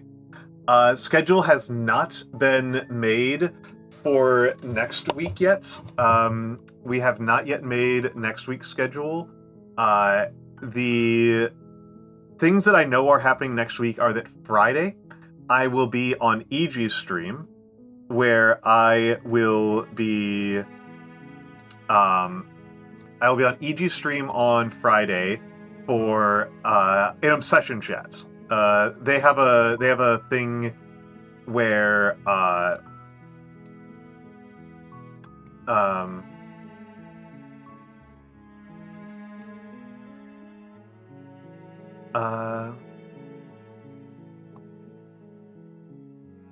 they have a thing where they do obsession, where they will chat with somebody about an obsession they have, and I'm going to chat with them about ancient Rome.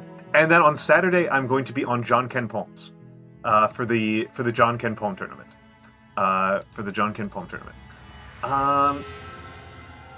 So we are going to raid out to Bodega because I like Bodega a lot. She's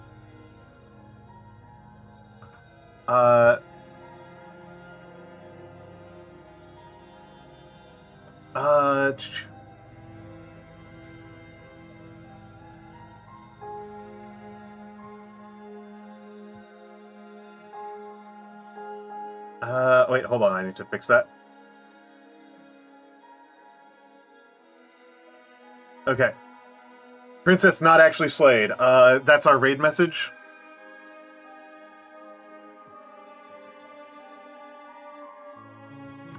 Bodega Vrat. I love Bodega. Please be nice to her. Don't embarrass me in front of her. I think she's super cool.